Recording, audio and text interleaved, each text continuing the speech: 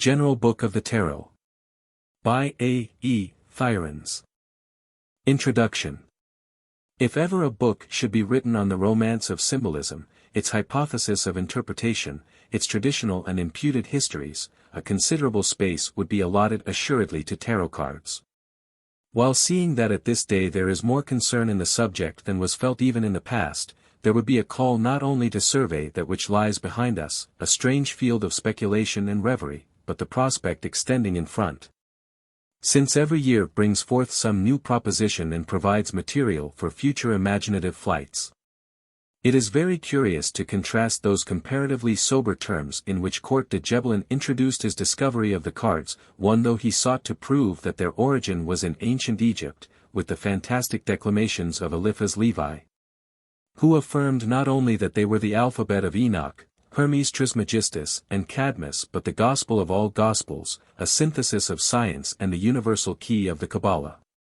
De Gebelin was a man of learning at his own period and remained within the circle of facts, actual or supposed, as he saw and read them. His successor was a man of extravagant mind, who contemplated past and future alike through a glass of vision, and so beheld all fairy unfold its images.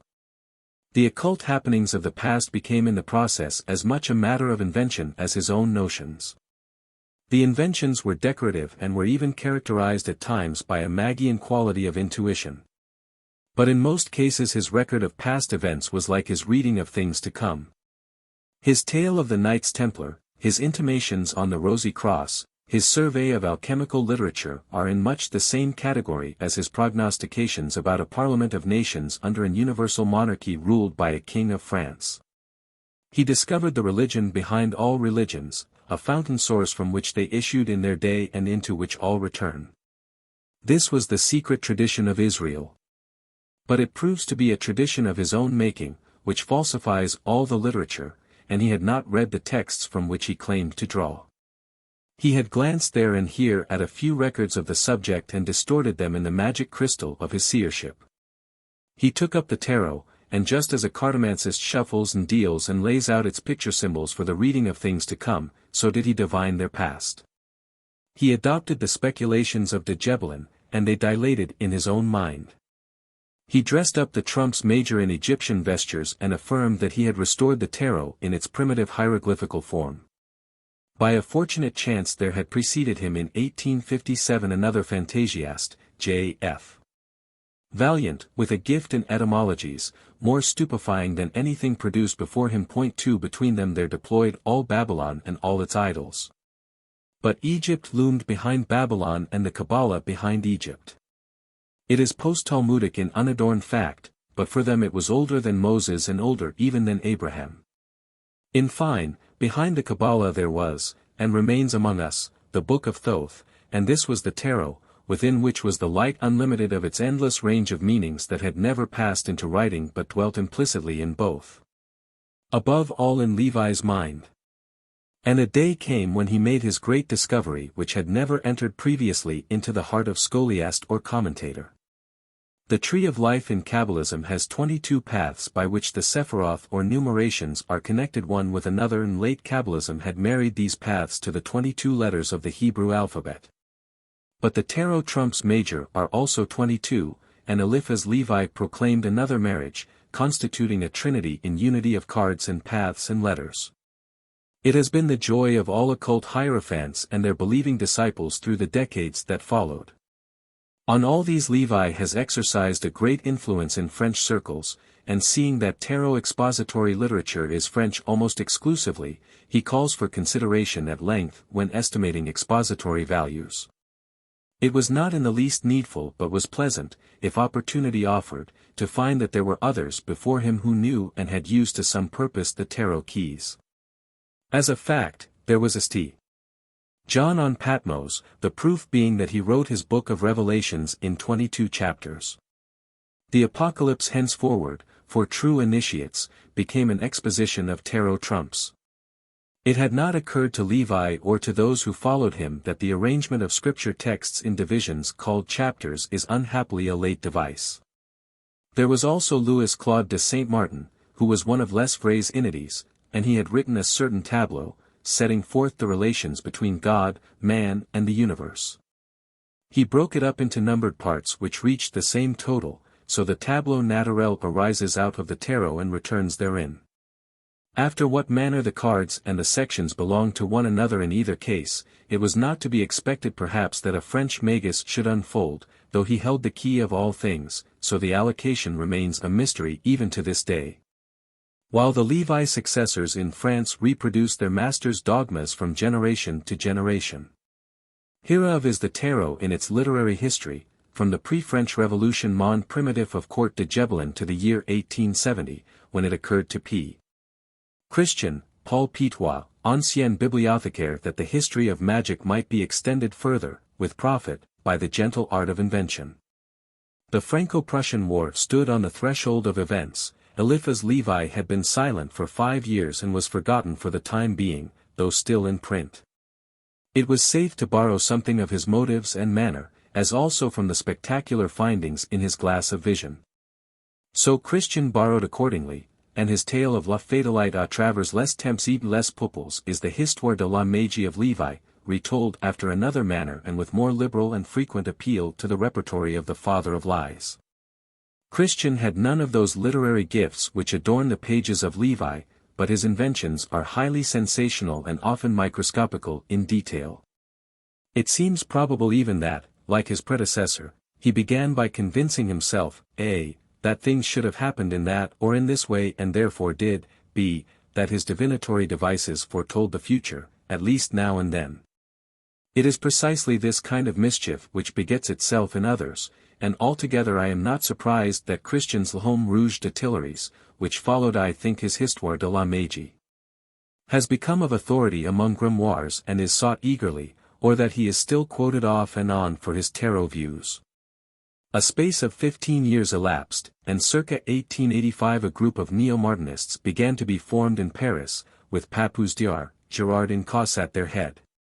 As it happened that notwithstanding the 220 sections of his Tableau Naturel, Saint Martin contributed nothing to tarot lore, had in all probability never glanced at the mysterious card symbols. And abandoned early indefinitely all occult workings, the Martinism of the late XIII century signified, as a name only, that its followers had their eyes turned to the esoteric tradition of the West, rather than that of the East. And in their preoccupation were thinly Christian rather than theosophical in the sense of modern theosophy, through which some of them had passed and had come forth unsatisfied. The master-in-chief of Papus was always Eliphas Levi, to whom his occult notions are referable in the last resource, whose Kabbalism is his Kabbalism and whose tarot is his tarot. Papus worked indefatigably at these subjects and extended them on every side, producing great inventions, with a certain laborious sincerity, as I shall be disposed always to think. But, like those who preceded and those who have come after him, Papus was an occultist, not a mystic, and from my point of view the pictorial symbols of les imagiers du Moyen Age, as Oswald Wirth terms them, unfold their meanings in this other and higher light. The Martinist school, its connections and derivatives, produced their tarots, sub nomine Falconer, sub nomine Alta, sub nomine Oswald Wirth, and there were yet other artists and diviners. Some borrowing lights from one another and some kindling an occasional torch or a casual flash on their own part. The monographs multiplied, and the Marquis Stanislas de Guayata produced a sequence of treatises wherein all occultism unfolded from the trumps major. There was no end to the activities, with the Levi pageants always in the background and in the forefront often.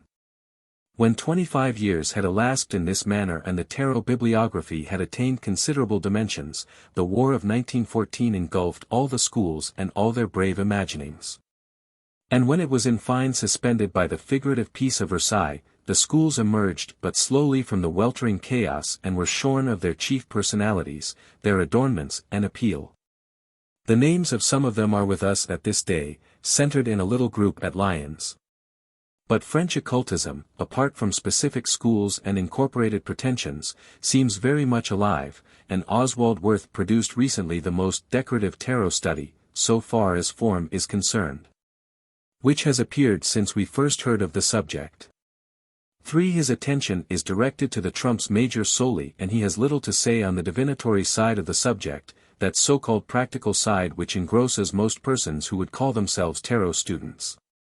It is none of my own business, but it is clear from my knowledge of the literature that under this aspect there is room for new treatment. Dr. Thierens has approached it from an astrological standpoint in the work which these preliminary pages are designed to introduce. I have been led to do so because very little has been printed previously on the zodiacal attributions of the cards and because it happens that I am acquainted with unpublished divinatory methods making use of these attributions for many years past. In one of the occult circles. For there is a literature of the tarot which has not emerged so far into the light of day and some of it is excessively curious. It was said of old in a very different connection, quod tenet nunc tenit donec de medio fiat. And I do not know whether certain subsisting difficulties will be taken ultimately out of the way. So that the theoretical and practical speculations of such circles may be compared with those brought forward in public ways during recent and earlier years. In this manner we should have at least the subject general of the tarot expanded fully. Meanwhile Dr. Thierens has approximated more than anyone else towards a valid interpretation of tarot trump major no. 12, being the Hanged Man. From Court de Gebelin to Papus and Stanislas de Guaita, not excluding Oswald Wirth himself, all published exoteric meanings are utterly remote from the true significance of this most pregnant symbol. In my pictorial key to the tarot and in the little key which accompanies Miss Pamela Coleman Smith's complete set of the cards, produced long ago under my own auspices, there was said concerning it that which was possible at the time. I will give now one further indication. The human figure of the symbol is suspended head downward and as such it is comparable to the microprosopis or god of reflections in the so-called great symbol or double triangle of Solomon. Prefixed by Levi to this dogme et ritual de la haute magie, being the frontispiece of the first volume. 5. It follows that the true symbol belonging to trump major no. 12, though it is by no means that of Levi, is not a hanged man at all. But it will continue to be depicted in this manner unless and until the Greater Arcana are issued by the authority of another secret circle, which so far has never testified officially concerning itself in the outer channels of research. I have said that every year brings forth some new consideration, and Dr. Thierens promises another work, while the speculation which has just been adventured speaks of things unattempted and yet conceived in the mind. There is no intention signified, but I know what emblems would adorn it. How things will stand with the tarot in days to come may loom therefore vaguely, but obviously there are activities to come. There is, however, one side of the subject on which no horizon opens. As to where the trumps major originated, how and with whom, there is no conclave of adepts to tell us and no isolated student, holding evidential warrants. At the moment we can look only for more speculations and more dreams to come. Arthur Edward Waite. How do you find this book? Any thoughts about the book or the author? Any suggestion for improvement? Please take a moment to share your thoughts in a comment. If you like it, share it with your friends who might enjoy it as well. Subscribe to keep in touch. Visit CompleteAudiobooks.com for more quality content. The Doctrine. The Doctrine. The knowledge of the tarot, handed down to us through the ages, and as we find it at the beginning of the XIII century, can be traced in the writings of many authors. Its most perfect interpretations until now are to be found in the works of Eliphas Levi, Dogme et Ritual de la Haute Magie, and Dr. Papus, Le Tarot de Bohemians and Le Tarot Divinatoire. These may be said to represent the best results of earlier times, including Attila and P. Christian. A booklet by S. L. MacGregor Mathers, an author well known for his works on subjects relating to the Kabbalah, quotes J. F. Valiant, 1857, as saying that it, the tarot, belongs to the beginning of our time, to the epoch of the preparation of the zodiac and the great divinity Ashtarot, as tarot, is no other than the Indo-Tartar Tantara, the tarot, the zodiac. This is curious, and we wonder if one or the other ever worked out so much as a real scheme of this relationship between the tarot system and the zodiacal principles. If so, as far as we know, it did not appear publicly. Another well-known author on ancient mysteries and symbolism, Arthur Edward Waite, who revised and introduced an English edition of Papus' Tarot of the Bohemians, by A. P. Morton, has presented us with a still more precious booklet entitled The Key to the Tarot, from which we quote. The tarot is symbolism, it speaks no other language and offers no other signs. And we would add that true symbolism is always the figurative rendering of cosmological truth or natural principles and laws in visual linguistic or mental image. If astrological symbolism does the same, why should we not seek for a correlation between the two systems? And if further we come to the conclusion, as we must, that both systems give a rendering of the process of creation itself, totally indefinitely, then the two must practically present the same point of view. And a comparison between them must not only be instructive but may elucidate both. In the present work, it is our ardent desire to join with Mr. Waite, so that the effect of current charlatanism and unintelligence may be reduced to a minimum. We shall abstain from any special criticism and pass over the more ancient literature on the subject by such writers as Attila, Court de Gebelin, P. Christian, etc. Literature which has been mostly embodied in the works mentioned above, which we specially recommend to those readers who wish to study the subject exhaustively. The best tarot cards are those drawn by Miss Pamela Coleman Smith, published in England, and issued with Mr. Waite's booklet. The designs on these cards appear to be the most pure in their symbolical details, and to be drawn with inspiration and clear vision, though in general the ancient description or traditional rendering has evidently been followed. The symbolical system of the tarot consists of 78 picture cards, of which 22 constitute the major arcana or trumps major, 56, 4x14, the minor arcana, trumps minor. As far as we know, the idea of analogy with the zodiacal mysteries has, until now, found no further practical realization than a rather diffuse comparison of the 4 colors or suits in the Lesser Arcana with the 4 elements in the cosmos, as we find them in astrology. The Lesser Arcana. The pack of cards of the Lesser Arcana has been generally acknowledged as the origin of our ordinary playing cards, though subsequent authorities do not wholly agree upon this point. Thus we find Dr. Papus saying, "Wands have become the clubs, or trefoils, of our present playing cards, cups have become hearts, swords have become spades and pentacles have become diamonds." Chapter 1. Mr. Waite in his key says, "Wands or scepters, diamonds. Cups correspond to hearts, swords answer to clubs. And finally pentacles, which are the prototype of spades." p. 37. In MacGregor Mather's booklet we find in extenso the following table. Italian, battoni. French, batons. English, wands, scepters or clubs. Answering to, diamonds. Italian, cop. French, coupes. English, cups. Chalices or goblets. Answering to, hearts. Italian, spade. French, épées. English, swords. Answering to, spades. Italian, denari. French, deniers. English, money, circles or pentacles. Answering to, clubs. The discrepancies are evident. Furthermore, questions may arise as to how one writer could call swords, clubs, while linguistically a wand and a club originally mean the same thing, and cover the same meaning, viz. that of a detached part of a living tree.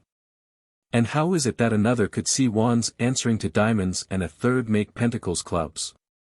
Evidently a sword must be a spade and a wand must be a club, the names being virtually identical. There seems, however, some difficulty regarding the other two. I object to the usage as given by Papus and MacGregor Mathers and can easily bring forward proof against it. Important differences like these, found in the writings of the principal authors on the subject, show that something is wanting in the understanding of the doctrine itself and the why has been lost, or at least partially. The quest for this doctrine must be fully worth the trouble, and we shall endeavor, in the following pages, to follow it up to its origin in general cosmological principles. Now the first thing we wish to point out is this: the system of the tarot is so important, that no explanation can be accepted as satisfactory other than that which acknowledges it as a general outline of creation itself, which ever was and ever continues, pervading every creature and everything with its principles as a divine immanence. Therefore Papus is quite right in stating that each card of the tarot represents a symbol, a number and an idea. At the basis of creation are the four cosmic elements, as they were symbolically mentioned by visionaries such as Ezekiel and St. John of Patmos, and taught by astrology of old. It requires no extraordinary intuition of the occult student to recognize in the four colors of our playing cards or the four suits of the tarot's lesser arcana those four basic elements: fire, earth, air and water. The question remains, however, which is which? There must have been a time when knowledge about these matters was nearer at hand than is the case nowadays. The symbols speak for it. A student of occultism has to pay attention to symbols above all. So what do they tell us? Wands. As a matter of fact, curiously enough, all authors agree in naming wands or clubs in the first place. In our set of playing cards the figurative symbol for it is the trefoil, French trèfle, trifolio and Mr. Ouspensky draws the wands bearing leaves which in many instances appear to be threefold, at least they should be. The trefoil or shamrock has always been considered a luck charm, porte-bonheur. 6. It is built upon the scheme of the triangle, symbol of Trinity, and the totality of the figure appears also in the Masonic trefoil, which is an emblem of the divine Trinity together with the principle of activity. Indicated by the staff or wand itself, eventually crossed as in the ancient emblem. In a way we must regard this symbol as revealing the highest conception of creation, Trinity pure and simple with only the rudiment of activity indicated, standing still above the circle, as far or as soon as the latter suggests motion. So wands, clubs or trèfles are most certainly meant as the symbol of the highest element in creation. The question has often been put as to whether, in the astrological idea of creation, air or fire ought to be regarded as the highest element. The answer depends upon the standpoint we take. In the highest cosmological or cosmo-philosophical sense it is fire. In a cosmopractical or cosmonatural sense it is air, as the secret doctrine undoubtedly makes us understand. Where the dissolution of cosmos at the end of a manvantara is treated of, and it is said that the earth is dissolved or engulfed by the waters, water evaporated by fire, and finally fire disappearing in the air. Here air is acting as the atmosphere of the globe or system disappearing. So for all practical uses, in astrology as well, it is air which is able to give the highest expression of the divine. As the atmosphere of a globe it is the link between it and the ether of space, carrying the rays of the divine solar center as well as those of the relatively demoniacal surroundings to the other elements, constituting the existence of the globe. In a similar way the suit of wands will appear to be something of a link between the lesser and the greater arcana. This will be dealt with later. Taken in this way air is the bearer of the message from the divine ether, or unmanifest to the terrestrial or manifested worlds. And wands are the significators of the messages in detail and of intelligences, which astrologically correspond to air, consequently of higher thought in mental processes. The magic wand is used to convey the divine or at least semi-divine willpower of the self-acting as a magician into the world of phenomena. As in macrocosm the message goes out to the water, the emotional element of experience in the soul, and metals, sensatory elements of understanding in the body, so in microcosm, on earth. A wand may be used to find out water and metals in the soil. This may seem curious, but is pure analogy. From days of old a wand or staff was used to chastise, i.e. to render chaste or pure, the undisciplined or disobedient, a penalty as much symbolical as corporeal, the staff being at the same time the insignum of a superior willpower or supervision. Hermes Mercury, lord of the element of air, of knowledge and understanding, bearer of the message of the gods, carried as his emblem, his well-known wand encompassed by two snakes and bearing a cup on top. He was called Trismegistus, the threefold great, or the great trefoil, which might also be translated as lord or magister of the register of trefoil, king of the wands. And the pilgrim, who went to hear the word of deliverance and to gather knowledge, took up a staff, not only as a walking stick but also as a symbol of his quest.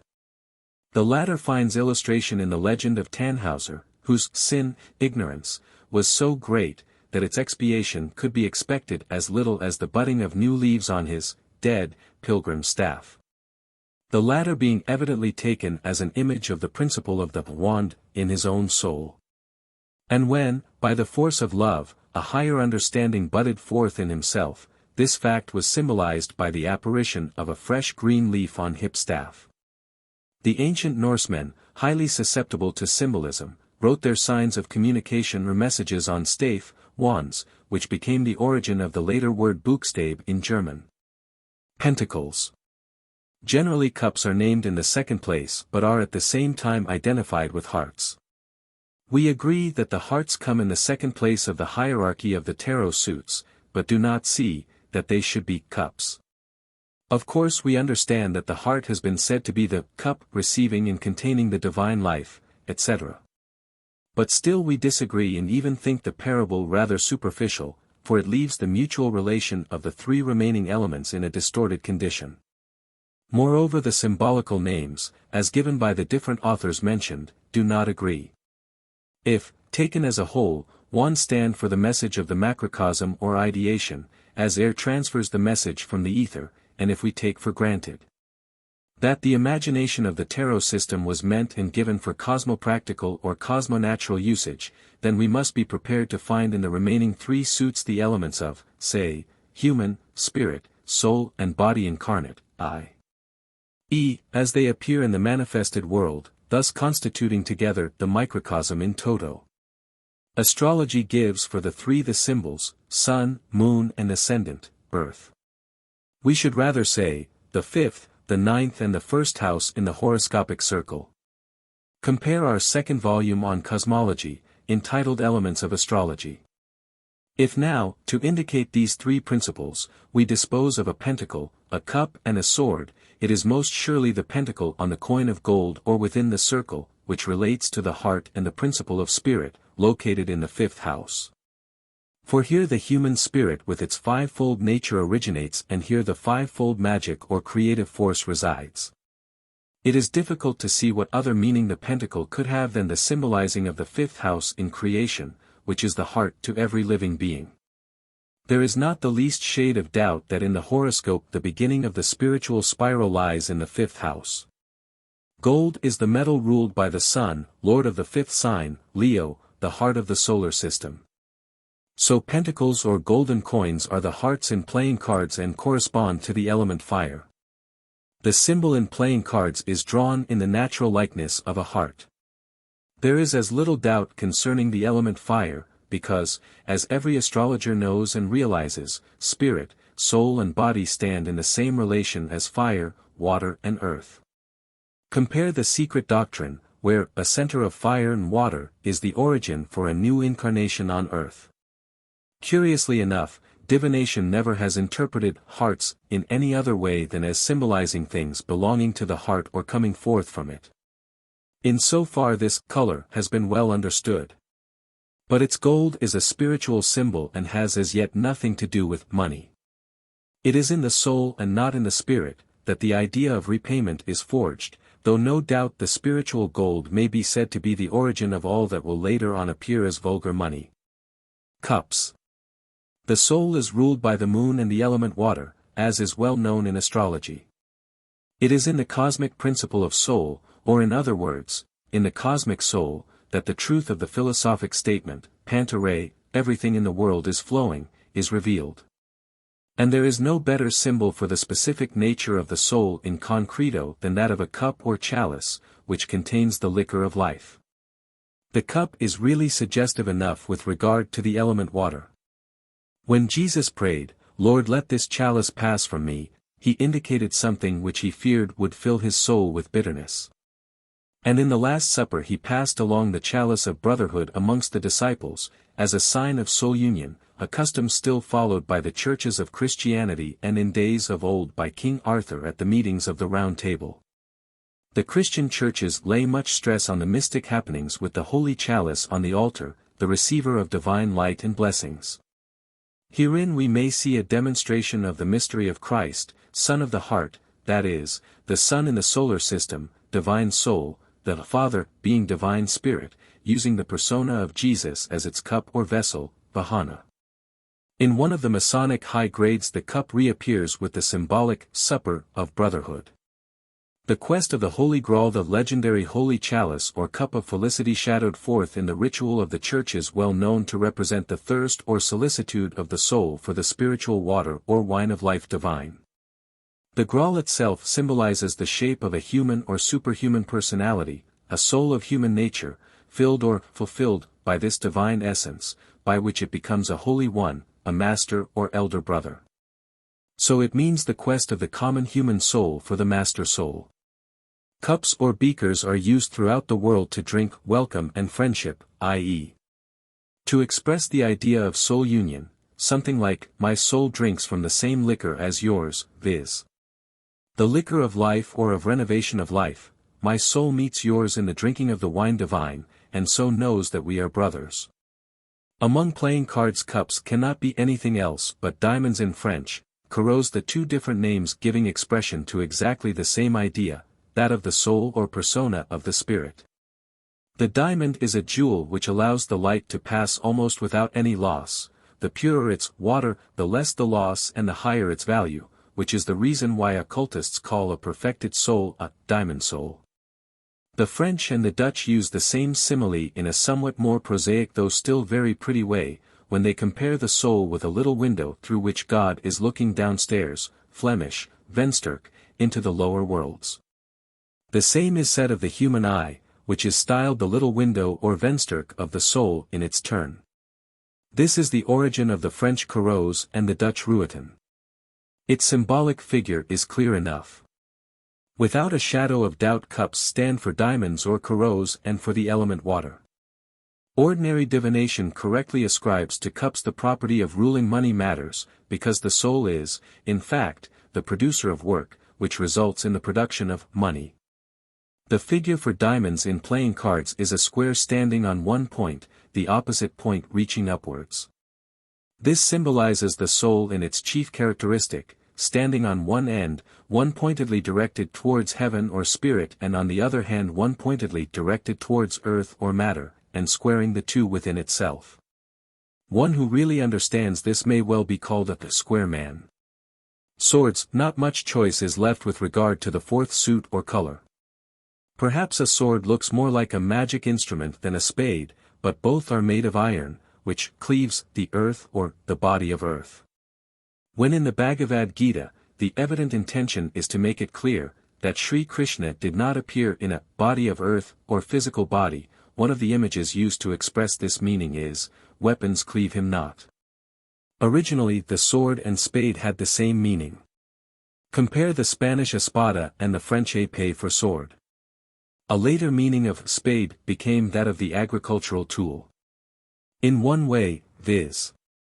as a physical instrument, the emblem of executive power, the sword has much the same meaning as the wand or club. Both are instruments of command, compelling obedience. The difference lies in the nature of the element used. Wands compel by reason, intelligence, understanding, moral force; swords enforce obedience to laws of earth, material necessity, actual resistance. This means also, that wands open moral, intellectual and reasonable possibilities, swords give material opportunities. Both these suits start from the first house or Aries, as will be worked out further hereafter, the one leading up from the beginning of intelligence, the other from the beginning of activity in matter. The swords wound or even kill, they sever the rotten limb from the otherwise healthy body, for which reason the sword became the symbol for discrimination between practical usefulness and practical uselessness. From this, practical ideas of right and wrong, good and evil spring into being. To wound and to kill is to destroy partially or wholly a body of earth. This must not be regretted, as Sri Krishna explains, because it is only destroying Maya, misleading appearances. That which is an inner reality can never be killed, it is life itself. So the swords may mean destruction to some form or body, formula or limited existence. They may inflict pain, detriment, loss, sorrow upon bodily existence and material possessions or conditions. On the other hand, they may mean renovation, birth and rebirth, the removing of obstacles, a clearance of the way and of the field of action, as the spade clears and turns the soil of the garden for a new sowing. So Jesus might well say, I have not come to bring peace, but a sword. And even so, where the I or self manifests in the world of outer phenomena, it will be obliged to take either the sword or the spade in hand to kill out wrongs, illusions, obstacles, or turn the soil for a new sowing. Sometimes it may have to cut away what is not wanted, in order to keep the rest pure and straight and healthy, just as the sculptor works on the marble. So also sorrow and pain will be inflicted upon the body of earth so long as the hand of the heavenly sculptor is upon it.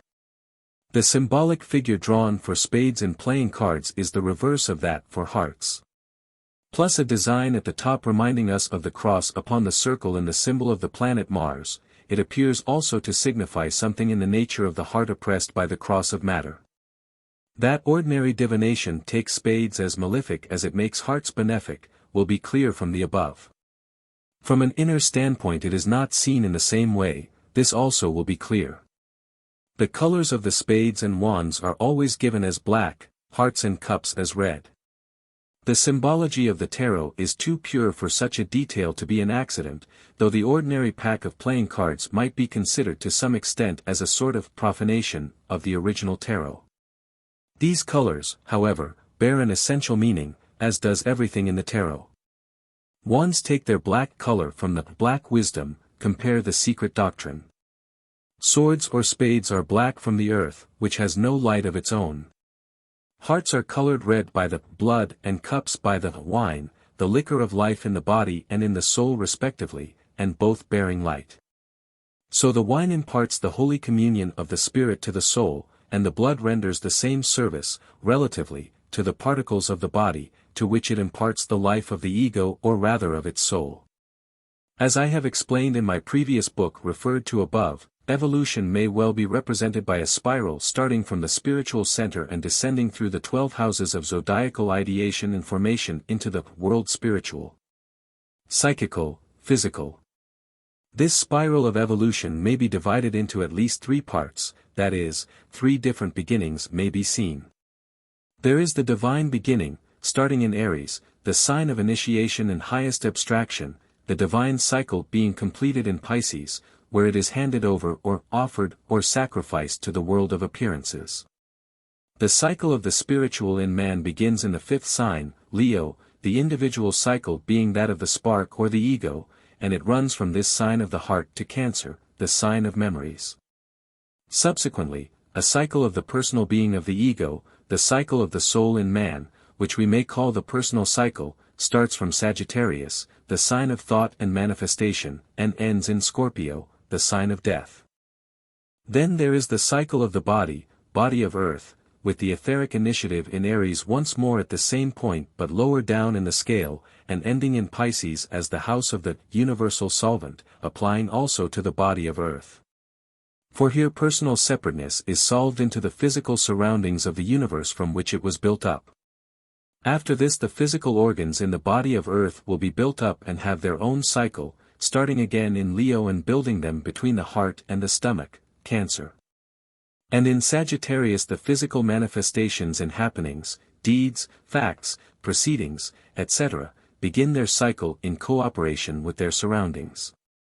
This cycle again ends in Scorpio, where life's lessons or experiences are drawn out of the materials. Divine intelligence being the beginning of all that to our conception means evolution, the spiral of evolution must necessarily open with the suit of wands, thus ruling the 1st to the 12th house. They stand for intelligence in general and intelligences in nature, for messages and communications, relations, connections, plans and ideas, for knowledge and insight. They work through the head and have to do with mutations. Then follow hearts, representing the individual cycle, from the 5th to the 4th house. They rule in this cycle the fiery force of the spirit and represent power, goodness, love, fixed purpose, desire, well-being, virtue, warmth and heat, generation, development. They work through the heart. The cups rule the cycle of the soul, or personal cycle, and represent, working from the ninth to the eighth house, the emotions and motives, the activity of the soul.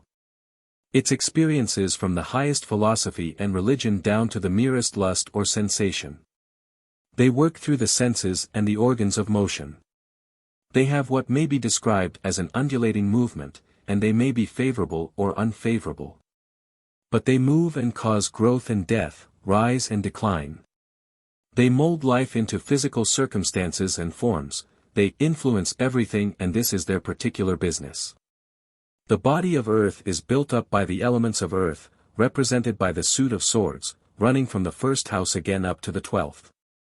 They speak of birth in matter, of facts, formations and resistance, of material good luck and bad fortune, achievements and failure in material respect, of afflictions and pain, but also of the effects produced by this suffering. Again comes the cycle of hearts, now in the significance of the round of physical organs. This is very strict and can be absolutely relied upon. Every astrologer can tell you the relationship between the houses and the organs of the body. But it must be borne in mind that this rulership first relates to the ethereal centers or chakras, the fiery wheels in the etheric body. So the fifth house rules the solar plexus and the heart, etc. Finally, the cups rule the cycle of events, happenings, movements. From the ninth to the eighth house again. In a general way, the cups will relate to water, as the hearts to fire, the wands to air, and the spades to earth in the practice of daily life as well as in a philosophical sense. It appears further that each of the three cycles come twice into play, the cycle of Aries Pisces by wands and swords, that of Leo Cancer by hearts on two different niveaux, and that of Sagittarius Scorpio in the same way twice by cups. Astrologers may wonder perhaps, how and why it is that the mutable suits of wands and spades start from the movable sign Aries, while the movable suit of cups starts from the immutable sign Sagittarius. We can only answer that the facts are as they are, but may add, that evidently every suit has something of a particular sort of accent, which does not necessarily fall on the first sign or house, but on that in which house and suit coincide with regard to element and property, guna. Thus, spades, earth and mutable, will have their accent in the sign Virgo, mutable sign of earth, in which discrimination is said to be born. Cups, water and movable, in the movable sign of water Cancer, which in fact is the proper sign of the moon and in which all properties of the soul can be said to be gathered or hidden. Hearts, fire and fixed, in the fixed and fiery sign Leo. The suit of hearts appears to be the only one out of the four to have its particular accent on the first card or house, which naturally confirms the essential being of hearts as interpreting fire and the center of things. Wands, air and mutable, have their accent on the Aryan mutable sign Gemini, the sign of the messenger. The subsequent cycles are so many suits of principles in the process of building the cosmos, houses in the holy city of the great architect of the universe. They represent happenings in the proceedings of evolution and experiences on the side of involution at the same time. If the suits of colors in the tarot system convey any meaning at all, it must be this, and there cannot be anything else to represent except these principles and houses, happenings and experiences. We shall see hereafter, how the Greater Arcana falls in with them, and may now proceed to explain the role of the Lesser Arcana. Each suit of cards has been given as a set of 14, viz. 10 numbered cards, ace to 10, and 4 court cards named king, queen, page or knave, and knight. The latter has been omitted in the ordinary playing cards. Now, whereas the cosmological cycle consists of 12 houses, these sets or suits have 10 or 14 cards just as we choose to take it. Still, if we take for granted that the analogy exists, each principle must be represented in a card and vice versa. If it were not so, the tarot system would be found wanting, and we have sufficient reasons not to accept this supposition beforehand, both by reason of theoretical and practical tests. The traditional renderings of the cards confirming the experience. We need not trouble about the question why the initiates, who presented the Western world with such an inheritance, chose to number up to 10 only instead of going to 12. The chosen people were given only 10 commandments for their guidance. They who understand astrology in its essential meaning, can perceive something of the reason. Afterwards, when the preacher of divine life came to the same chosen people, he gave a double new commandment to complete the ancient law, that of brotherhood, Aquarius 11, and love, Pisces 12. In each suit of tarot cards the numbering is from the 1 or ace up to the 10.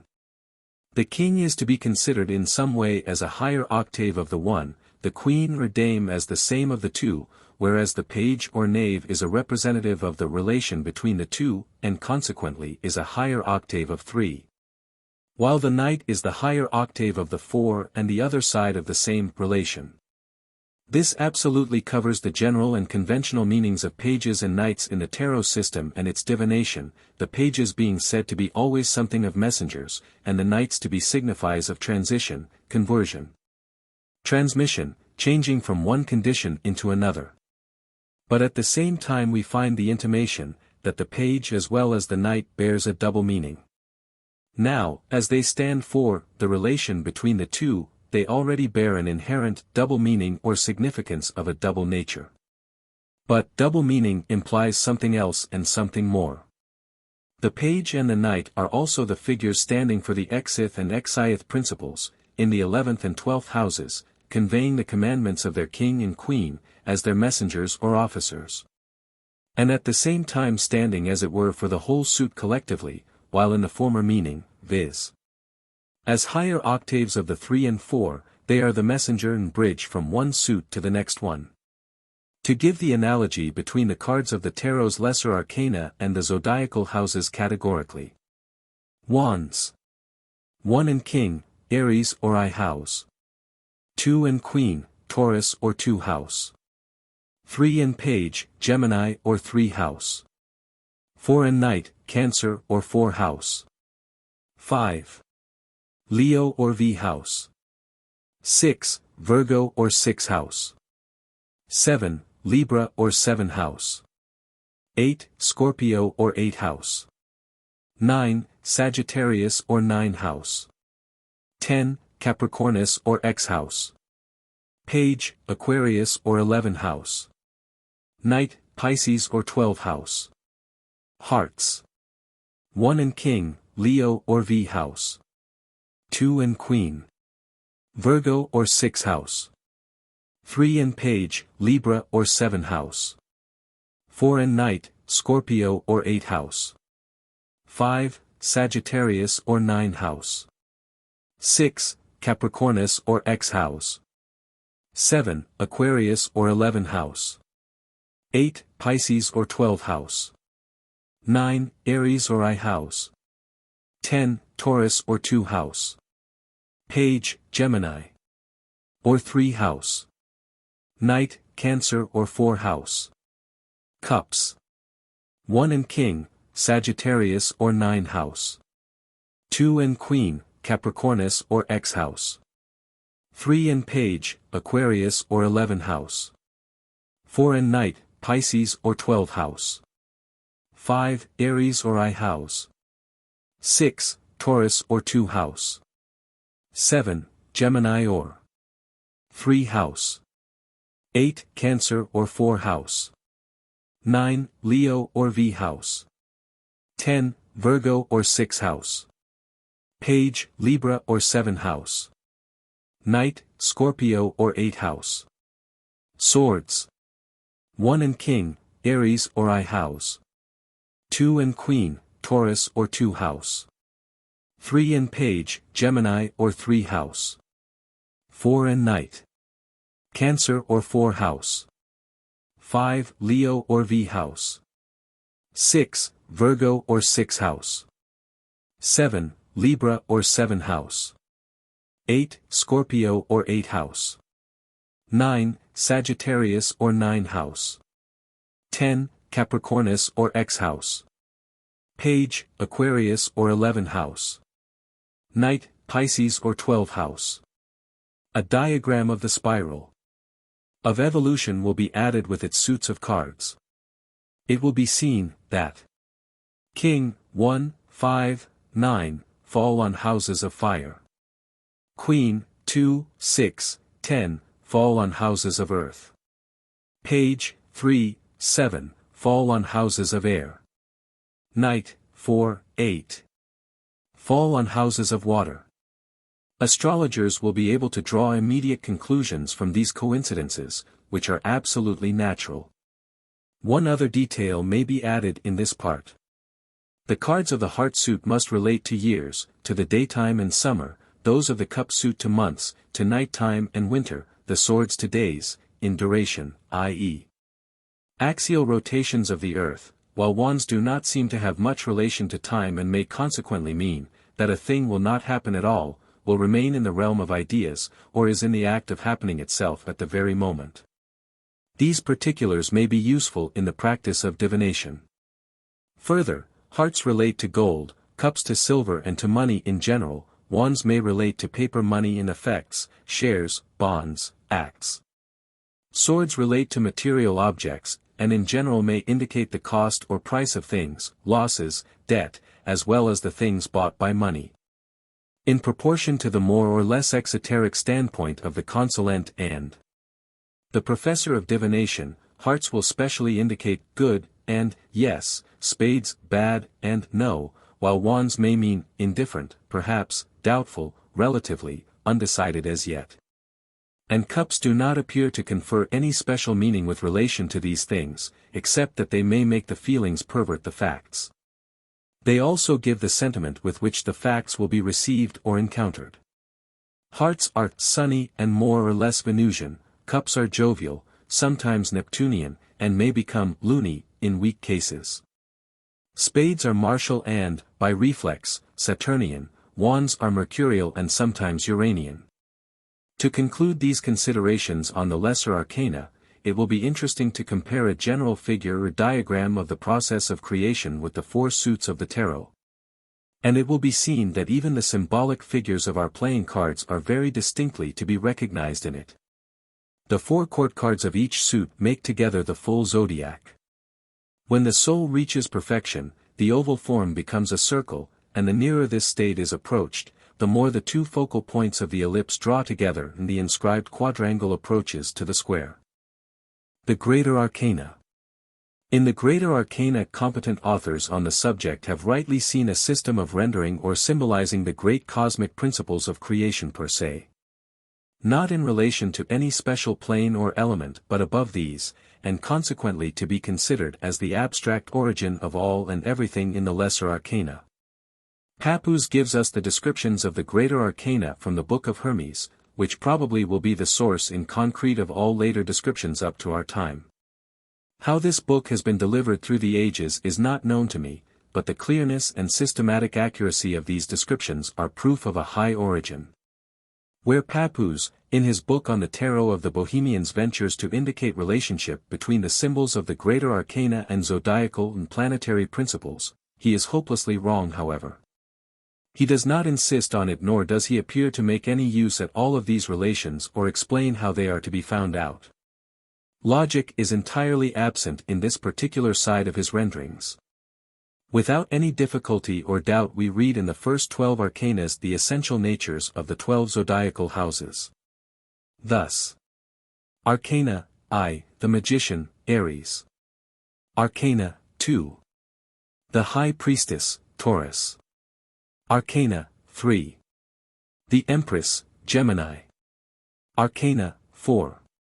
The Emperor, Cancer. Arcana, V. The Hierophant, Leo. Arcana, 6. The Lovers, Virgo. Arcana, 7. The Chariot, Libra. Arcana, 8. The Justice, Scorpio. Arcana, 9. The Hermit, Sagittarius. Arcana, X, the Wheel of Fortune, Capricornus. Arcana, 11. The Strength, Aquarius. Arcana, 12. The Hanged Man, Pisces. We do not know what sort of conclusions Dr. Papus and others may have drawn for themselves, but it seems rather astonishing that this analogy has never been stated in public. It is as easy to recognize the 9 planetary principles, i.e. those at present known to astronomy and astrology, in the following arcanas. So we find: Arcana, 13. Death, Saturn. Arcana, 14. Temperance, Mercury.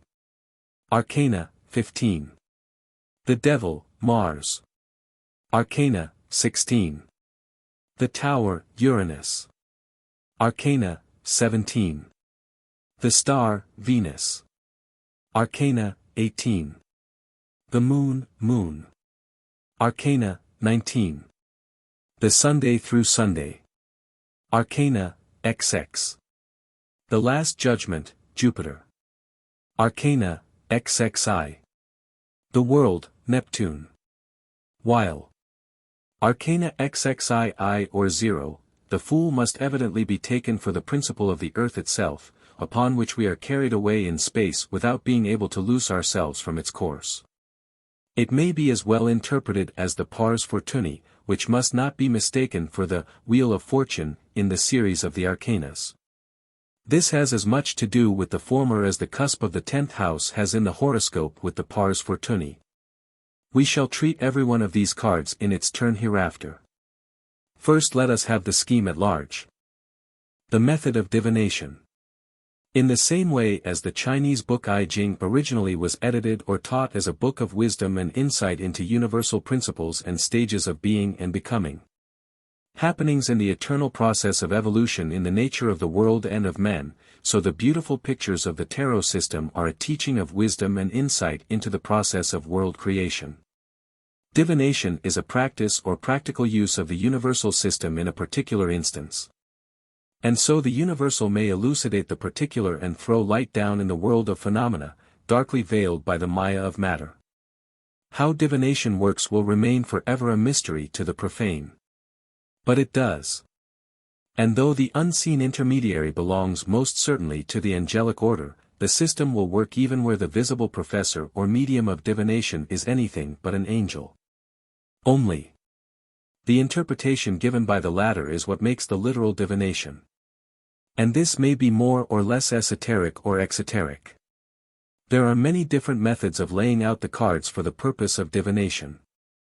The aim is always to get the cards to show, by means of their universal symbolism, what the actual circumstances and other actualities in the consultant's case are. To reach this aim, the consultant is made to shuffle the cards so that they are mixed by his hands, and the way they mix will naturally condition the laying out. In doing this, the consultant himself is denoted by some or other card, and the surrounding cards, which are laid according to some accepted scheme, will give his relations to facts and persons in his surroundings. So it is said. And many systems work well, according to their adherents. Now when we dispose of a system so complete and logical as that of the horoscope, how could we indicate better the relations of a given personality to his surroundings than by means of the 12 houses, which show every relation possible? Then why not use this scheme, ready for action? This was the present author's starting point. The system he worked out upon this horoscopic basis, and it works with astonishing accuracy, runs as follows. The Greater Arcana, constituting the macrocosmic principles, must be always used entirely. The Lesser Arcana will appear only partially in every particular instance, as only twice 13 cards are used out of 56. Divide the cards of the former into 2 packs, the 12 zodiacal and the 10 other cards, planets and Fool. Take the pack of zodiacal cards of the Greater Arcana and let the consultant shuffle it well and at his ease. When he has got the impression that it will do, lay them out in a circle as the 12 houses of the horoscope, starting from I by 2, 3, etc. This circle is the base for all later judgment of the figure obtained, because it contains the principal lines of the whole, the consultant's radical essentials as well as his present individual conditions. The latter predominate more or less, but when you have a consultant for the first time, you will not have to ask him for his birth date even to be able to say much about his character, temperament, etc., and about his present state of mind. These 12 houses of the Greater Arcana give you pretty well a direct impression of the nativity combined with the principal progressive features, up to date. It may be stated here, that the intelligences, working through cards and other methods of divination, are also indicated by the suit of wands. After having laid out the 12 houses with the cards of the Greater Arcana, let him take the pack of the Lesser Arcana and shuffle it well, taking his time over it easily, in order to impose his own will, or magnetism, as some prefer to put it, on the cards. When he gets the impression that it is enough, he may still cut them twice or thrice, as he likes. Then lay them out, beginning to take the cards from the top and following the houses as before, 1, 2, 3, etc. After the first circle is thus laid, put the 13th card on the center. Then lay a second circle in the same way and again the 13th card on the center. The rest of the pack is laid aside and remains out of the figure.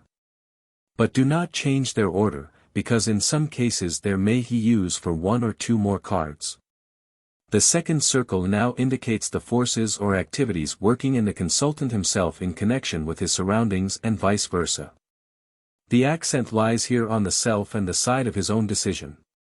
In the third circle we find rather the forces and activities working in the surroundings in connection with the consultant himself, and the accent of this circle lies rather on the not-self and on destiny. The cards in the third circle must be read generally in the way that is called reversed in card divination. It is difficult, however, to tell exactly how each case will work out and in what way it must be read. Divination is an art, and to become an artist in it one must be born an artist first and practice well to develop one's spiritual inheritance. One cannot learn everything by reading books, nor can an author explain everything he has found by his own experience. Cards may indicate persons in particular or certain categories of persons, they may relate to intelligences and elementary forces, working in the karma of the consultant. As a matter of fact the cards laid out for divination have always the meaning of a picture of the effects of karma, detailed and recorded up to the actual moment, but containing at the same time much of the past and certain prognosis on the other hand. It takes a long time and serious application to draw out everything contained in a card figure. The cards may stand for things and objects and facts, and indicate time, duration, circumstances. The less dogmatic one is with regard to the process of divination and its interpretation, the greater the chance of being truly illuminated by insight or vision. These cards have to be taken as signs of the heavens, and in order to understand what heaven has to communicate, man has to eliminate, wholly and without consideration, his own as well as other people's prejudices and preferences, bigotry and illusions. Pessimism and optimism are both false and of no use in facing the natural facts, though we shall do wisely not to disregard the free choice, wrongly called free will, as in the horoscope and its interpretation.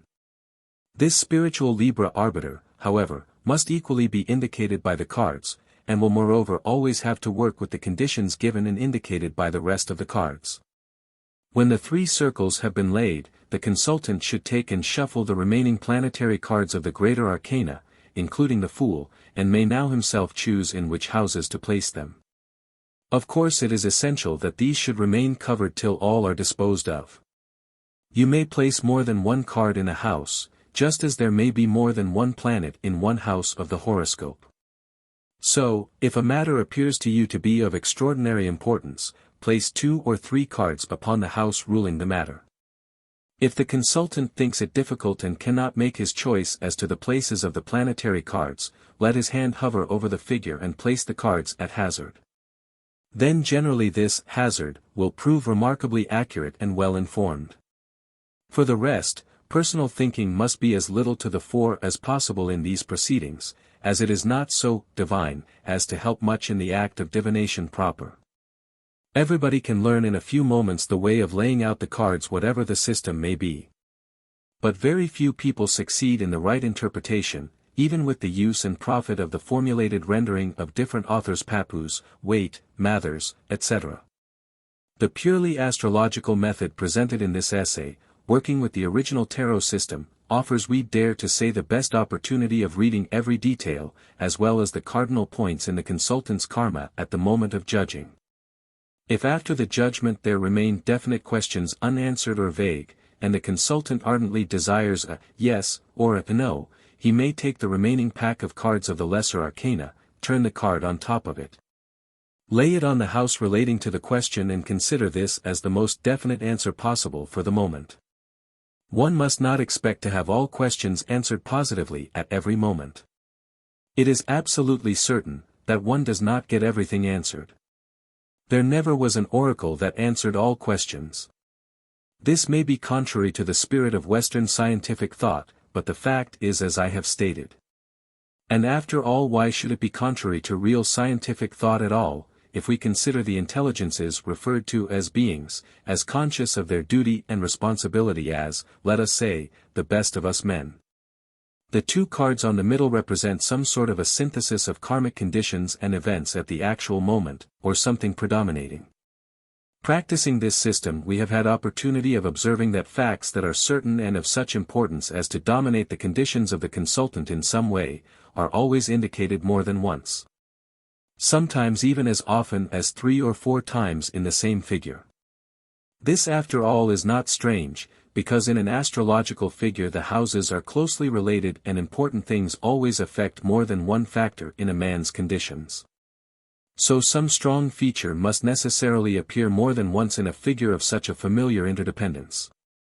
To read a card figure laid on this scheme, some elementary knowledge of astrology is desirable.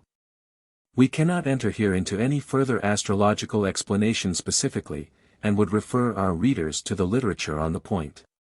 In the next part, however, we hope to explain the significance of the card sufficiently for the use of divination. 2. Significance of the cards. The Greater Arcana. The significance of the cards Greater as well as Lesser Arcana as it has been delivered through the ages, is often remarkably accurate, as far as can be verified. In what way, however, it has come down to us, and what reasonable ground there may be for the given meanings, remain mysteries, not to be elucidated by the present author. By verification we mean theoretical consideration on the basis both of astrological systematics and of the practice of divination. The fact is, that the traditional significance is generally in accordance with the astrological explanation of the cards as we have given it here, though this explanation has not yet been offered by any author before, as far as we know. So we may conclude, that this key has been lost or has been hidden from those who kept the practice alive and left the system to us. In the following pages we shall give the meaning of both Greater and Lesser Arcana after the astrological theory expounded by us, together with a short resume of the traditional significance. The latter taken chiefly from Papus and from the renderings of Mr. Waite. For the sake of shortness and simplicity we shall mark our quotations with P for Papus, W for A, E, Waite, M for S, L, MacGregor Mathers. I, the Magician. Aries. The first sign or house in the zodiac is the first step in the direction of manifestation, and Aries is the high priest as well as avidya or ignorance, standing before, CQ above cognition. Potency and power are its attributes, because all and everything is immanent in this stage of beginning. Power abstract, undeveloped, simple, but for that reason mightier than every detail or phenomenon, and the master of nature. The ultra-positive, the very superior, and in the lower human sense the ultra-egotistical. Like the first note of a composition in music, it determines the tone and gives the key. From the first spring the 4, and so the symbols of the 4 elements appear on the table of the magician, though his action, as far as action goes in this card and principle, exists in potency only and is indicated consequently in the wand in his right hand. In his superior abstractness he is eternal in relation to the phenomenal world, which is indicated by the symbols of eternity above his head, the lemniscate, and around his waist, the serpent. W. This card signifies the divine motive in man, reflecting God, the will in the liberation of its union with that which is above. M. He symbolizes will. This is exactly Aries. P. The unity principle, the origin of which is impenetrable to human conceptions, is placed at the beginning of all things. His upright attitude indicates the will that is going to proceed into action. The first house or ascendant gives the keynote of the physical self, reflection of the higher self, and thus in the practice of divination the magician denotes the consultant, personally. In every figuration of cards it is further the beginning and initiative. As far as we may ascribe sidereal meanings to the cards of the Greater Arcana, the magician should rule the month of Aries, i.e. from the March 21st to April 20th. It appears gravely doubtful, however, if this may be considered to determinate incidental occurrences in time. It will certainly relate to properties of the sign Aries in general and in particular, and consequently owned by people born between those dates. But for the rest, definition of time, date or hour must be sought in the cards of the Lesser Arcana, as far as we know. 2. The High Priestess. Taurus. The second stage in macrocosmic evolution is the polarity of the omnipotent might of self, omnipotent possibility of the field of manifestation, universal passive richness, the Kamaduk or most beloved wish cow of the Hindus. This macrocosmic field is the temple of the great magician or architect, in potency at least. It is the bull, Taurus, of astrology, the house of sound, art, faith and richness. To speak truly, it is not so much sound as the principle of the sound box, sound itself having its origin in the next step. Therefore Papus may well compare this card with the hieroglyphic meaning of the Hebrew letter Beth, which relates to the mouth of man as the organ of speech.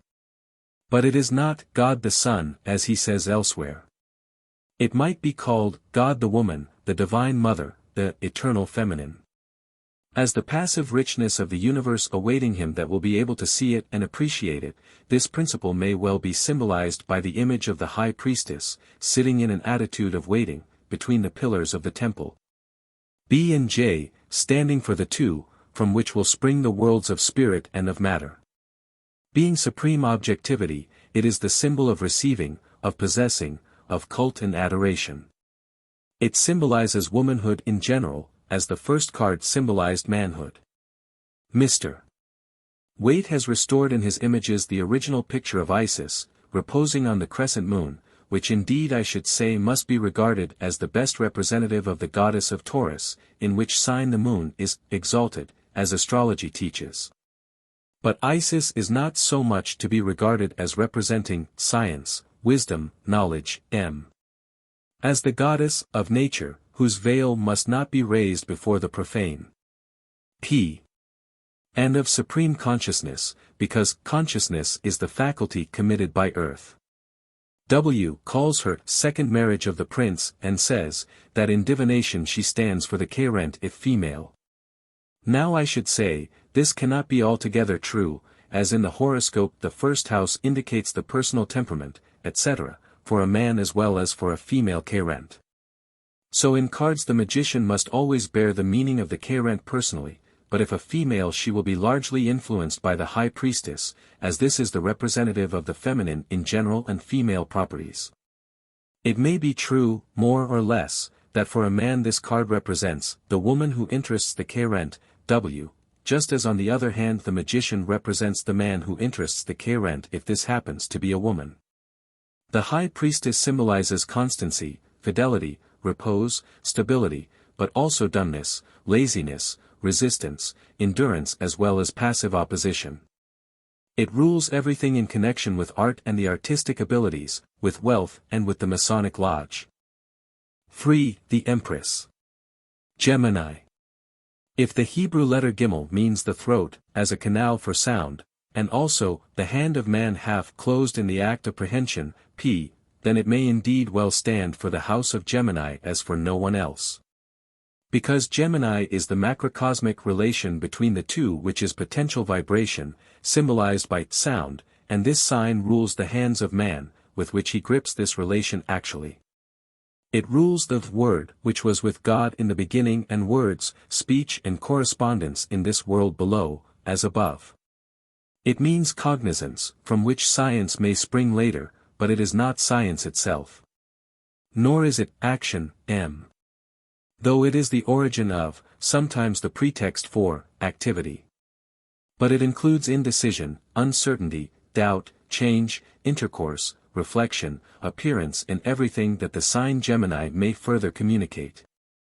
This Empress is indeed a daughter of heaven and earth, W, for she represents the sphere of Mercury, messenger of the gods, and so this card always bears the meaning of messages and writing, and of news to be heard, instructions to be received. 12. In older pictures 9, stars are placed around her head, and this certainly means that down here on earth the messages come to us from the stars, a gentle hint at astrology. We regret that in the picture of W. The wings, with which the figure is gifted, and the shield with eagle in her right hand, as shown in older editions of this card have been omitted, for both hold a due indication of the element air. Gemini is the first house of air, and sound uses the air as its medium. The use of the sign of Venus is not very clear in the picture given by W, because it is not Venus but Mercury that rules the house of the Empress. One of the older editions shows the Empress holding in her left hand a wand with a heraldic lily, a sort of trefoil on its top, very suggestive of the origin of the color or suit of wands. Which of course has a close relation with the card of Gemini. Why this idea of the messenger is drawn as a woman, and given the name of the Empress, is very well explained by Mr. W. in these words, because there is no direct message which has been given to man like that which is borne by woman. Woman rules the world. As a mother she is the canal, by which the human being is conducted from another world into this one, and as a female she attracts the man, in order to double herself and to impart a double value to life on earth. This is indicated in the image of the twins, originally Adam-Eve destined to be united by knowledge. This is the card of knowledge. Also of universal fecundity, as W has it. 4. The Emperor. Cancer. There is much more mystery buried in every symbol than words spoken can tell. Superficial consideration might make astrologers wonder at this image, which assimilates worldly power with the sign Cancer instead of with Leo, to which they are accustomed. Still there remains this to be taken into account, that originally emperors got their power from the people, China, Rome long before they began to claim God as their private protector against eventual aggression from outside. The people are ruled by the sign of Cancer, says the astrologer. And thus originally the chosen emperor accepted vox populi as vox Dei. This chosen dignitary was nothing of a tyrant, originally, nor did he have anything to do with rulership or warfare, he was simply the highest and most pure expression of the soul of the people or nation. In China sometimes a poor but extremely virtuous old man without any other antecedents was elected to be emperor. All later usurpations of power and succession were deviations from the old and pure institution. The present position of the president in a republic comes very near to that of the original emperor. The sign of the soul indeed is Cancer. At the same time this is the sign of the breast, P, and of the womb, as W. Translates this passage about the card, which P says is connected with the Hebrew letter Daleth. In the older pictures we see the effort to let the man make a figure 4 or something like the symbol for Jupiter with his crossed legs. There may be some meaning in it, but this seems futile with regard to the general significance of the emperor as the representative of the past, of memory, tradition in the people and in family life. Dharma and the real motives of the soul in the background of life, which actually rule life. It relates to every inner power of the soul from which outer activity, karma, will arise. In different editions of the cards we find different sorts of scepters in the hand of the emperor. In some there appears also an eagle. We prefer the scepter which Mr. W. puts into his hands, the crux ansata, symbol of the might of inner life, which rules matter. The planet Jupiter has only to do with this card, in so far as it is exalted in the sign Cancer, which means, that virtually hopes and expectations as well as ideals for the future take their origin in the deep-rooted attachments of the soul, which themselves are the expression of Dharma or cosmic memory. Still in a personal way the emperor indicates the father of the Chariot, because it is from his father that his soul derives its elements. Compare in the horoscope the IVTH house. Therefore this seemingly very feminine sign was symbolized by a male figure, while the seemingly male messenger was represented by a woman. The Empress indicates the spiritual parentage, the Emperor the physical one. The latter finds its counterpart, physical mother, in the XIII house, as is well known. Some authors say this card means realization. That is correct so far as this word means an inner realizing of the significance of outer facts, the gathering of the harvest of experience, which will become the store of memory. The Hierophant. Leo. The fifth step on the cosmic ladder is that of the Atma, the spark in macrocosmos, and that of childbirth and of the heart in particular on the physical plane. The latter is sanctified by the former, and this fact is symbolized in the image of the Hierophant. It may also be interpreted in its turn as the sanctifying of the profane, man, by the holy, man, in general, and this fact gave the reason for the other nomination of this card, the Pope. Of course it may equally well be called the Patriarch. In the Masonic Lodge it is the RWM, the sun in the solar system and the heart in every living body, as also the solar plexus in the etheric body. And as the teaching of St. Paul and others has it, from the heart are the issues into life. It is the dynamic center of every living existence. The Hierophant is seated between the two pillars of Hermes and of Solomon. He is symbol of mercy and beneficence. This is exact. P. says he is the principle, which attaches the material body to the divine spirit. Which is precisely that of the heart. So there remains little doubt with regard to identity. The same author identifies further the principle of the Hierophant with the Hebrew letter He, which means aspiration or breath.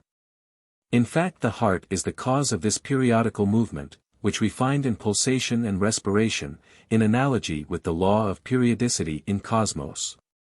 In the different versions given by authors there is very little of value. The Hierophant is, in short, the heart, and herein resides the motoric force for good or for evil, according to the more or less sanctifying force that comes through. In case of affliction there may be lack of courage, self-confidence, honesty, sometimes certain evil or bad character. It is rightly asserted, that this card may denote the man to whom the querent has recourse, also some authority or official having power to sanctify or gratify demands. Leo is the king, it is said by astrologers. And in mundane evolution the king derived his power from the emperor, as in the zodiac. He was invested by the latter with a power to wield and rule a definite and concrete organization, for which he became individually responsible. So where the emperor was chosen and came forth from the soul of the people and apparently from below, the king is appointed from above, and seems more spiritual because more actually known. There ought to be no kings, however, without an emperor over them. The king is and remains the central official, as the heart is the central organ of the organism. The triple crown of the Hierophant and his triple cross staff both indicate his rulership in the three worlds, which I should like to name the spiritual, the psychical, and the physical.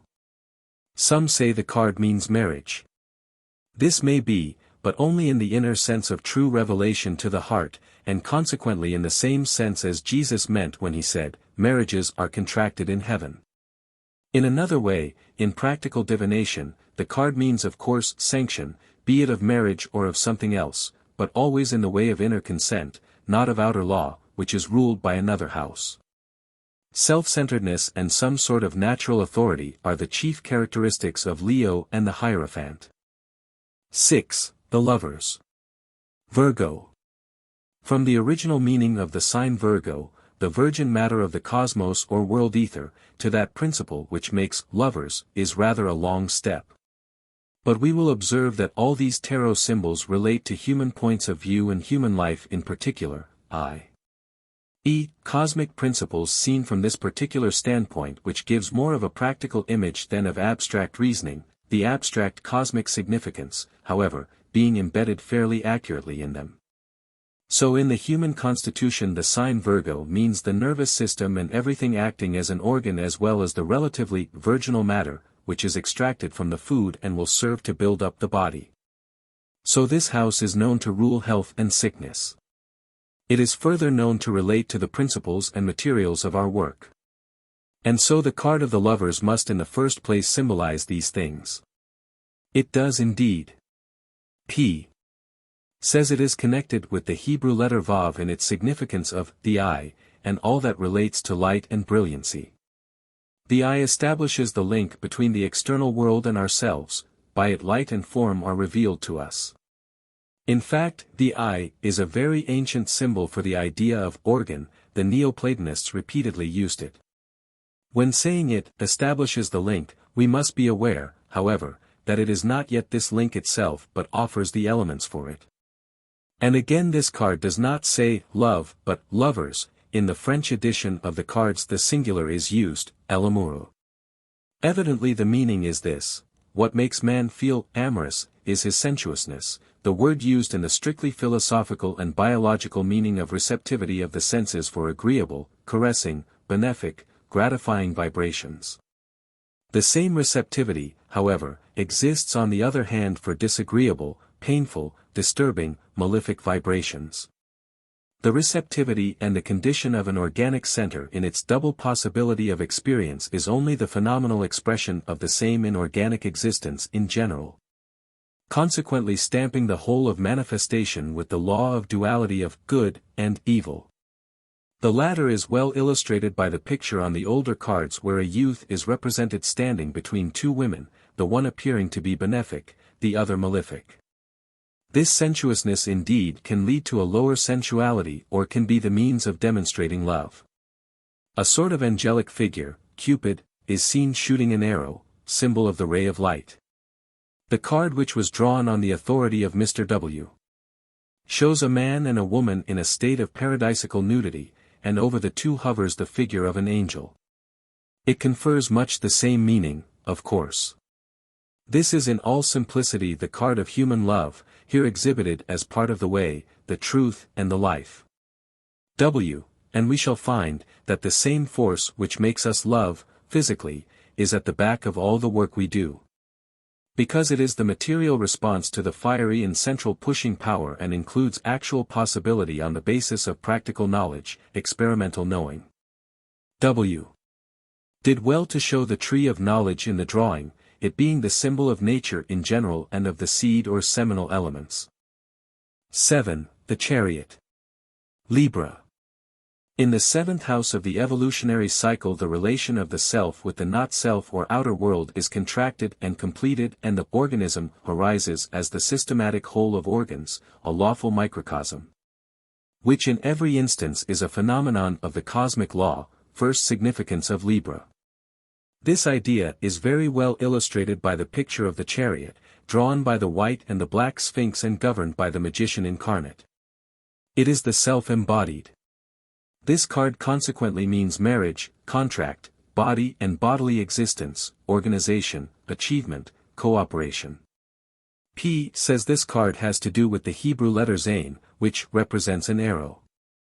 Now it is very curious to see, that in Hindu astrology the sign Libra is symbolized by an arrow touching an eye, evidently meaning the principles of the organism or systematic complex of organs, and at the same time the understanding, or knowing, which is the result of the eye seeing the light.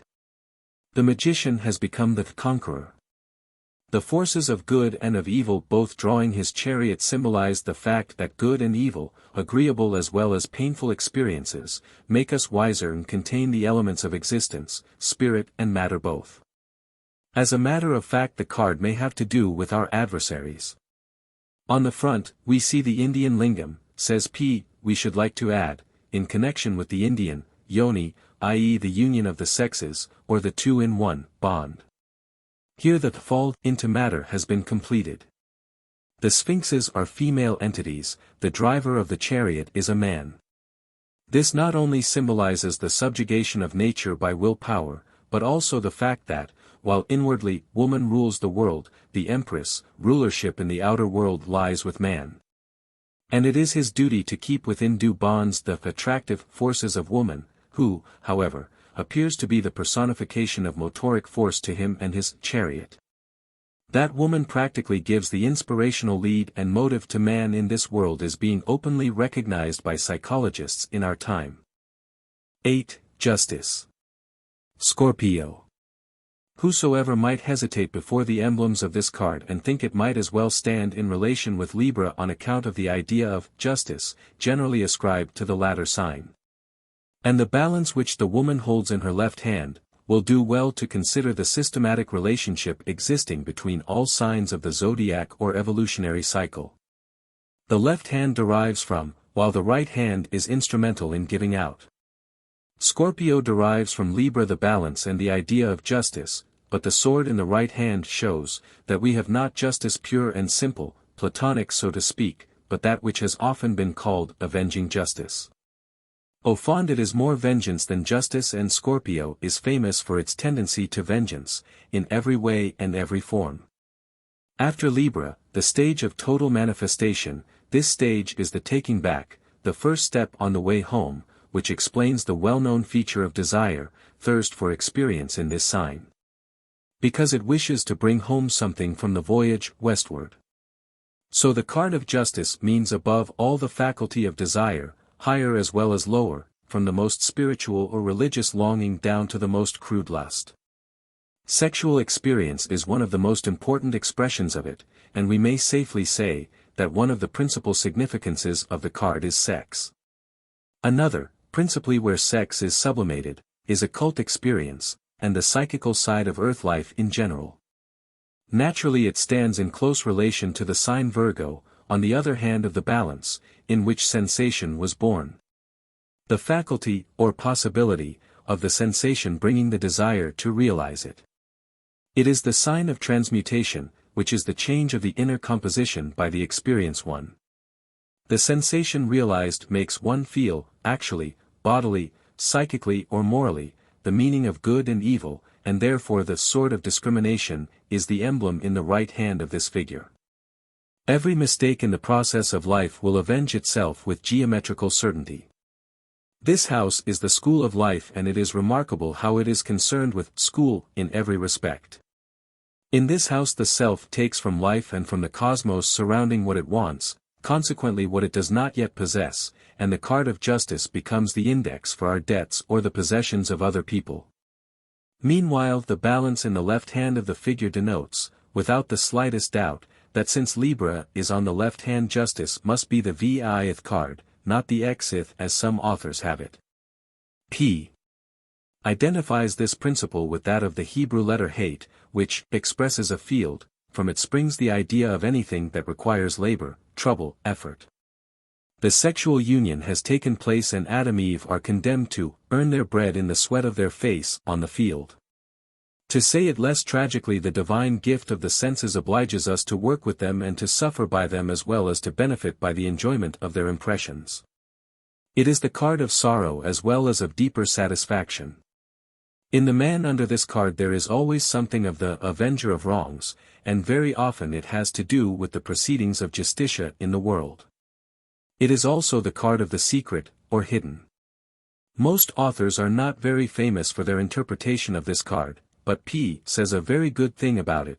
The sword here is a sign of protection for the good, as well as a menace for the bad. 9. The Hermit. Sagittarius. P. Humanity fulfilling the function of God the Holy Spirit. The human creative force. Indeed, this is clearly Sagittarius for every astrologer. The author might have mentioned in the same line that the Hierophant, Leo, represents God the Son. The Hebrew letter, that represents a roof and suggests the idea of safety and protection ensured by wisdom. The astrologer says, the ninth house is the house of the master, idea of wisdom and protection in one. The master in fact shields his disciples like a roof, in some way. The sign is that of thought power, creative mind, idealism, which throw their own light on the things below. And consequently the Sagittarian is remarkable for always seeing things in his own light and trying to throw light on things in order to instruct other people. He is the eternal traveler, the indefatigable walker. And mentally he is always more or less lonely. All this is very distinctly symbolized in the card of the Hermit, which stands for ideas, perspectives, spiritual or moral influences, and for light thrown upon the objects of this earth life. In divination it stands for teachers, legal authorities, advisors and guides, and with the guiding principles in everything in questions, in relation to the Chariot. But above all it is his own idealism, etc. The direction in which his thoughts are running. In the older cards the Hermit is shielding his light on one side with his mantle. This may be indicative of the habit of Sagittarians to evade and disarm contradiction beforehand, knowing by intuition the power of darkness. He is leaning on the staff of knowledge with regard to earthy matters. W. Is perfectly right in saying that prudence is the least of its meanings and the most negligible. Some authors, M. held this card to be the symbol of prudence, but indeed the Sagittarian is not very famous for this virtue, though the card is truly Sagittarian and nothing else. This is again proved by the striking explanation of W. His beacon intimates that, where I am, you also may be. This is the stereotyped way in which a Sagittarian thinks. X. The Wheel of Fortune. Capricorn. It symbolizes fortune, good or bad. M. So this means happenings, facts. It is indeed in the 10th house, that the relation between the self and the not-self crystallizes into fact, happening, deed. Says P. Identifying this card with the significance of the Hebrew letter Yod, that it indicates the finger of man, the forefinger extended as a sign of command. This clearly has to do with the significance of the 10th house as that of authority and authorities, who are qualified to give commandments. The commandment itself comes under the same resort. This letter has therefore become the image of potential manifestation, of spiritual duration and, lastly, of the eternity of time. In fact, the 10th house of the zodiacal cycle, ruled by Saturn, has much to do with time and manifestation in time, but not only potential, real as well. The image for this idea is very characteristic, perhaps the most striking of all. The wheel of fortune suspended upon its axis. Leaving no doubt about the idea of circular movement in time, which we find back in the horoscope. To the right Anubis, the genius of good ascending. To the left Typhon, the genius of evil descending. P. See the right hand as the east and the left hand as the west, and you have the illustration of the horoscope more accurately still. As we know, the east is standing for the source of spiritual force and inspiration, the west for the end of it and dying out. What the Sphinx has to do with it seems doubtful, unless it means that all mysteries will be revealed in time. The symbols of the 4 fixed signs are holding the 4 quarters of the card. The 4 fixed principles are indeed generally accepted as the basis of the material or concrete world. Compare the visions of Ezekiel and St. John of Patmos. The midheaven in the horoscope sees the eastern half of it rising and the western half on the other hand declining. The divinatory meanings of this card are evident. It denotes the authorities to which the Chariot is subject, but also his own actions, deeds, manifestations and the position in the world which he occupies, his name and titles. It is the card of karma in the strict sense, and that which is indicated by it in divination will come true or be realized actually. Therefrom it has been said to symbolize fortune. As will be seen, it must not be accepted as the part of fortune in the horoscope, because this has a more specific meaning and only with regard to the moon. It is the point where you get at the world or the world gets at you. It is ripe karma, above all, facts which are not to be overborne by words. The fruits of former thoughts. 11. Strength. Aquarius. The astrologer says that the 11th house is the house of the friends. This means that it contains those who are with us, and that which we have within the limit of our power, because friendly is that which is understood. The forces of nature, which we have mastered, are friendly to us, and this is very well expressed by the woman who is closing the jaws of a lion.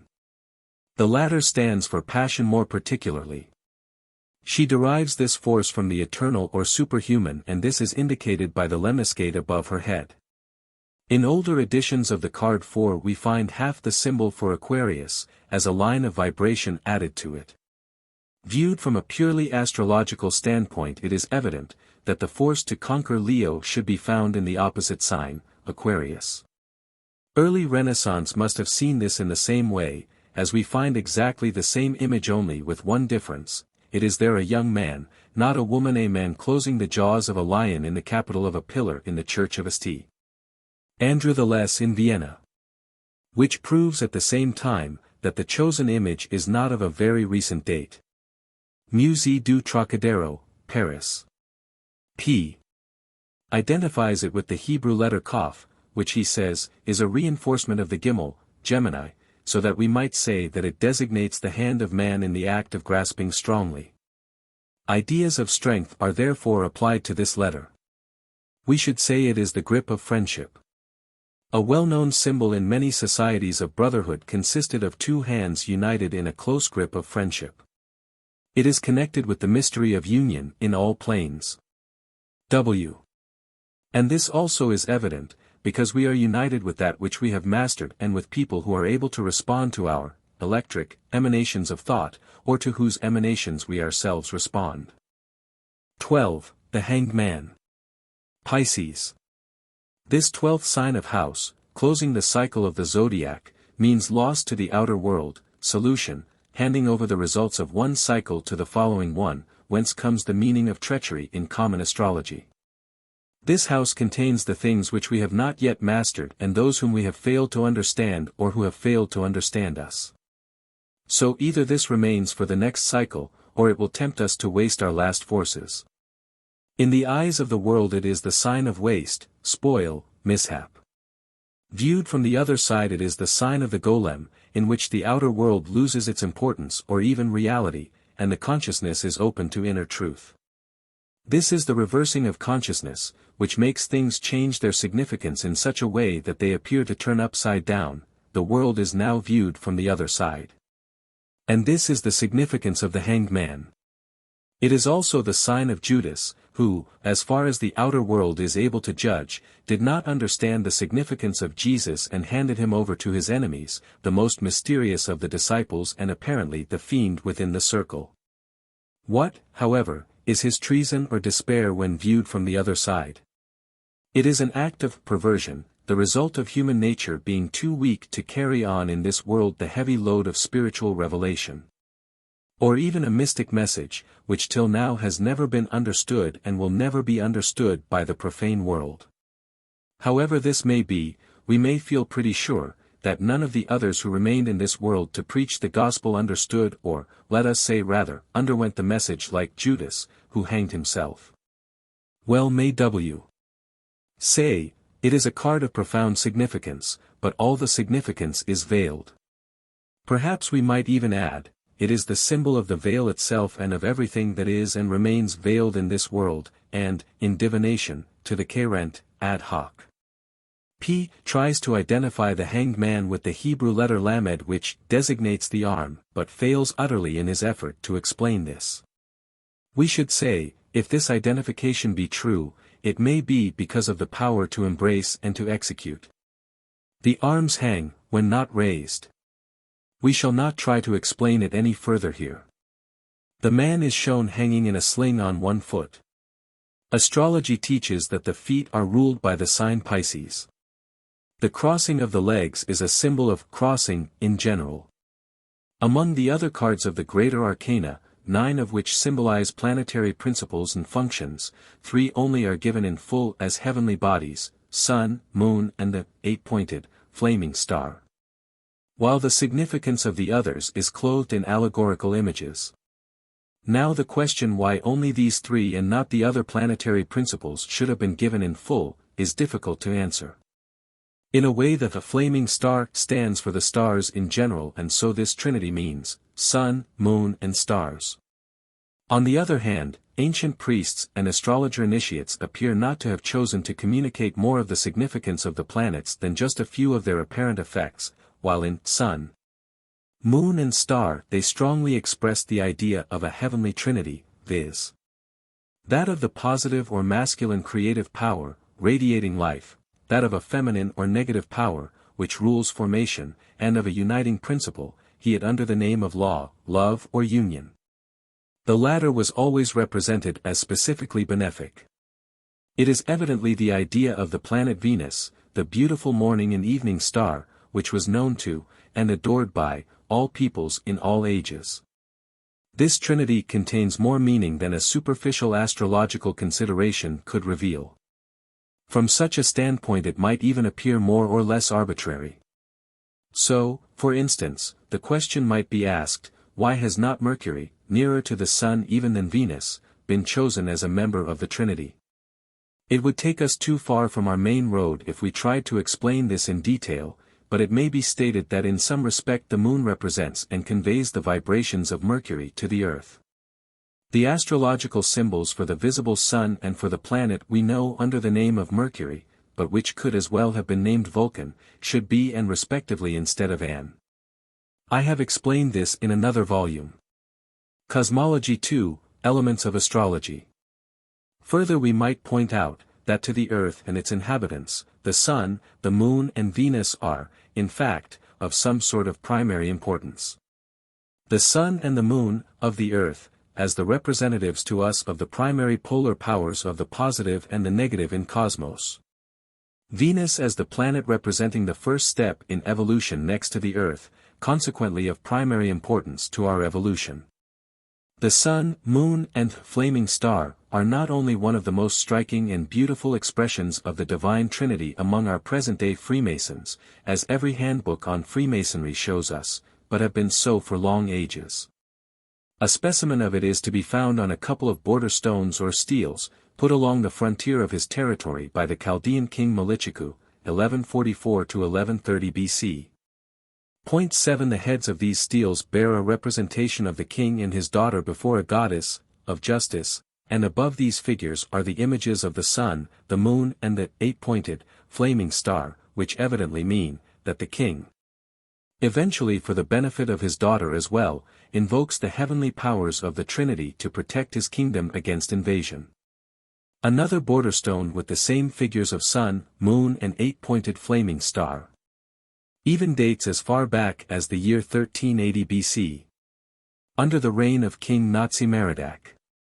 So 3,000 years ago the three heavenly lights appear to have been bearing the same significance and to have been used in this same mutual relation as at present in Freemasonry and in our tarot system. We may accept this as pretty sure proof of the antiquity of both Freemasonry and tarot. 13. Death. Saturn. The picture speaks for itself as indeed most of them do, but still there is more in it than we might suppose at first sight. Beyond all doubt it is a sort of allegorical representation of Father Kronos, Time, who, while creating, consumes his own children, and was very often pictured as a warning of death or a remembrance of mortality. But on the other hand Time marks the beginning, and birth is not less under his government than death. The ancient edition of this card shows the figure harvesting heads and limbs of human bodies upon a field. This may be an expression of an old superstition, which said that those limbs with which man sinned would grow out of his grave. Probably a distorted teaching of the law of karma or cosmic reaction, which is also ruled by Saturn, at least in the execution. And in this function he is the old God of Israel, whose law was, an eye for an eye and a tooth for a tooth. But Saturn is more. He is the planet or cosmic function, let us say planet for convenience sake, of formation, which means also determination in place and time, limitation, definition, etc. Now let us see what P says. He identifies the card with the principle of the Hebrew letter Mem, who is a woman, the companion of man, and therefore gives rise to ideas of fertility, formation. It is preeminently the material and female, the local and plastic sign, an image of external and passive action. It is really a great pity, that this occultist never realized what he was saying, astrologically or cosmically. Mem is one of the three mother letters.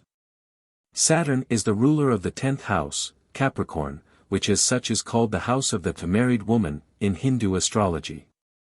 That Saturn, the Christian Satan, has close relations with woman, and even that he used her as his favorite vehicle or agent, is one of the Christian teachings, in which we recognize distorted or perverted occult knowledge.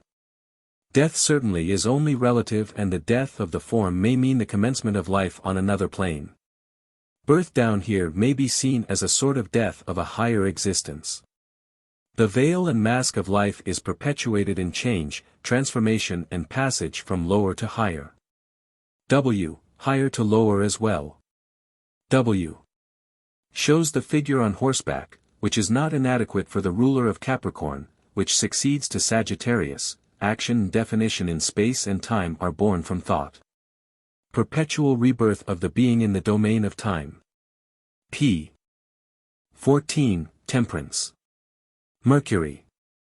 The genius of the sun holding two cups and pouring from the one into the other the liquor which holds life. P.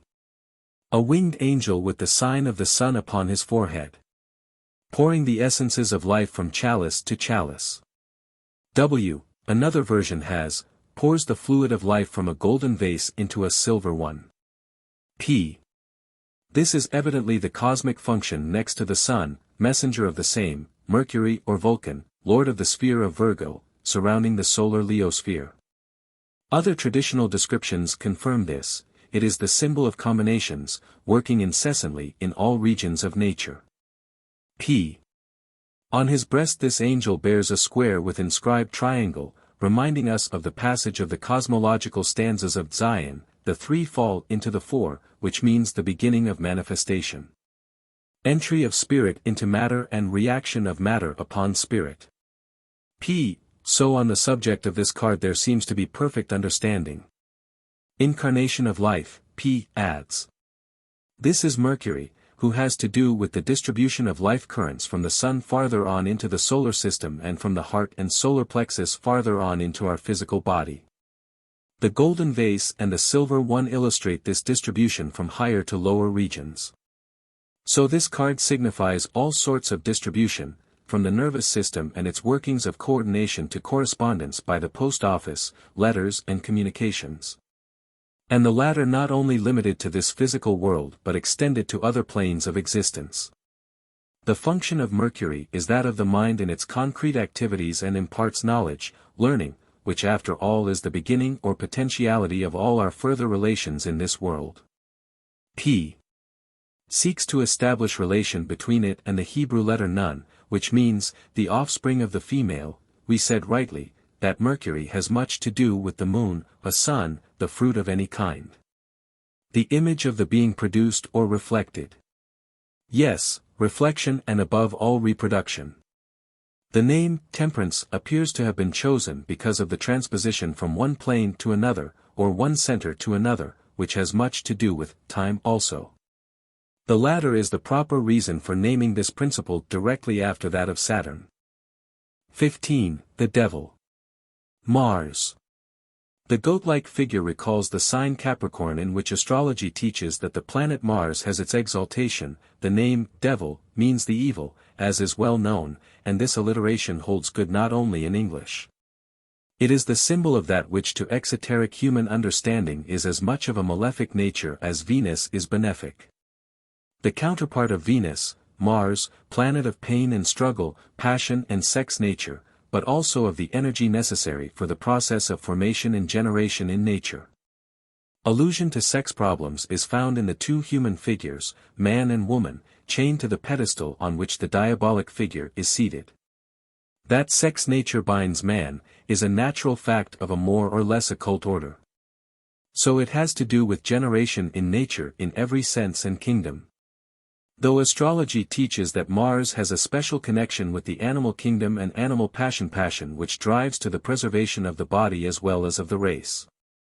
Fighting for existence in both senses of the term. So Mars always figured as the warlord. Not only sexual energy, but every energy in nature chains the result to the cause and object to subject. It is unnecessary to work this out any further. We shall be safe in interpreting this card as energy, desire, lust, war, struggle, difficulties, pain, loss, etc. But also as exercise, training, tests to which the personality will be subject. The torch in the hand of the figure denotes, of course, the fire of passion and desire, which may rise to anger, etc. So it may well be said to represent the condition of Adam and Eve after the fall, w.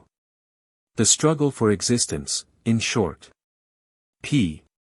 In regard to this card points to the Hebrew letter, Samek, which expresses the same hieroglyphic sign as the Zain, seventh arcanum, etc., a weapon of any kind. We can see that this generative force has much to do with the house of marriage. 16. The Tower. Uranus. Occult explanations attached to this card are meager and mostly disconcerting. W. The reason for this is easily seen. the principles of Uranus and Neptune were not much known in antiquity save that they were the general principles of the heavens, the air or also the atmosphere, and the ocean. And as such we find them in the Pantheon and in the original tarot, not yet as the much later discovered planets, which personify these general cosmic principles. Later ages added very little, if anything at all, to those original explanations. Still Uranus and Poseidon were known in Greece as well as Durga and Varuna in India.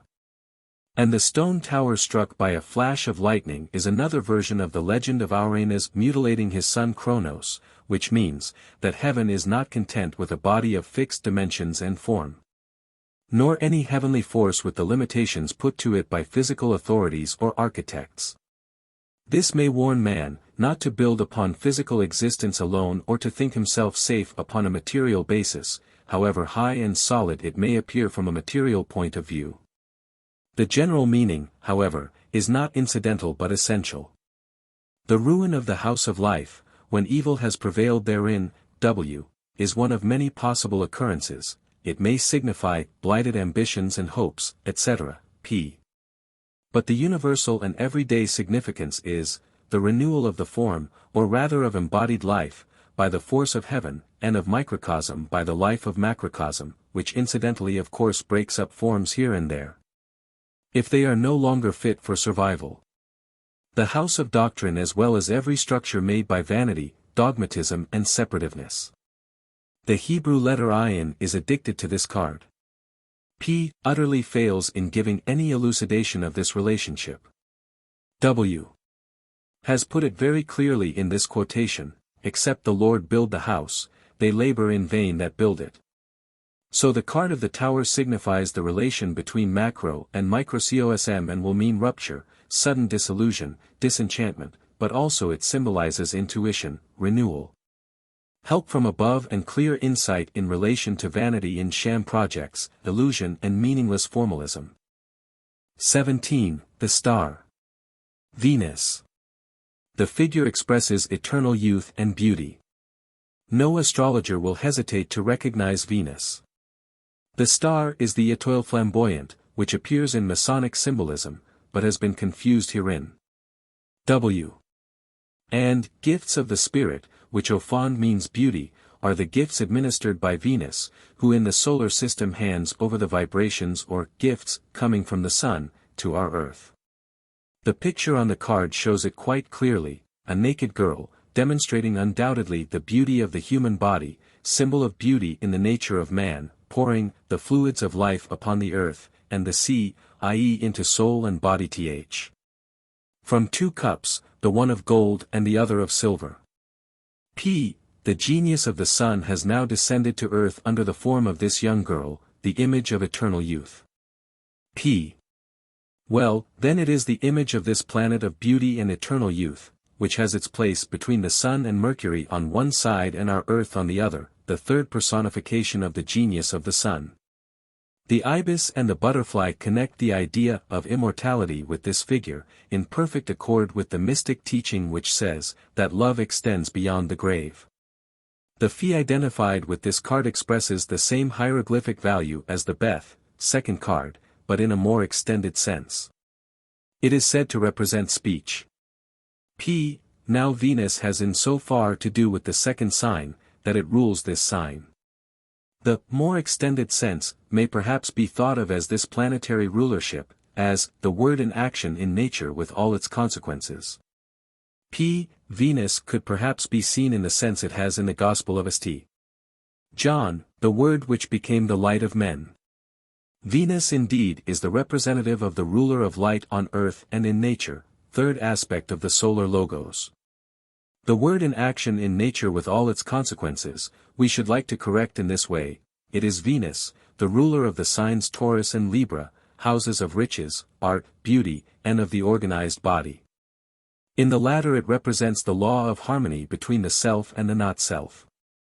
In divination it means of course benefit, well-doing, organization, cooperation, love, beauty, peace, concord, etc. The reverse of the card of Mars. As the contrary of energy it may mean laziness, indolence, rest, weakness. 18. The Moon. Everything that has been said in astrology about the moon might be repeated here, as there exists no controversy whatever on the point of identity. The card represents life of the imagination apart from life of the spirit. W. This card consequently means the life of the soul in particular, the feelings and sentiments, emotions, not only fear, etc., changes wrought in existence by them, water and the female element in general. In the horoscopic figure it may be the mother or some other woman prominent in the life of the Chariot, it may signify women in general, and morally or psychically, while Saturn means physical woman. It is the sign of Pantarei, everything passing, flowing or ebbing away in life, consequently uncertainty. It may relate to dreams, to exhibitions, popular plays, and games, theaters, and to the lower class of people. Physically it means the brain and the stomach.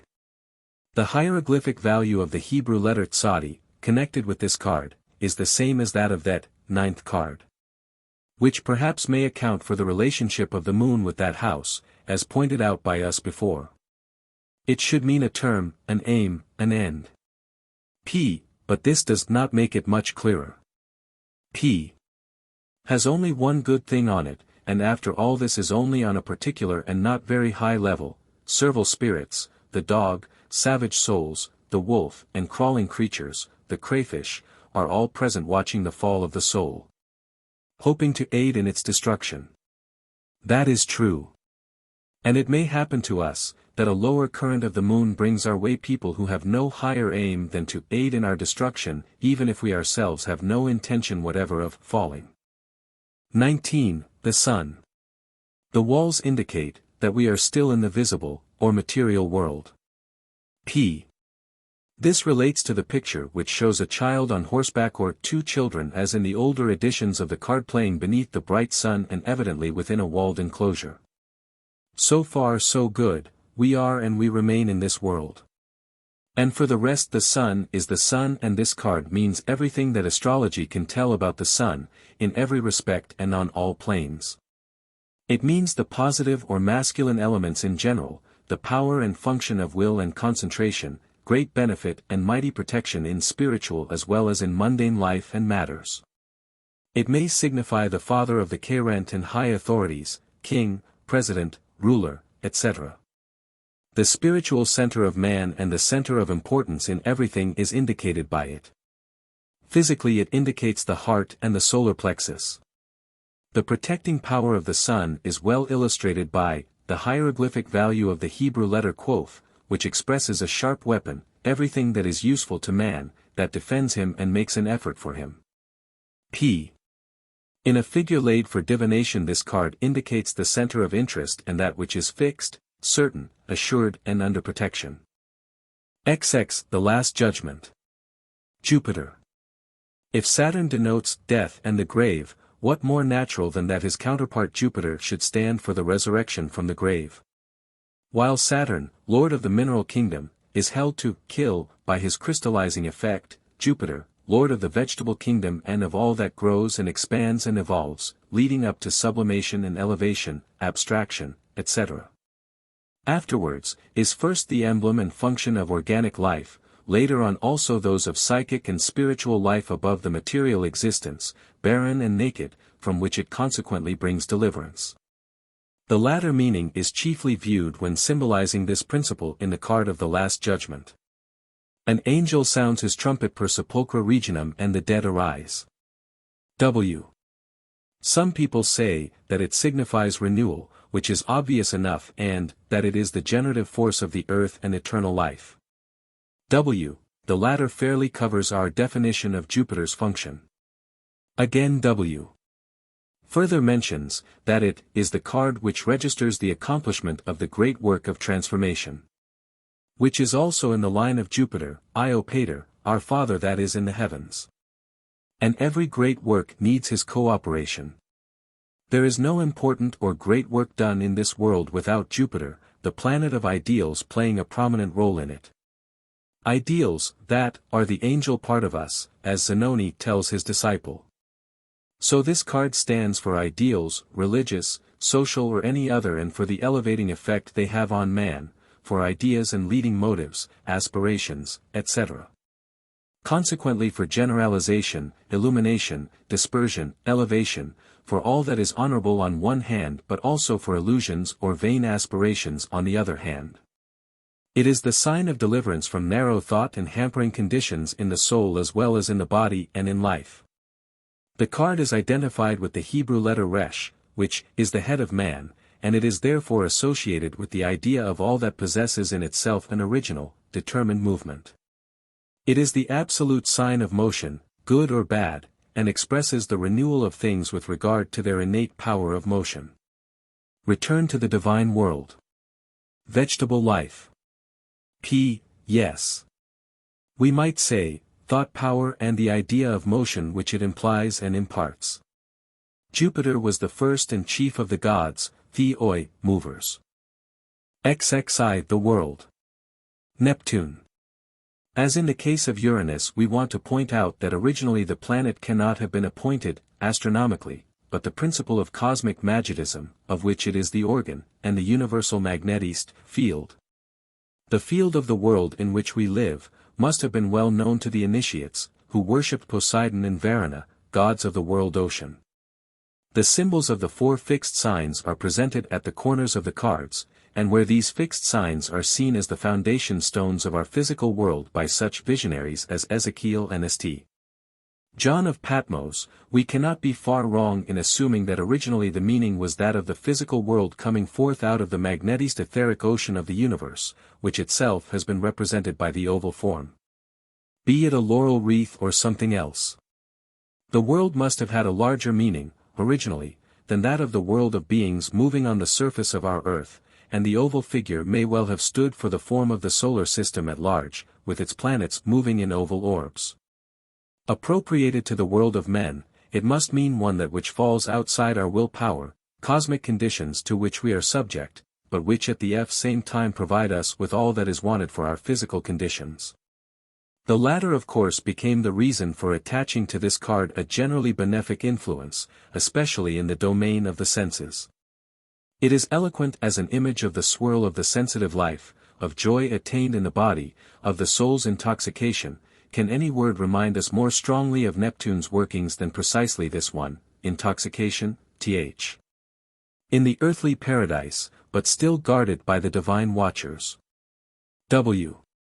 Let us put it this way, it means that if we row with the cosmic tide, we shall enjoy happiness and everything we want, but on the other hand we must not neglect the implicit possibility, that when rowing against the tidal current of the world, we shall experience trouble and no end of it, or if we cross the stream we shall have to stand firm on our legs.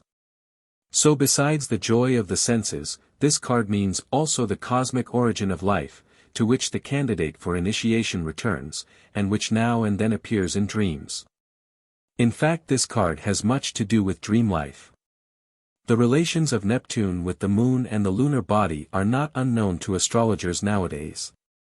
The Hebrew letter Tau is related to this card and has the same hieroglyphic meaning as the Daleth, fourth card, that is the womb, which confirms the relationship to the moon th. But it is chiefly the sign of reciprocity, the image of all that is mutual, reciprocal. It is further added that abundance and perfection lie in the card. Reciprocal certainly, from that we come and to that we shall return, be it the world's dust or the ether of the cosmic ocean. Very striking is P.S. saying that this symbol represents macrocosm and microcosm. And even more so that the empire of the world belongs to the empire of light, and the empire of light is the throne of God. Scientifically expressed, the ethereal world, being the bearer of light, is the universal womb of the material or physical world. The nude female figure may certainly contain indications with regard to the life of the senses, but is also a symbol of the angelic state to which man will one day come after being delivered from the bonds of the lower world. It may have to do with nature spirits. It is Aphrodite rising from the sea, daughter of Neptune. Beauty and love and happiness arising from the communion of souls. 0, the Fool. Our Earth. The average stage of man in the present stage of Earth evolution is human, but not yet at the stage of wisdom, consequently that of the unwise man. To us, creatures living upon the earth, this globe cannot be observed by us in toto, and the fool is represented as a man walking without paying attention to himself. There is something of absolute fate about this figure, which reminds us of the old saying of astrologers, the wise man rules his stars, the fool obeys them.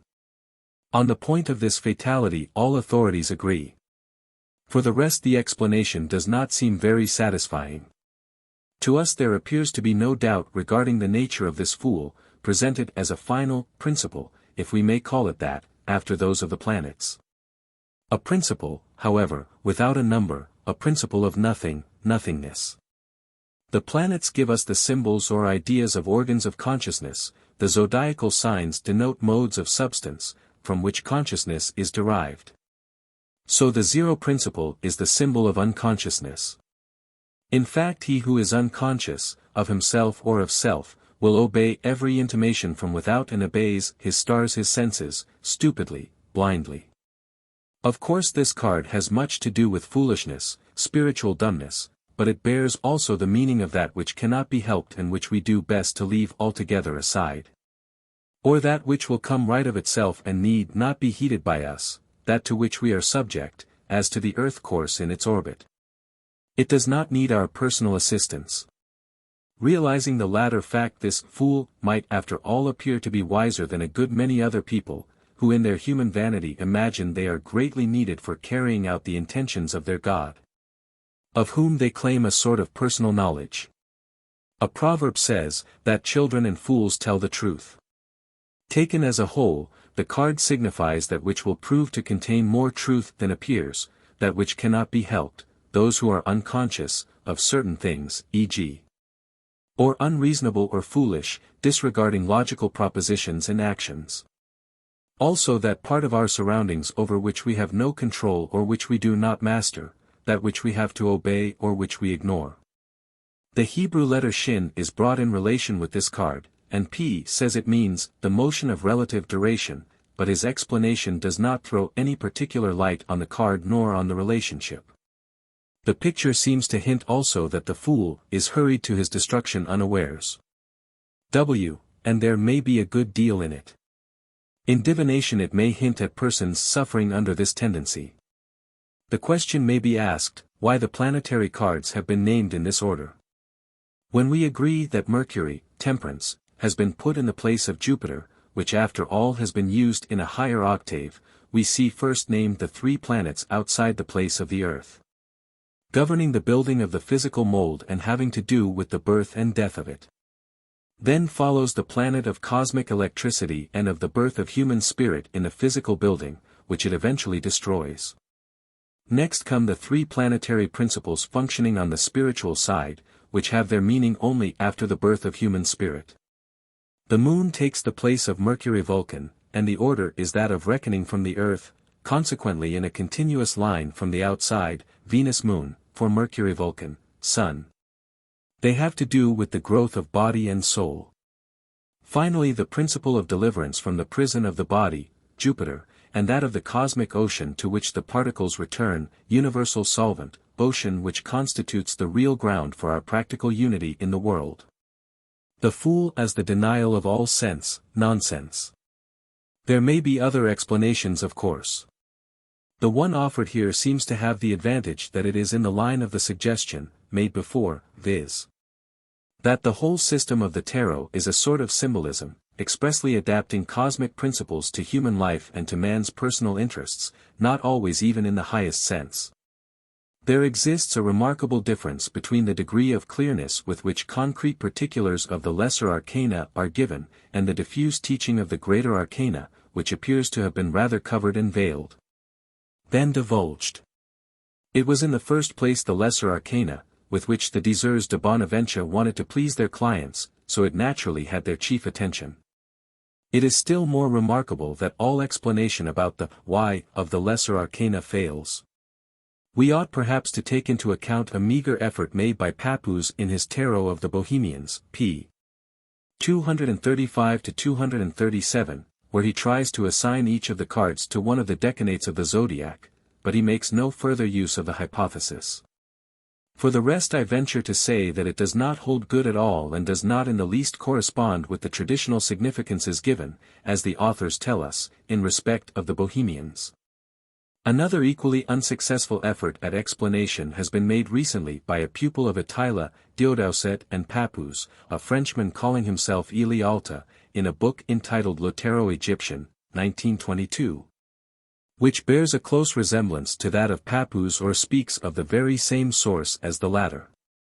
In fact, Alta reproduces a treatise of Attila's disciple and co-worker Diodousset and gives more than Papus in so far as he preludes every significance of a card in the Lesser Arcana with a sort of explanation in a would-be cosmogonical sense. The fact is, that these explanations all fall short of explaining the traditional significance. So they cannot be more than a sort of drapery of eloquence, hung over the tableaus by later commentators, perhaps by Attila himself. And the only thing they divulge without any doubt at all is that the key to these lesser mysteries has been lost or has never been given out to those to whom this practice of divination has been presented as a Bible which would make their living at the same time. As Papus has said somewhere. But the striking fact is, that these traditional significations cover almost exactly and in almost every card the theory expounded by us. So we may be fairly certain that this theory contains or is the very key. We shall verify it systematically and card for card. The Lesser Arcana. The theory formulated in the first part of the present work must be proved by practice. And here we are in the same lucky position as with horoscopy, where we find also the most abstract world vision combined with the natural facts of everyday life, religion, philosophy and science in one and testified to by facts, which can be verified by every serious student, as easily as the facts of any other branch of natural science. We shall now deal with the Arcana Minor much on the same lines as we have followed with the cards of the Arcana Major, only still more abridged, if possible, in order to make the work clear and the supervision easy, and so produce a handbook as simple and practical as possible for use in the practice of divination. We shall therefore first give the generally accepted traditional meanings of each card, and then derive the significance from the given theory. The qualifications which we think fully justified by the theory, will be put in italics. We use as illustrations the pictures of the cards as they have been drawn on the authority of Mr. E. Waite and published by Messrs. Ryder and Company, Paternoster Row, London. Practical divination speaks of two ways in which the cards, in general, have to be or can be interpreted, right and reversed, and the professors of the art say it depends on the way the cards fall when they are laid after being shuffled. It may be the image of the card comes right, i.e. facing the querent, or upside down. The latter is called reversed. This appears to me to be a rather arbitrary distinction, because of course it costs you no trouble to put all cards right before shuffling and to keep them right all the time. But there may be actually a stronger and a weaker side to each card of the Lesser Arcana, as it may act on the higher or on the lower side of human nature, or it may stand for ourselves or for our opponents. It may either be fortified by benefic influences of neighboring cards and the planets, or weakened by malefics. So we shall not protest against the term reversed, but use it in a different way and consider it simply as the pathological side of the genuine significance, if we may be allowed to express it thus.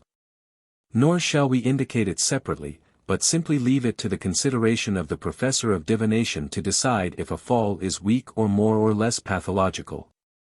We might add one more remark, viz.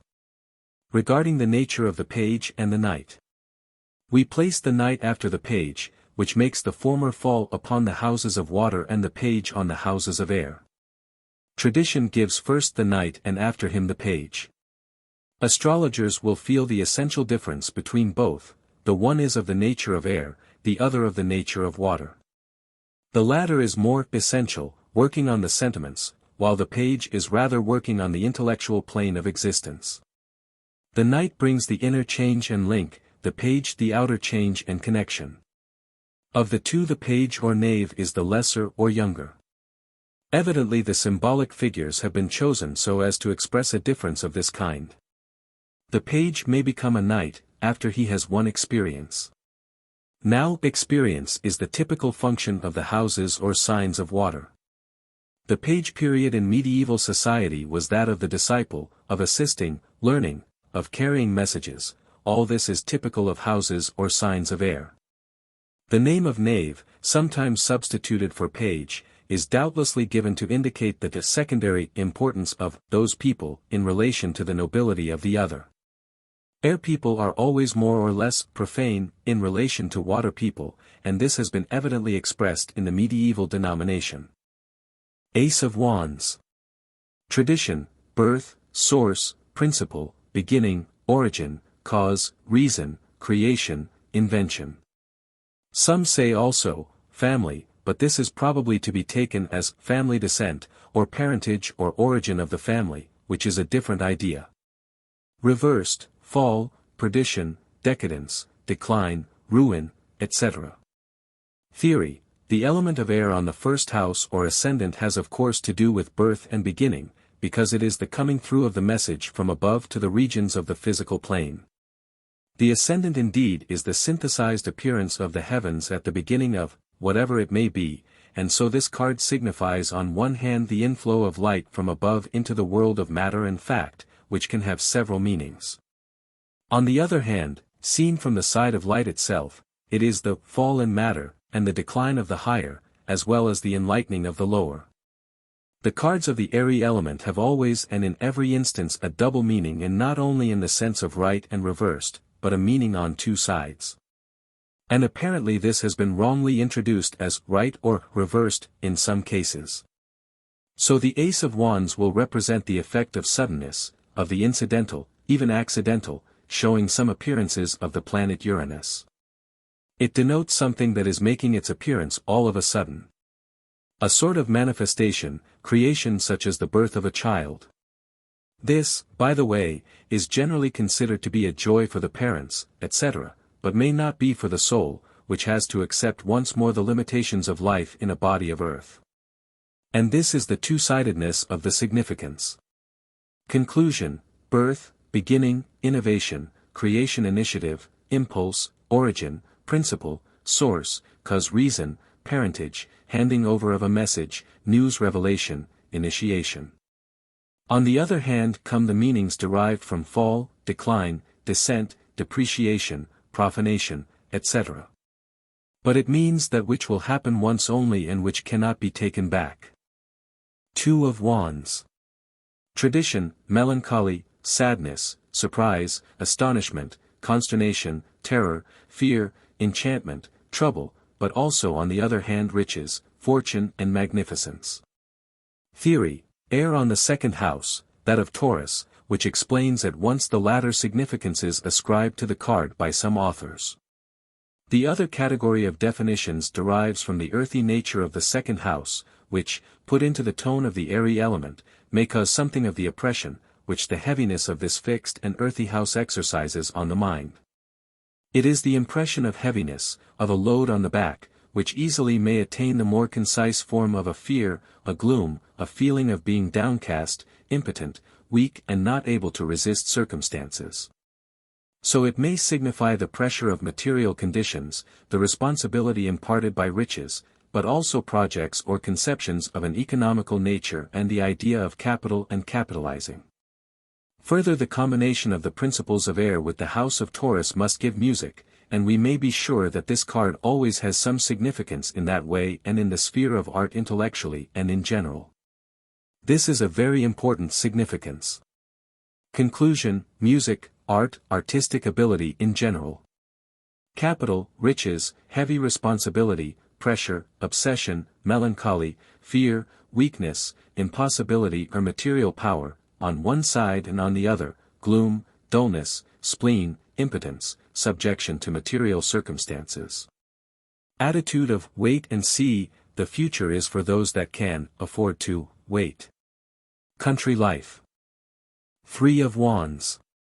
Tradition, enterprise, effort, essay, trade, commerce, discovery, usurpation, daring, temerity and also imprudence, interruption, cessation and the end of troubles, discontinuative. Theory, the rather contradictory descriptions of this card's significance are well explained by its zodiacal position, air on the third house, which doubles the influence of air and of the mercurial vibrations and effects. This card has the accent of the suit of wands. It must consequently denote communication, reflection and all that comes from these. This needs little explanation.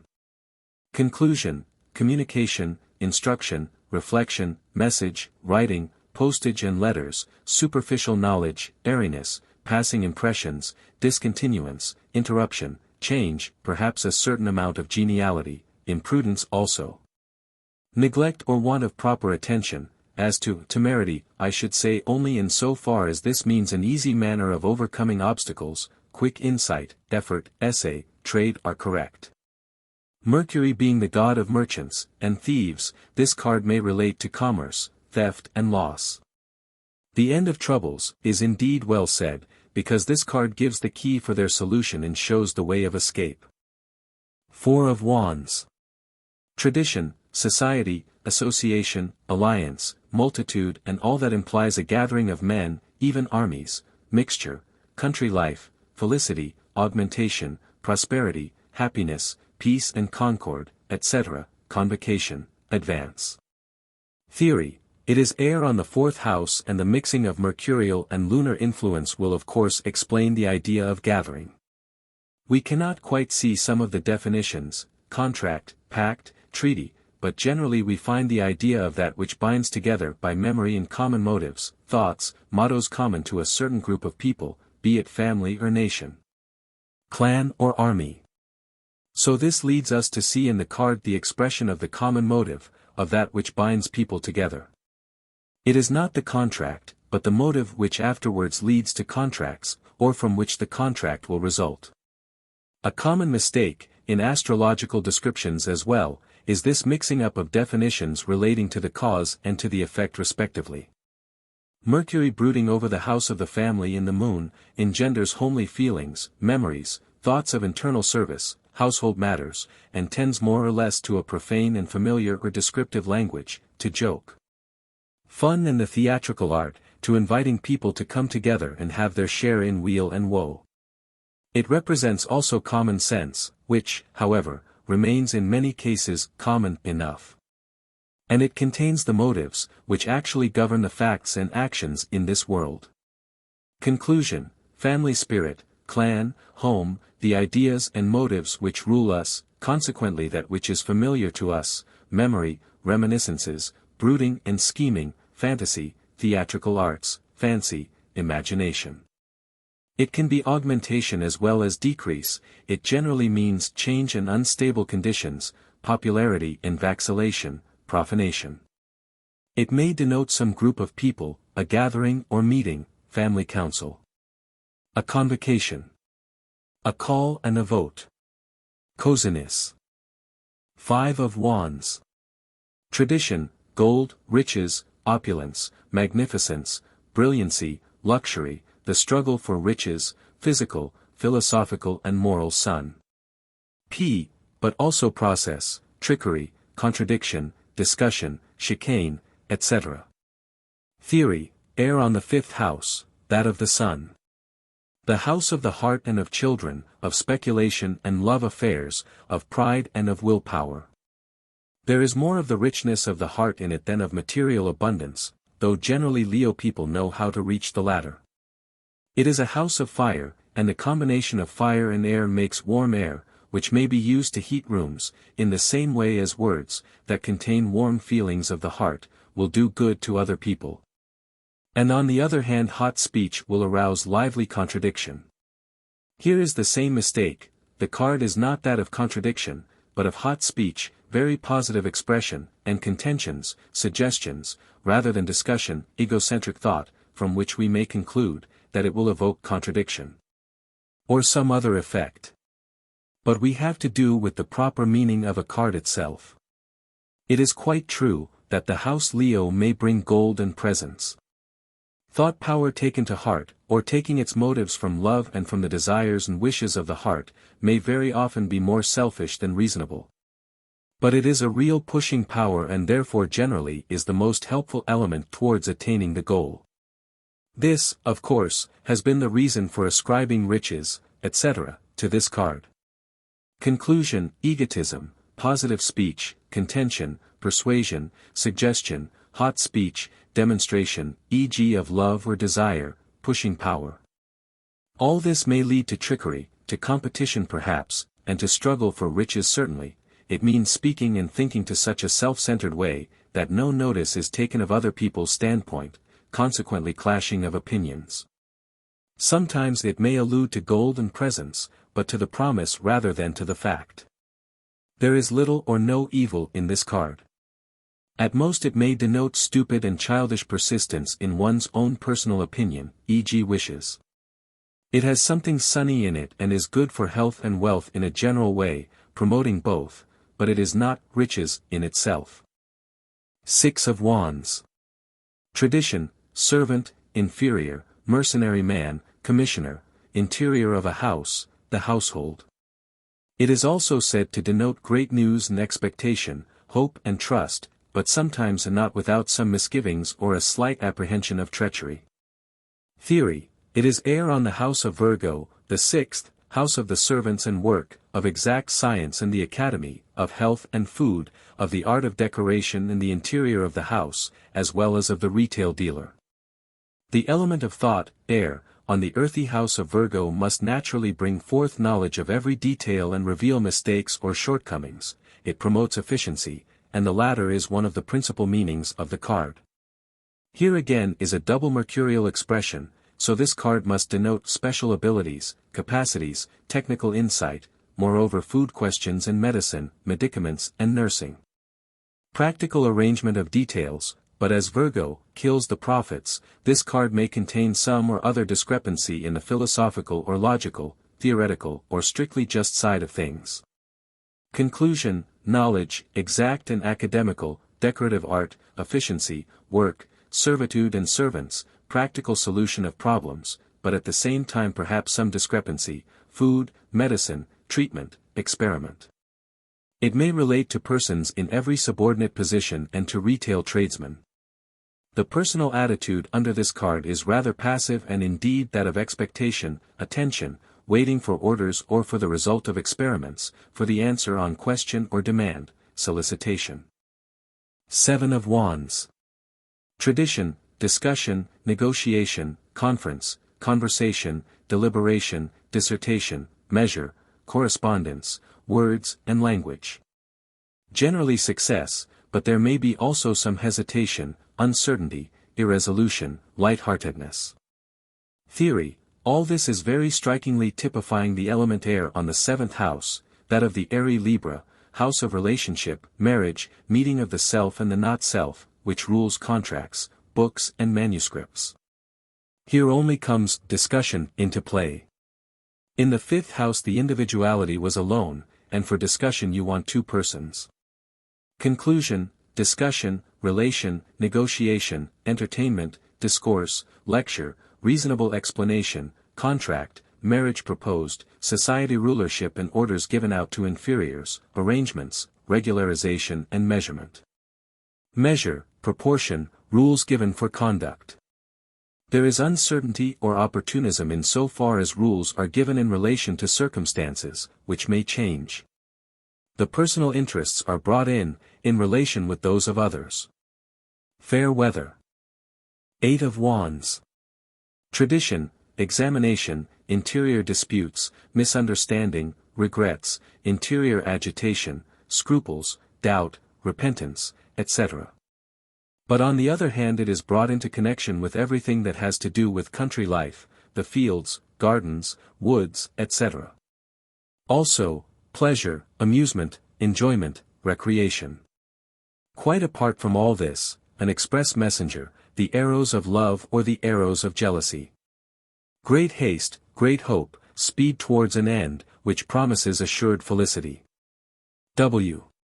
Theory. The card represents air on the eighth house and the influence of Scorpio will make the mind acute and sharp, so as to investigate and to examine the most hidden riddles. While in this house the mind comes to the sensation or consciousness of pleasure and pain, thirst and drinking. The chalice will begin its suit later on the ninth house. It is the house of hidden and forbidden knowledge or rather experience. The arrows of love actually mean passion, and the arrows of jealousy, the common counterpart of the same. The sensation of sex is born in this house and indicated by this card. As to swift or speedy messages, this may sometimes happen, because the Scorpion is sometimes very sudden in its movements. What the card should have to do with country life is less evident. We should say rather that it must stand in relation with the sea, fishermen and sailors. The mind in this house is very critical and sharp-witted, sometimes subject to doubt and misgivings, superstition and jealousy. It is in search of truth and enjoyment. Artistic abilities will run along the line of poetry, music and sculpture. It has always to do with the hidden side of things, the interior, or the inner life. Conclusion, examination, interrogation, internal or inner conceptions, knowledge and disputes, misgivings, doubt and sometimes misunderstandings. Quick response, reaction, and answer to unspoken words or meanings. The sensation of pleasure and pain, but at the same time the knowledge and the occasion to avoid both or to get the one and avoid the other. Life at or on the sea. Sailors and fishermen. Searchers for the hidden side of things, students of occultism. Poetry, music and sculpture. Secret message, hidden meaning, sex questions. Private interview or rendezvous. Bad weather. 9 of Wands. Tradition, obstacle, delay, suspense, adversity, slowness, contrariety, calamity, misfortune, renvoi, trouble.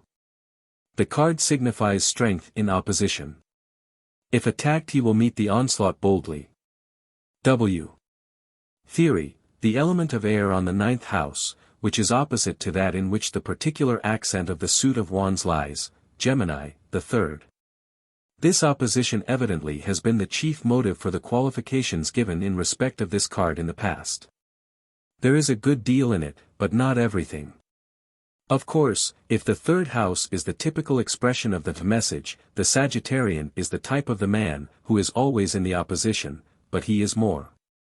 He is also himself. This card seems to be queerly veiled. It is at least strange to find only malefic expressions of the coordination of the element air and the principle of mind with the house of Sagittarius, the thinker. This looks as if the patrons of the tarot system did not think it wise to tell much about this sign of the prophets to the fortune-telling gypsies. How this may be does not concern us any further. Evidently the card must have to do with prophecy, fortune-telling, teaching, conducting, guiding in the persons of guides, teachers, masters. It must give the notion of traveling in far-reaching schemes, the faculty of speaking foreign languages and of writing, but it is true, that the persons indicated by this card find their strength in opposition, as W. Has it and very often therefore are in search of some convenient opponent or opposing force. It means intellectual chasing, sport, hunting, journalism and the raising of spirits, that are not easily to be got rid of afterwards. The latter fact accounts for all that has been said about obstacles, etc. Conclusion, teaching, instruction, guidance, teachers, masters, guides. Planning, traveling, sport, journalism, editors and journalists, public lecturers, orators. Prophecy and predicting. On the other hand there may be unruliness, waywardness and unpractical idealism. It is certain that, where this card appears, much controversy, contradiction, antagonism, mental strife, etc. will be aroused, sometimes more than would appear necessary. There is also in it extension of thought, spreading of news, rumors, preaching, excitement of the people and revolution. 10 of Wands.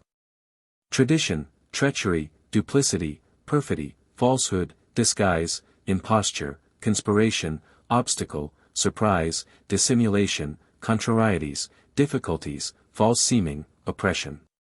And if there is question of a lawsuit, there will be certain loss. W. Theory, air on the house of Capricorn, the 10th. It is well known by astrologers, that the 10th house rules the actions, deeds and attitude. Also the name and official position of the personality in the world, and at the same time the superiors or authorities, met with on account of position and activities. Actions and deeds, under the influence of the double-natured mercurial element, may easily degrade into double-dealing and everything else of that nature. But once more it appears to us, that the gypsy tradition is rather too much exclusively on the lower side of things. The qualities mixed here make very often an egoistic blend and a nature which reveals several weaknesses, as soon as it comes under trial. So the card on the one hand means certainly that the attitude of mind or action will be untrustworthy and must not be relied upon. There is fear and cowardice in it. But on the other hand the combination is that of mental ability, quick perception, etc. It means also the load of the earthy responsibility laid upon the shoulders of an airy creature, consequently oppression, is a word very much to the point here. And this explains even why weaker natures are driven to undesirable, unreliable actions and reactions by it, they cannot stand the pressure.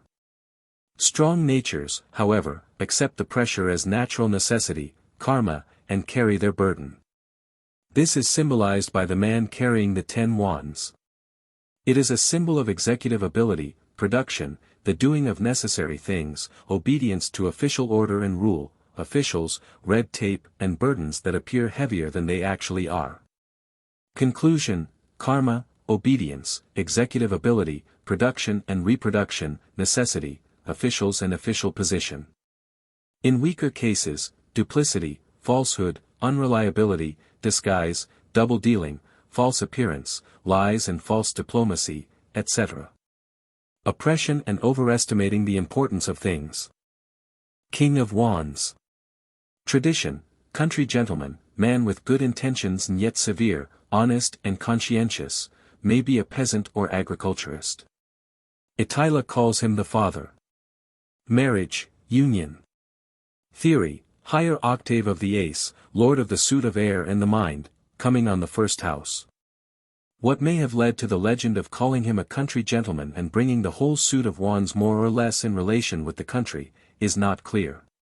He is the lord of the intellectual kingdom, consequently he may denote every authority or personality of primary importance in some or other intellectual, mercurial or mercenary line. It must be someone representing a high authority himself or uniting opposite interests, while he himself, on account of the same authority he represents, may not or cannot be contradicted. Now we want to put in a remark here concerning the court or personal cards in general. In the practice of divination they are generally taken to indicate persons, and this comes out very often right enough. Still they ought first to be considered as principles. The personification of these principles in men and women comes in the second place only, but is important, of course, in our daily life. So the King of Wands must represent intellectual authority, mastership in the domain of the mind, trade and language. Conclusion: a governor, director of business, high official, postmaster, solicitor, manager, independent trader, secretary of state, and the principles or functions for which they stand. The house of Mars imparts austerity, security and generally initiative and honesty. In weak cases there may be, however, some doubt with regard to his absolute integrity. He may be the authority, who concludes a union, viz.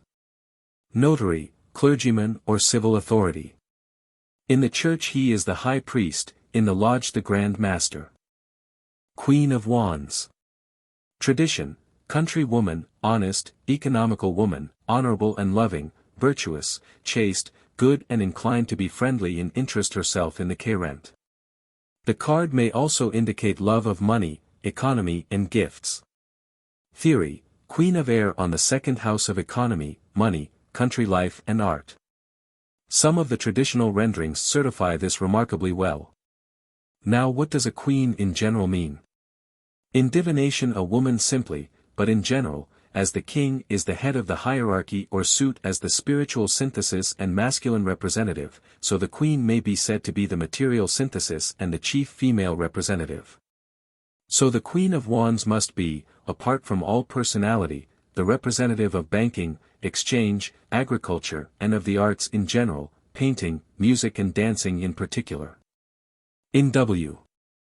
Picture of this card, a cat is seen before the feet of this queen, a remarkable indication of the house in which, as astrology teaches, the moon is exalted. It indicates rightly, that in weak cases there may be some falsehood in the nature of persons indicated by it. Cajolery, but apt to turn into peevishness. Taurus people are generally good-humored and good-natured, patient, benefic for their surroundings in material things, but also desirous of luxury and possessions, wealth, riches. Conclusion: a woman of economical habits, wealthy or desiring wealth, steadily resolved to get at riches, certainly not cheap, more or less artistic, may be a painter, dancer or musician. She is faithful, but may be subject to moods and changes of taste. Honesty may be certified, but not without a certain amount of egotism, e.g. materialism.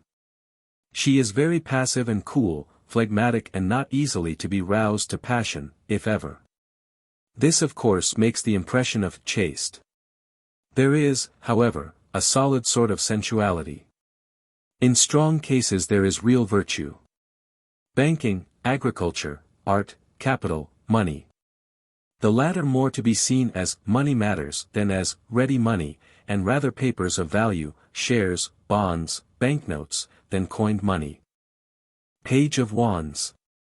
Tradition, stranger, unknown man, young man in search of somebody, extraordinary or at least uncommon man, postman, envoy, dark young man, faithful lover. Further it denotes an announcement, instruction, advice, tale, lesson, advertisement, something wonderful, unexpected, admirable, unusual. A notion as well as a miracle. News. Theory: we have to keep in mind, that the page of air relates to the 3rd and to the 11th house both. Some of the indications show the mark of Aquarian, i.e. Uranian parentage, others are purely mercurial. The pages always cover the meaning of houses of air, as we have seen the page of the airy element Wands is the most airy of them all. The interpretation is easy enough, and the renderings are quite correct, with the exception of one item: we can never see this page as a stranger, but rather as an acquaintance, a friend, conforming to the connection with the 11th house. That with the 3rd house even may bring his personal standing nearer to the Chariot, viz. as a brother or schoolmate. Conclusion: from the 3rd house a brother, schoolmate, messenger, postman or envoy, functionary or official of subordinate position, generally a younger man, sometimes on an errand. Messages, letters, communications, teaching, instruction, lesson, advertisement, advice, announcement. News. From the 11th house a friend, someone in business relation with the Chariot, or with whom he agrees. Telegraph, telephone and wireless. Intuitive connection, telepathy, invention. Helpful influences in general, helpful people of all sorts, tradesmen, purveyors, etc. Knight of Wands. Tradition, young man, friendly. Departure, absence, flight, emigration, change of residence, desertion, transmigration, transplantation, transmutation, separation, disunion, rupture, discontinuance, brouillerie, discord. Theory: the workings of air by a special mighty agent. For this the Knight is in all cases on the houses of water, here the 4th and the 12th, causes turbulence, motion, emotion, though it must be borne in mind that it is not emotion in itself. The action of the air on the water causes waves. In the case of the 4th house the Knight relates to family matters or household conditions, eventually the father, to internal conditions in society or groups of people. It must further relate to memories and the past in general, because it means the awakening of the sentiments. The traditional conclusions have been drawn evidently in the negative for the greater part, in consideration of the fact that the sentiments generally are misleading. That they give reason for many changes is quite true. In the case of the 12th house this is much the same. But extending its result over a much larger circle, the mercurial Knight may represent expedition and exploration, discovery, scientific or practical, emigration, estrangement, and the great work of transmigration. It denotes a searching for the unknown, which in weak personal cases may appear as indiscretion or premature revelation, divulgation, profanation, etc. We do not see why this knight should be either young or friendly. Quite the reverse, on account of the 12th house there is something inimical about him, and a certain dissension of sentiment may find its cause in the past, in a family feud or something in the nature of a misguiding prejudice, tradition, which will have to be given up, etc.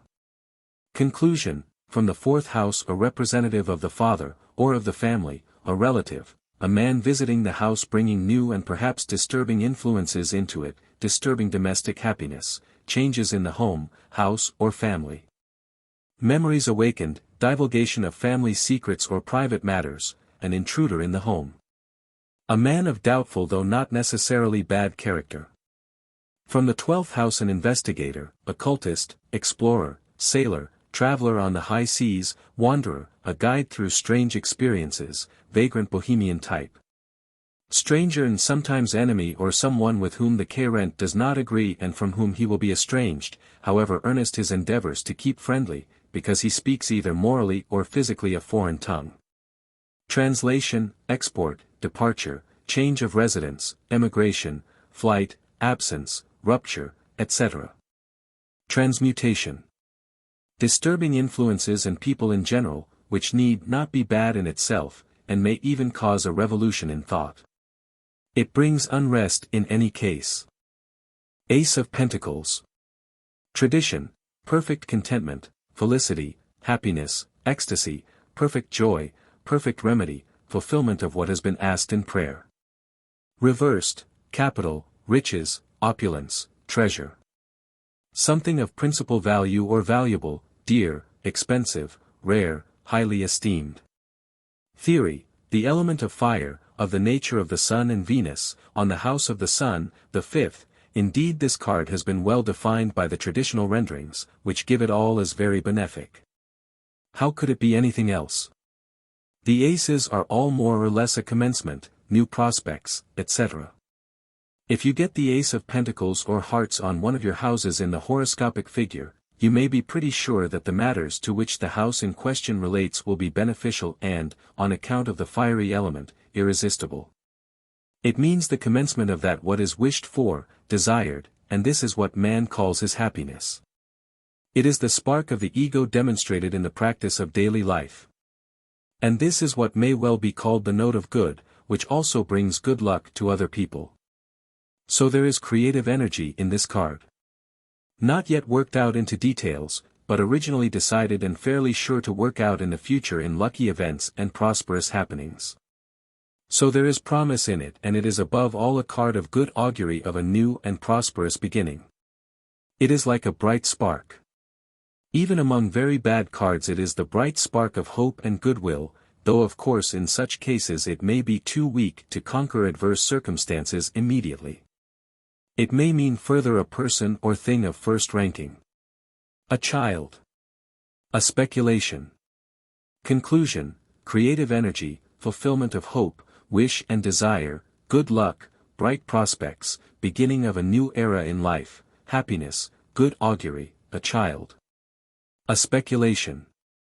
As to material effects it is benefic without being in itself the indication of riches or gold. It may be a present, a donation. Profit. Promise. Goodness. Favor. It may indicate the person, who is chiefly of interest and of benefic influence. 2 of Pentacles. Tradition, embarrassment, obstacles, obstruction, emotion, confusion, difficulty, hindrance, unrest, etc. Reversed it is given as message, writing, doctrine, literature, work, book, production, composition, epistle, elements, principles, checks. Another version gives, a card of gaiety, recreation and its connections. W. Theory, the fire on the 6th house, the house of Virgo. Now here the so-called reversed meanings in the tradition seem to hold the most current significances of this house. Which once more warns us against attaching too great, if any, importance to the idea of reversed position. The tradition does not give a very clear conception here, on the whole. The word emotion is not in its place. As to embarrassment, this is correct, the influence of the sunny and Venusian fire on this house of infinite possibilities must naturally cause embarras du choix, the difficulty of choice, and the one possibility hindering the other. Giving too much force and attention to little or subordinate things and persons. There can be very little harm, however, in any card of the Pentacles suit. The greatest evil done here might be that too little profit is earned in proportion to the labor given to it. On the other hand, this card must necessarily mean good and conscientious work and fidelity of servants, agreeable and satisfactory work, reasonable remuneration, and consequently joy. The agreeable stimulation which it gives to the nervous system must cause gaiety, recreation, etc. Good health is also one of the results. Conclusion: good work, reasonable satisfaction, satisfactory results, agreeable occupations, but a warning to use economy in the display of one's forces, means, money and health, difficulty of choice, trustworthy in good servants. Good treatment of same, joy, gaiety, recreation, etc. Feeling of physical well-being. It must denote also machinery, techniques, abilities in these. 3 of Pentacles. Tradition, nobility, noblesse, good and generous action, aristocracy, fame, glory, splendor, etc. Consideration, generous action. The reversed meanings do not appear at all to respond to a card of pentacle nature and, as in many other cases, simply seem to imply the absence of the better qualities, weakness, humility, vile and abject action, etc. Another version gives, métier, trade, skilled labor. W.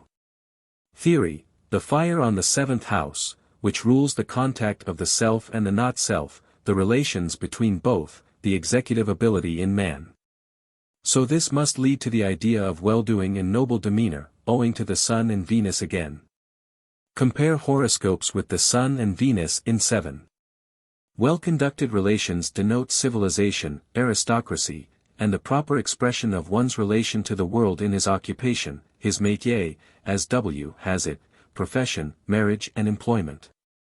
So this card has to do with workmanship, which is well expressed by the drawing of the card in the set of W. Conclusion, civilization, aristocracy, good workmanship, skill, civil treatment and noblesse, agreeable relation, métier, employment, profession, marriage, good done to other people, bounty, profitable relations in business. Restoration, reparation, beneficial arrangement. A marriage will do much good. 4 of Pentacles. Tradition, a present, gratification, gift, inheritance, legacy, liberality, generosity, offerings, etc. The surety of possessions, cleaving to that which one has. W.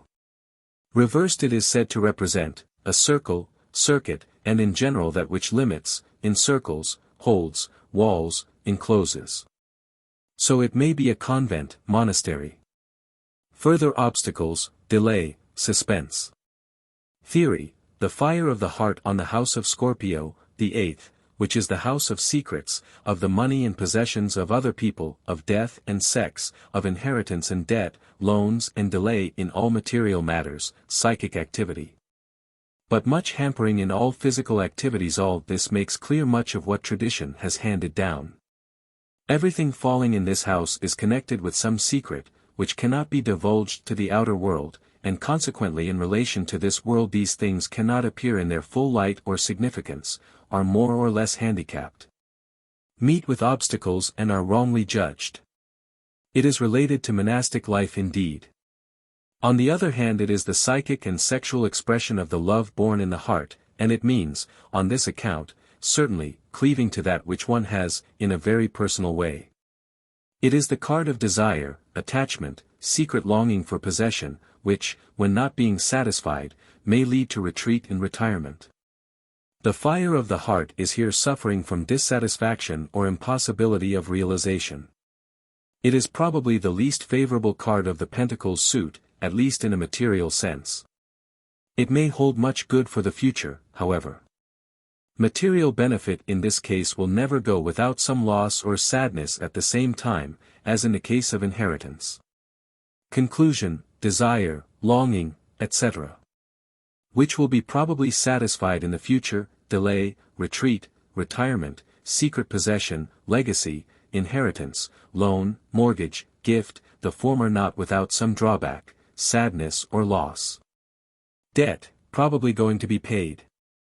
Condition of being limited, enclosed, hampered or delayed. Some good which is not within the reach of the Chariot. 5 of Pentacles.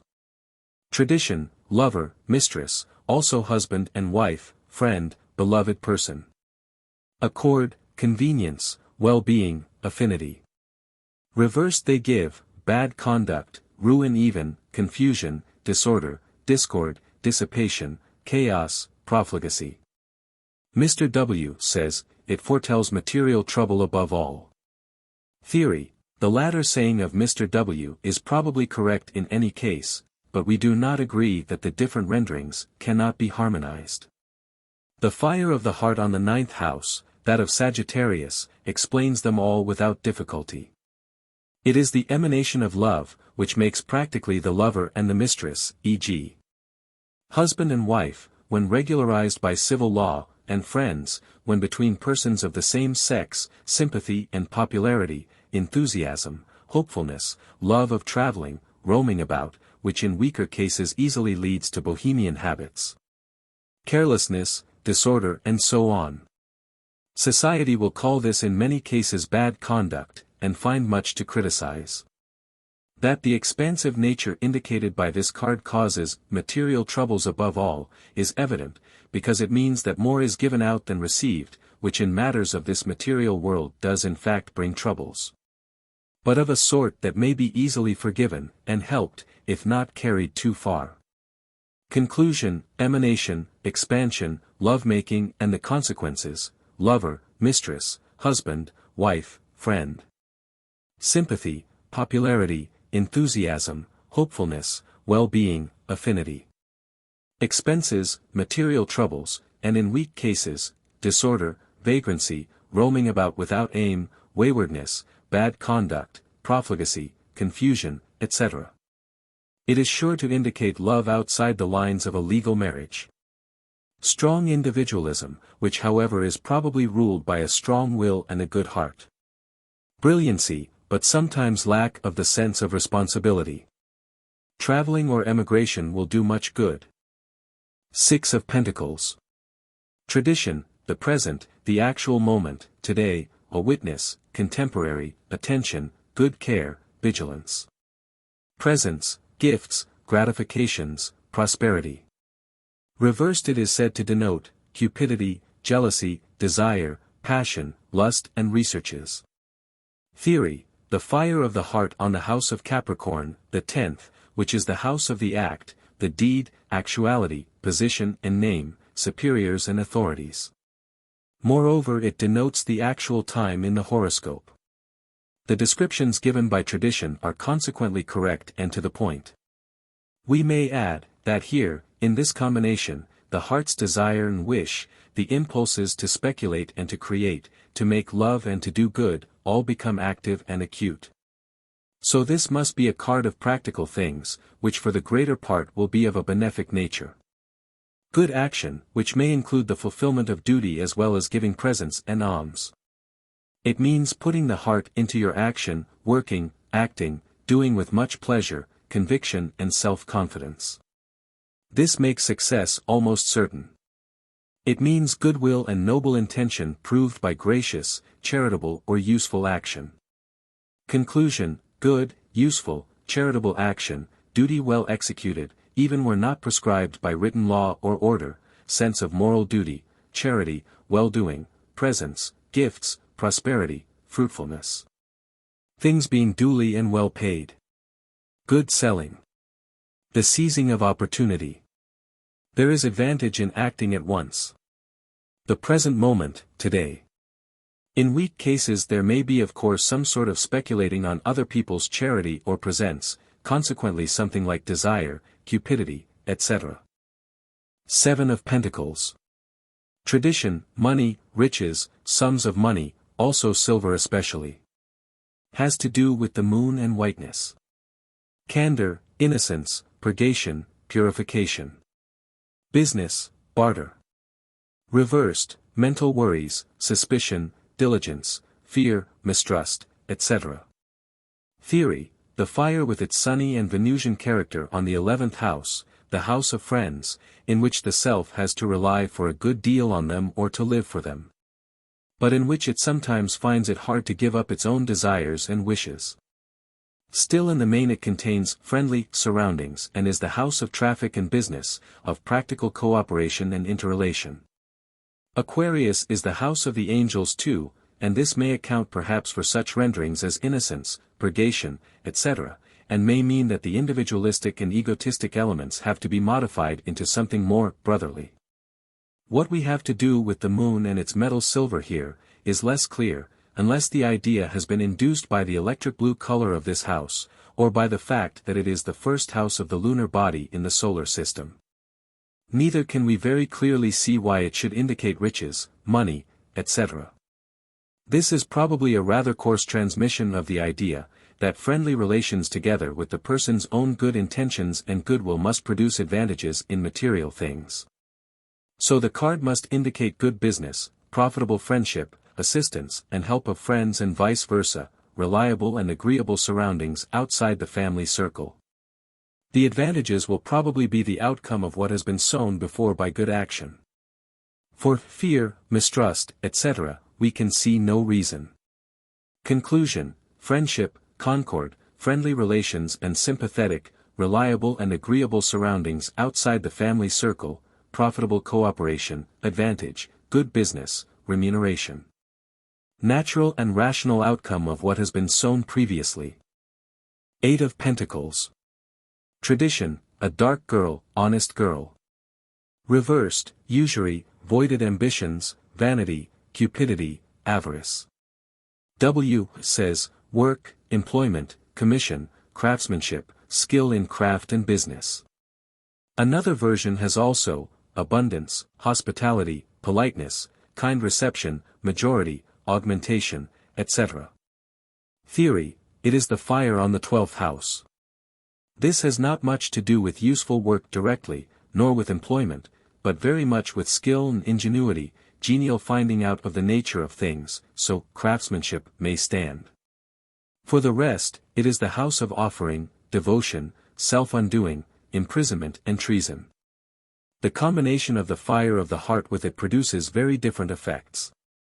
Above all it gives skill and bravery, far above the average, outdoing the commonplace, neglecting fashion, sinning against tradition but widening the views and outlook. Dexterity will ensue from it. In matters of the heart it always tends to the unusual, superhuman, exotic, wayward, strange or dreamy. The illustration of the card is to be taken more as a warning against the dangers of this house than as a direct descriptive image of its nature. As a sort of hint, keep to your work, do not let yourself be led astray or misguided. It is also the house of the sick, the hospital and the addiction of hospitality may well allude to this fact. Charity comes under it. That ambitions are wrecked in this house is correct in general, still the pentacles are never strong in any evil sense, and they are apt to wreck fortunes or bubble reputations rather than ambitions. With avarice it has nothing to do whatever, as far as we can see. The dark girl is another question. Apart from the court cards, the ace is very often taken to indicate a boy or youth, the 8 a girl. The cups are generally taken to denote fair people, the pentacles dark people. Apart from this, Attila makes the cards of wands ace to 10 stand for young people, from 1 to 20 years of age. The reason for this we have not found out. If the 8 always indicates a girl, which may be so because the 8 always falls upon a house of water, which is entirely feminine in its nature, and the fiery pentacles must relate to dark-haired or even dark-skinned people. Then the indication is right, and we shall accept it as far as it goes. Conclusion, devotion to what is not a prescribed duty, charity, skill, artistic ability, work done under inspiration, dexterity, uncommon qualities, perhaps geniality, or even genius. Researches into the mysteries of nature. Nursing, work in hospitals or sanatoria, and these institutions themselves. In weak cases misleading appearances, making a useless show of activity. In very strong cases there is an artistic or genial ability, which will be only appreciated later. There will generally be sacrifice accompanying a work. Work for hospitals or prisons. Good card for a medical man or a clergyman. In weak cases there may be bohemian love ending in degradation, deprivation, waste of money, etc. Though never by this card alone. On the contrary, it may indicate the conversion of a good-for-nothing to labor. Dark girl. 9 of Pentacles. Tradition, effect, realization, accomplishment, positive certain fulfillment of what is presaged by the neighboring cards, succeeding. Reversed it is said to give, deception, bad faith, vain hope, idle promise, etc. Theory, it is the fire on the ascendant, first house, and consequently must be very positive in its meaning and effect. The word effect is correct here, and everything in the meaning of this card must be positive in its nature. There may be some conceit and self-satisfaction, but not without goodness of heart, self-centeredness rather. The person indicated by this card must be a good sportsman and honest above all. So we can see no reason whatever, even in weak cases, for addictions such as bad faith, etc. Neither can we see prudence in it, as one version has it. The force in it does not tolerate contradiction nor delay, does not reason, but acts at once. Conclusion, honesty, positive attitude, sport, self-centeredness and confidence in oneself, self-reliance, certitude, accomplishment, directness, no attention paid to other people's standpoint. Means to the Chariot, go ahead, you will succeed. Prompt arrival of things. Strong affirmative answer on questions. The effect is certain. 10 of Pentacles. Tradition, the house and the household, economy, gain, riches, family matters, archives. Building, a castle as well as a hut vessel, ship, race, posterity. Fortune, game. Reversed it is said to give, fatality, destiny, opportunity, fate, gratification, dowry, pension. Also decision. Theory, the element fire on the house of Taurus, the second, confirms again the remarkable correctness of tradition, without giving the astrological key to the significance. Naturally this card must have to do with economy, gain, riches, fortune, etc., while Taurus, as the vast field of action in the universe, actually procures that which is called opportunity. The influence of Venus and the Sun on the second house is very favorable for art as well as for monetary matters. So this must be a card of a great artistic value, foretelling success in music and painting and an immense love of the beautiful. It indicates possession without drawback or danger, domains, land, estates, but more the possession than the house as such, and probably this has been more or less mixed up in the past, because one saw a possession consisting in a house, a castle, even a ship, etc. These very intricate constructions themselves, however, cannot be under the rule of the vast and monotonously extensive house of Taurus. The card must stand for banking or insurance house, and favor both trades, banking and insurance. It promises prosperity by means of economy, agriculture, perhaps art dealing. Further every collective possession. Conclusion, fortune, riches, favorable chance in monetary matters, economy, agriculture, art, specially music and painting, may give a beautiful voice, advantage in worldly affairs, possessions, specially domains, land, property. Banking, insurance, art dealing. In weak cases the card may indicate laziness, idleness, dull luxury, and the degenerating influence of an existence without trouble or exertion. It is like full midsummer in human life. There may be some fatality in it. You cannot escape this good ripe fruit of karma, nor the fullness of nature at its height. The attitude of the wise must be, to enjoy. King of Pentacles. Tradition, dark man, banker, trader, speculator, mathematician, master, professor. Success in mathematics and science in general. Reversed there are given, vice, weakness, corruption, deformity, etc. Theory, very often the reversed meanings are nothing else but the expression of the lack of the quality given as right. But this scarcely seems worth taking into account, because all qualities, which are not indicated are wanting, and moreover there are cards which decidedly indicate vices, as will be shown. The king is the higher octave of the ace, and this particular king heads the cross of fixed signs, so has to do with economy, agriculture, art, vast business, devotional service of the church. The general effect of this card must consequently be to afford protection, and as it shows a very favorable attitude on the part of superiors or influential people, though these will be rather young, or at least, not very old. There is above all noblesse in this card, integrity, honesty above all doubt, nor is anything in it which can be turned to evil, were it thrice reversed. The only sort of faults that could be observed in people coming under it would be pride coupled with some vanity, love of pomp, gambling. The Leo type will naturally dominate the card. Here is a man whom you must go to see and visit, because he will never come to you. He has a widespread influence, which is for the good of everybody who wishes to profit by it, and against which it is hopeless to contend. The card means further everything in the way of sanction, agreement, consent, etc., and gives success in love affairs and marriage.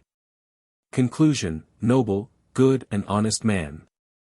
Generally of influential position, central power, honorable intentions, whom you may trust, but whom you cannot counteract successfully, whom you must go out to meet and whom you must not expect to come and visit you. May be banker, speculator, gambler, commander, general or manager. Benefic influence, wealth, luxury, good cheer. In weak cases vanity, pride. Success in mechanics and machinery. Queen of Pentacles. Tradition, dark woman, who suggests the idea of greatness of soul. She has also the serious cast of intelligence. Opulence, riches, luxury, assurance, insurance, security, liberty, frankness. Reversed, doubt, indecision, uncertainty, timidity, apprehension, vacillation, etc. Theory, the higher octave of the two, consequently covering the sixth house and demonstrating the features of the noble Virgo type. So this must be a woman always inclined to help and to serve, to make herself useful, a nurse perhaps, a household woman of good standing, a good hostess. There are also qualities of science in this house, as it is the house of the Academy and Minerva. So she may be as an incarnation of Minerva herself, protecting science and craftsmanship as the Dame of Wands protects the arts. She must have many qualities and above all refinement, though she may suffer more or less from the evil so far as it can be called of doubt, and the difficulty of choosing between many possibilities in her nature. She is generous and benefic. Her presence is a good augury and she brings always protection and material wealth or at least well-being, ruling this house of earth. There may be some timidity. There is always honesty, honorable action, correctness and the right attitude to all problems of life, discretion, education, understanding, knowledge. These qualities certainly engender security in life. Conclusion: a good and intelligent woman, who will render service to the Chariot, benefic influence, help, assistance in word, advice and action. Woman of good standing and refined type, the personification of honesty, protection, knowledge, understanding, education, culture. Discretion may sometimes lapse into timidity through sensitiveness. Material benefit, earnings, wealth, rent, products. Security, assuredness, insurance, certificate or diploma. Patronage of science and technical and industrial works. Page of Pentacles. Tradition, dark young man, disciple, student, speculator, commercial man. Application, scholarship, study, reflection, meditation, occupation, rule, management, news, message and the messenger himself. The reverse meanings are here for once even given as favorable for the greater part: profession, luxury, sumptuousness, breadth, abundance, magnificence, liberality, generosity, well-doing. Also the crowd, multitude. Degradation, dissipation. Theory, the page, always more or less of a messenger, in this case of fiery nature, on the seventh house, as well as on the third. The latter house is that of the disciple and the message, So here the traditional rendering is again quite correct. The 7th house explains everything that is said about application, occupation, profession, liberality, etc., this being the house of Libra, of relation. We may add, that the card will indicate a proposal of marriage, courting, love-making, but in a gentle, sometimes a poetical or platonic way, not without ardor however. It has also to do with all sorts of honorable offices and denominations and may indicate any official person in the civil service and commerce, a stationer, bookseller or editor, bookkeeper or director, appointed by the owner or patron.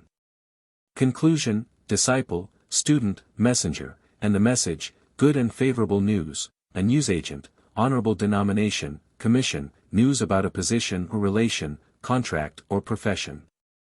Liberal conduct of people towards the Chariot. A director, directing manager, bookkeeper, assistant. Editor, bookseller. Honorable mention. Agreeable conditions in general. Application, study, reflection, arrangement, occupation, well-doing, goodness. May denote a meeting, a committee or a board of directors. Knight of Pentacles. Tradition, utility, advantage, serviceableness, profit, interest, gain, importance, necessity. Reversed it is said to give, repose, tranquility, apathy, inertia, idleness, discouragement, also recreation, etc. Theory, the fire on the 8th and on the 4th house, personified. The traditional renderings are not bad but far from complete. The 8th house is that of our debts, money of other people and of the dead in particular. So the Chariot may profit by legacies or inheritance. Consequently the benefic influence on the weak point in our material conditions may be interpreted as, advantage, interest, etc. But the knight is always a personification, too, and this is not given in the traditional interpretation. We must see him as a person who is obliging, carrying out a will, coming to the aid of the Chariot, secretly or confidentially perhaps, at least not publicly, visiting him in his house, saving him from material and financial troubles. It may be a loan, inheritance or advance, but without any hard conditions connected with it, so it may be a present. On the other hand the houses mentioned give the tendency to retire from the outer world. This accounts for renderings such as inactivity, inertia, etc. We should say, it means the tendency to enjoy the good things of the hearts within one's own private or family circle, in repose, in some retreat, secretly. In weak cases there may be some danger of degeneration into idleness or indolence, etc. In connection with the 4th house, ruling family matters and the past, the home and the storehouse, of memory, e.g. The card must have to do with pleasant memories, recollections, people we have known before, collections and collecting. Conclusion, a good help, discreet aid in financial difficulties, paying of debts, advantage, interest, etc. And the person who brings these to the Chariot. Loan, inheritance, advance, present. Happy memories, collections and collecting, recollection, savings. Persons whom we have known before or who stand in a nearer relation to us than is known or announced publicly. In weak cases, indolence, secret enjoyment, idleness, stagnation, etc. Ace of Cups. Tradition, table, first as the symbol of the bearer of food, alimentación, etc., then also as table of the law, catalogue, tabulation, the holy table. Meal, feast, gala, and invitation for the same. Hotel, restaurant, etc.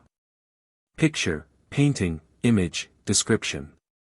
Production, fertility, abundance. Stability, fixity, constancy, etc.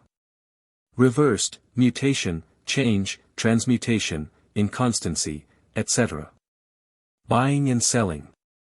Metamorphosis, reversal, revolution, translation, interpretation. Another version says, house of the true heart, joy, contentment. Reversed, house of the false heart. Theory, the cups, representing the element of water, Jovian and lunar by nature, start their cycle on the 9th house, the house of Sagittarius, ruled by Jupiter, the lawgiver. The element water has its two polar effects in the soul, so we need not look for particular weak cases to demonstrate a more or less benefic and malefic effect at the same time. The house of Sagittarius, however, does not bring much evil to the soul and is generally uplifting, inviting, pushing towards progress and development, journeying and hospitable reception of strangers. There is little or no stability or fixity in it, but on the contrary always a good deal of mutation, also the magic power of the true transmutation. Further we find a tendency to teach, to translate, guide, interpret. It may, too, lead to extravagance as regards dissipation or at least spending. There is sanction or even holiness in it, inspiration, idealism.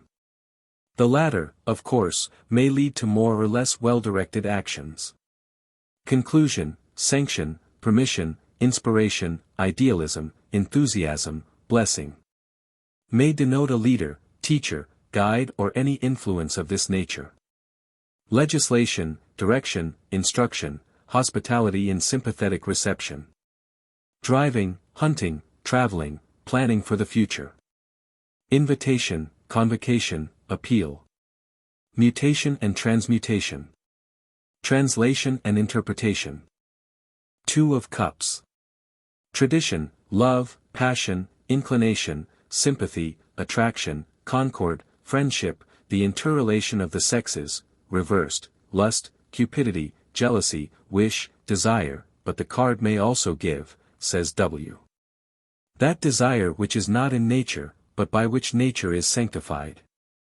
Theory, the water of the soul on the house of Capricorn, the 10th house of the act, the deed, manifestation. The two souls find each other here in an act, which of course must be that of meeting in the body. Soul union, ending in bodily attraction. So the traditional rendering appears once more to be fairly correct. It is the outcome of idealism, indicated by the ace, shared by two souls. It is anyhow not the sex element as a curse, but as a blessing in practical life. The card may further denote any sort of friendly act and sympathetic encounter. We should say, as regards love, it is to be rather defined as love-making, courting. Conclusion, love-making, passion, friendship, attraction, concord, good action, hospitable meeting or reception, the interrelation of the sexes, desire. In the weaker aspect, lust, cupidity, cupboard, love. 3 of Cups. Tradition, success, happy issue, lucky solution, victory, accomplishment, cure, healing, fulfillment. Matter in plenty, perfection, merriment. Reversed it is said to denote, expedition of affairs, dispatches, achievements, end, conclusion, etc. Theory, the water on the house of friends, the 11th, must bring concord, etc. Friendship, but on this airy house more platonic than that of the foregoing card. It is the house of surroundings so far mastered by the ego and on this account friendly. So the soul life in surroundings that have been mastered will enjoy desirable and good conditions and feel happy. There is no feeling whatever of being hampered or thwarted, or depressed. All goes well and the general sensation is cheerful. It is the sign of a good time, good luck and general satisfaction. As the 11th house also rules the blood, it is very favorable for health and eventual recuperation. Moreover, this house has to do with commerce and business, and the card favors them beyond a doubt, giving a good understanding of opportunity and of the character and wishes of those with whom we have to do, so that we can supply what they ask. Conclusion, a good time, favorable opportunities, commercial and intellectual friendship, success, good issue of everything, good health and eventual recuperation, healing. Being in good relations with people. Lightheartedness, joy, holidays. 4 of Cups. Tradition, annoyance, aversion, disgust, affliction, discontent, with his environment, satiety, blended pleasure. Reversed, news, presage, new light on things, novelty, new acquaintances made, etc. Theory, the water of the soul on the 12th house, which rules many changes, and adverse influences and, in general, the surroundings so far as they are not yet mastered, and therefore inimical. Indeed, this house brings much affliction in matters of the world. Materially it is anything but successful, and in this respect will certainly bring annoyances, but on the other hand new knowledge of nature's wonders is revealed in this house. Discontent with environment, certainly, but at the same time it shows the Chariot throwing his future on the waters of new adventure, leaving home and family to wander forth towards new experiences, enlarging the horizon of his views. There may be some ailment of the soul, however, in this house, and in very weak cases alienation even. Sentiments not reciprocated, nor understood. A feeling of being outside one's proper environment. There may be encounters with strangers or foreigners, and discoveries, as results of discontent or dissatisfaction with present conditions. So in relation to these conditions it may mean, failing to understand or to appreciate things as they are, estrangement of the world, which may lead to seclusion, secluded feelings. Conclusion: discontent with present conditions or environment. Estrangement, unrest, aversion, troubles, disgust, discord, failing to understand people or to make oneself understood. New discoveries, researches in unknown countries or territories, meeting with strangers. Instability, changes, generally for the worse in a material sense, but having some distant aim. At war with current opinions. Better to keep silent than to talk, because one will certainly be misunderstood. There may be imaginary vexations. W. Seclusion, alienation. 5 of Cups. Tradition, inheritance, legacy, succession, gift, testament, transmission, tradition, all of them not corresponding to expectations. With some it is a card of marriage, but not without bitterness or frustration. W. Reversed, family, forefathers, ancestry. Liaison, alliance, affinity, acquaintance, consanguinity. Race. It is a card of loss. W. Theory, the water coming on the first house, the ascendant, and water having to do with the family, we may conclude that family matters will come naturally to the Chariot in this case. Just as they were swept from him or evaded by him in the preceding one. Still we cannot see that the card should denote the members of the family in particular, as mentioned by P and others. Now, family matters may include inheritance as well as marriage, but so many other things may also be included that it is difficult to enumerate them, and none of them is indicated particularly. So we do not think it wise to say anything more definitely about this. The water of the feelings coming on the ascendant indicates sensitiveness and emotion, which may bring sorrow or pleasure, but generally mixed experiences and not without care. There may be material losses in consequence. Conclusion: family matters, care to be taken of them, sorrow or pleasure, emotion, material difficulties, there may be some advantage and some loss at the same time. News is certain to arrive. Subject to influences from the surroundings and apt to react too quickly thereon. 6 of Cups. Tradition, the past, memories, looking back. Antiquity, ancient things, etc. Reversed, afterwards, regeneration, resurrection, renovation, etc.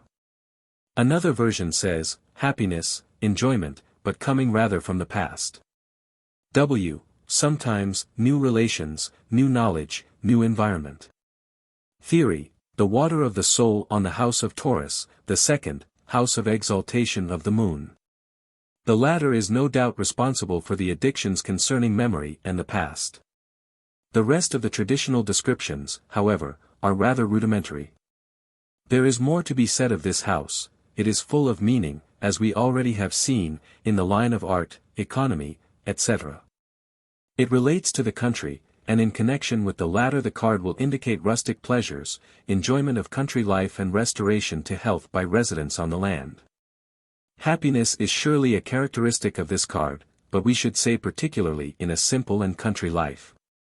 Further, we ascribe much artistic value to it, especially in painting, love for the picturesque. It means receptivity for beautiful impressions in general. On the other hand, it may denote a love of good cheer and feasting. Good health and good humor are certainly results of this combination. On account of the Taurian qualities it will impart the tendency to collect objects of art and of antiquarian value, also an instinctive understanding of the same, so it promotes dealing in such objects. Appreciation of music in the lighter style, love of the theatre, but love of nature above all.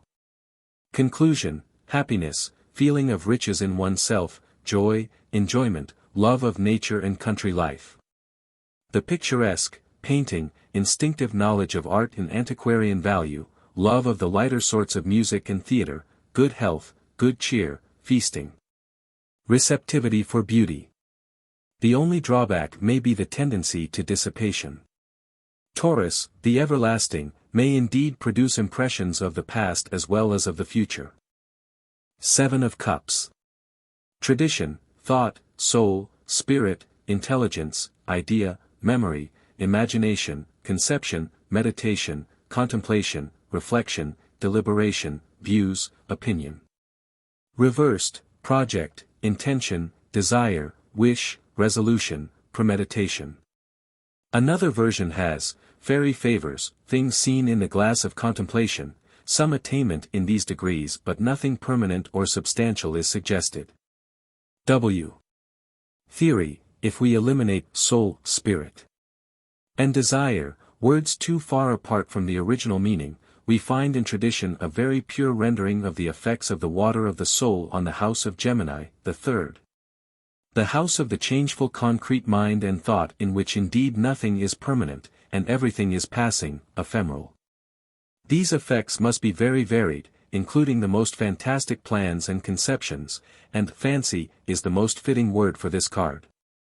It will denote many intellectual proceedings and has to do with traveling for short distances, sightseeing, considering, gathering impressions, etc. The word reflection is really quite appropriate in its place here, because the card represents the conditions of mind in which the surroundings are simply reflected in the soul. There may come seductive and suggestive images, some of which may be realized, but others will remain just fancy. The description which is given by W. is very accurate and points to the fact, that under the third house come nature spirits and genii, who will eventually help, guide or mislead man. Conclusion, thoughts, intelligence, ideas, imagination, plans, suggestions, fancy, fantasy. Reflections and opinions, deliberations and intentions. Much in this card will not come into physical reality. Short travels, sightseeing, impressions, views. Changefulness, unstable conditions. Promise and surprise, but always much more promise than fulfillment. Fairy favors. 8 of Cups. Tradition, fair girl, honest, practical girl, honor, modesty, timidity, fear, sweetness, mildness. Reversed, happiness, gaiety, great joy, feasting, public rejoicing. Also preparations and dispositions. W. says it means, deserting the cups of his felicity. Theory, on the fourth house the water of the soul will be in its own element, so to speak, and will consequently rejoice in its existence, swimming in agreeable sensations, the family and the memory, as far as the personal life goes. Playing important roles in the life of the Chariot. The lunar and Jovian element passing over this house will almost certainly cause the home and family life to be forsaken or relinquished, this perhaps may account for the interpretation, deserting the cups of his felicity. We should prefer to substitute for felicity his family or intimate circle. Changes in home life, be it for the better or for the worse. There cannot be much of order or rule in this combination, and disorder or chaos is threatened. The strong Cancerian peculiarities, such as shyness, timidity, prudishness, etc., may appear here, but we can see no reason for addictions like great joy, feasting, etc. Feelings, sentiments, wishes have very little chance of becoming reality in this house, and this may be called the true reason for leaving the house. The latter seems to us to be the proper meaning, either leaving the safe and comfortable home, or losing the chance to realize more ambitious projects. Being the 8th card of the suit, it may denote a girl, and cups are said to be related to the fair or blonde type. Conclusion, leaving the house or home, changes in the family, circle.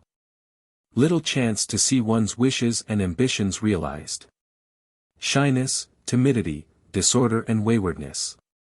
Despondency, despairing of success. Mixed sensations, no strongly preponderant feeling, unless it be that of dissatisfaction. Maybe fair-haired girl. 9 of Cups. Tradition, victory, success, advantage, gain, triumph, superiority, etc. The heart's content. W. Reversed, the card seems even better: sincerity, truth, loyalty, good faith, frankness, ingenuity, opening the heart, liberty, familiarity, etc. Concord, contentment, physical well-being. Theory: many of the addictions are very suggestive of the influence of the water on the house of the heart, the fifth, and we can only say that they are fairly exact and to the point. The card must signify the realization of hopes and wishes lying in one's own power or destiny, making one enjoy the fullness of life, and adopting the philosophy of Epicurus. There is no evil in it. It shows goodness and a jovial disposition, not only contentment and happiness in one's self, but also, owing to Leo influence, the love of bestowing hospitality on other people and helping them.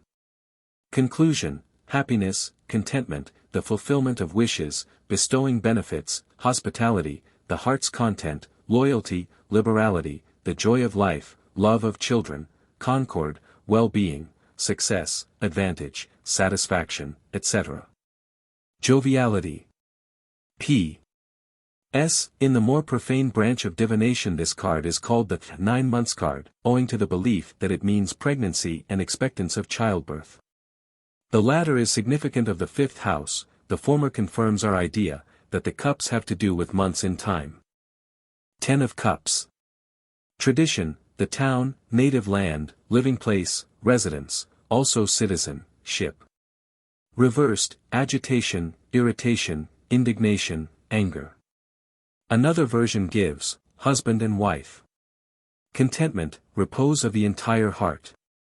And, a person who is taking care of the querent's interests. W.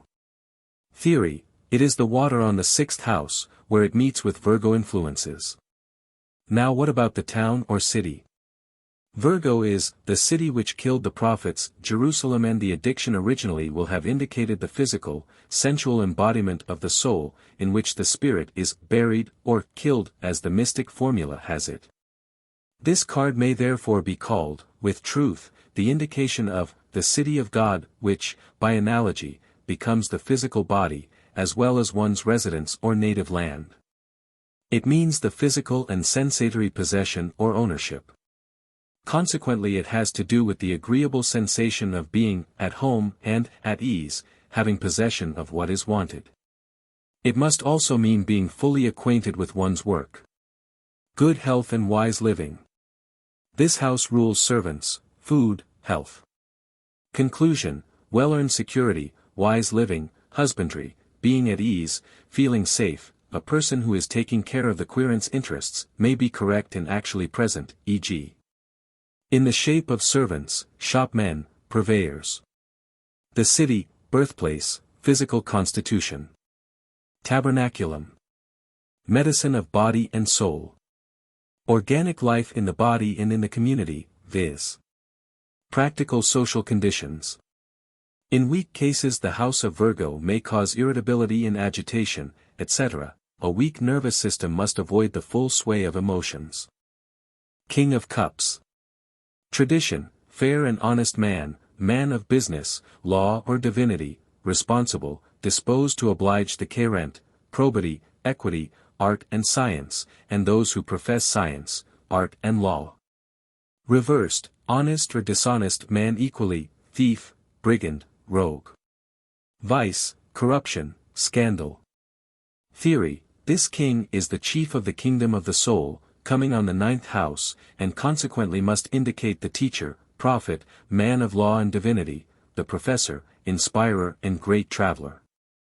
Sometimes a hunter, a wanderer, or a sailor, a yachtsman. Honesty and probity will be generally his characteristics, but some fantasy may be mixed with it and he may be less particular in details or accuracy.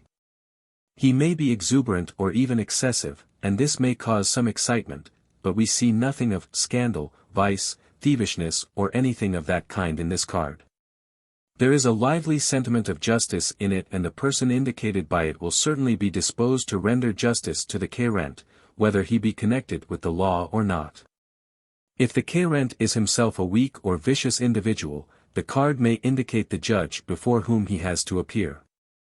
At all events, it may represent the idea of judgment of the querent's actions or business.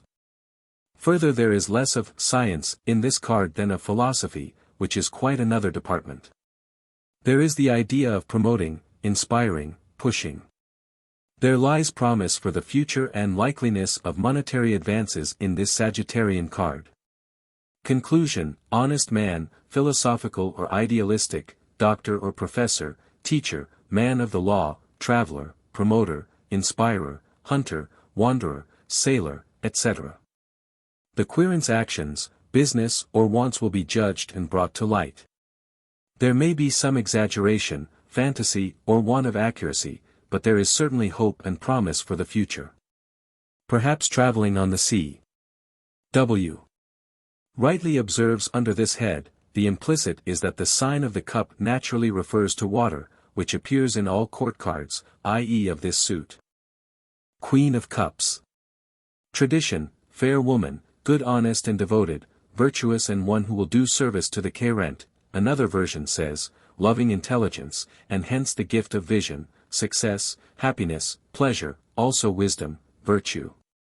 W. Reversed: vice, corruption, scandal, etc.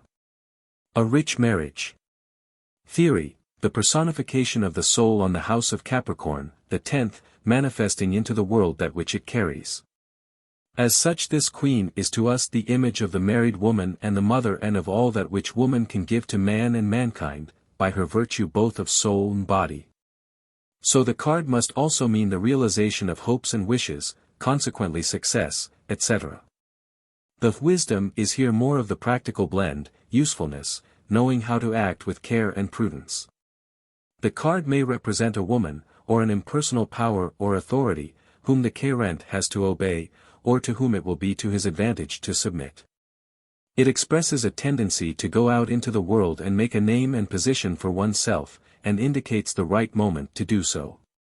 It is fairly certain that it will ensure some publicity, renown, fame, or even glory or theatrical success, but of scandal we see no indication whatever in the card itself.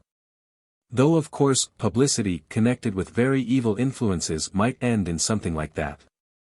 In such cases, however, we must not ascribe the effect to the card, which means publicity, but to that of the evil influences.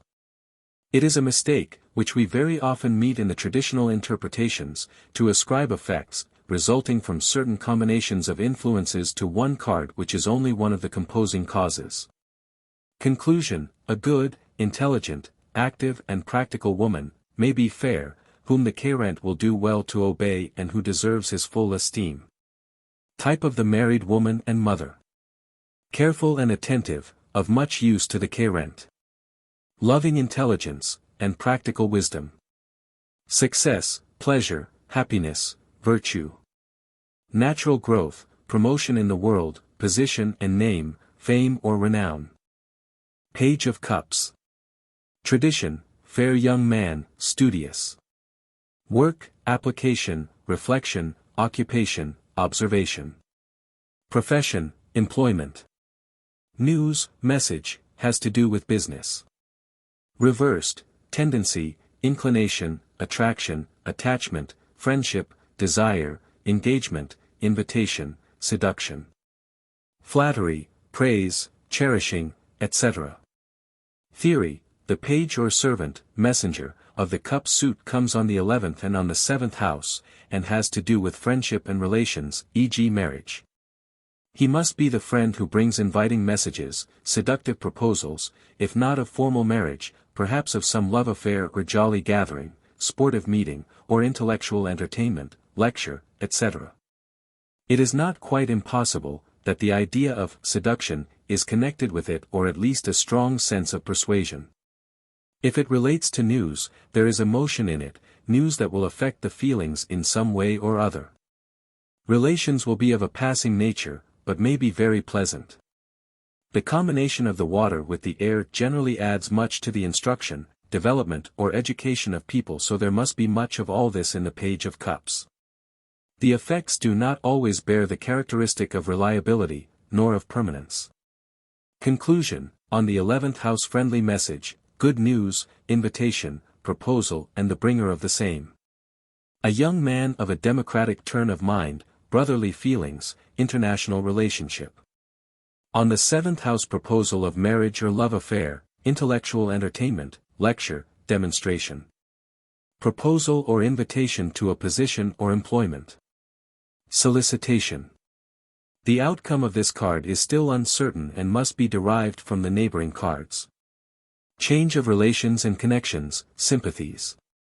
Tendency to please and to make things and certain persons appear better than they are in reality, either to flatter them or to seduce the Chariot.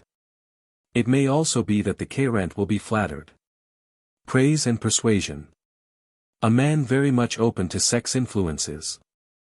Knight of Cups. Tradition, the higher graces of the imagination, W. Arrival, approach, advances, proposition, demeanor, invitation, incitement, reception, comparison. Reversed, trickery, fraud, duplicity, subtlety, swindle, artifice. Theory, the water of the soul on the 12th and on the 8th house. The double influence of water makes the emotions and feelings prominent, relates to the imagination, to deeper experiences and strong reactions of the soul, processes of psychic life, which may end in wonderful success or in less desirable phenomena. It is sure to indicate much relating to the subways of human life and the human soul. This is not always favorable or pleasant, of course, but is in almost every instance intensive, though the cups never go to anything like hatred or crime or real malice.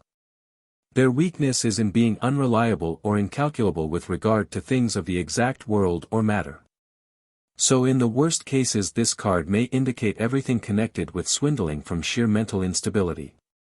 But it may also be, that the term swindler, charlatan, is wrongly given to people who are standing apart from the common herd and are more or less occultists. The higher graces of the imagination. There may be certainly a considerable degree of falsehood expressed by this card, false interpretation, misjudgment, tendentious or fantastic narratives, exaggerated complaints, imaginary wrongs, pathos and what the world calls miscarriage. On account of the 8th house, all this may be connected with sex questions or intimate and private affairs. The card may express indiscretion committed and slanderous reports, secretly promulgated. It has to do with secrets and the divulgation of secrets.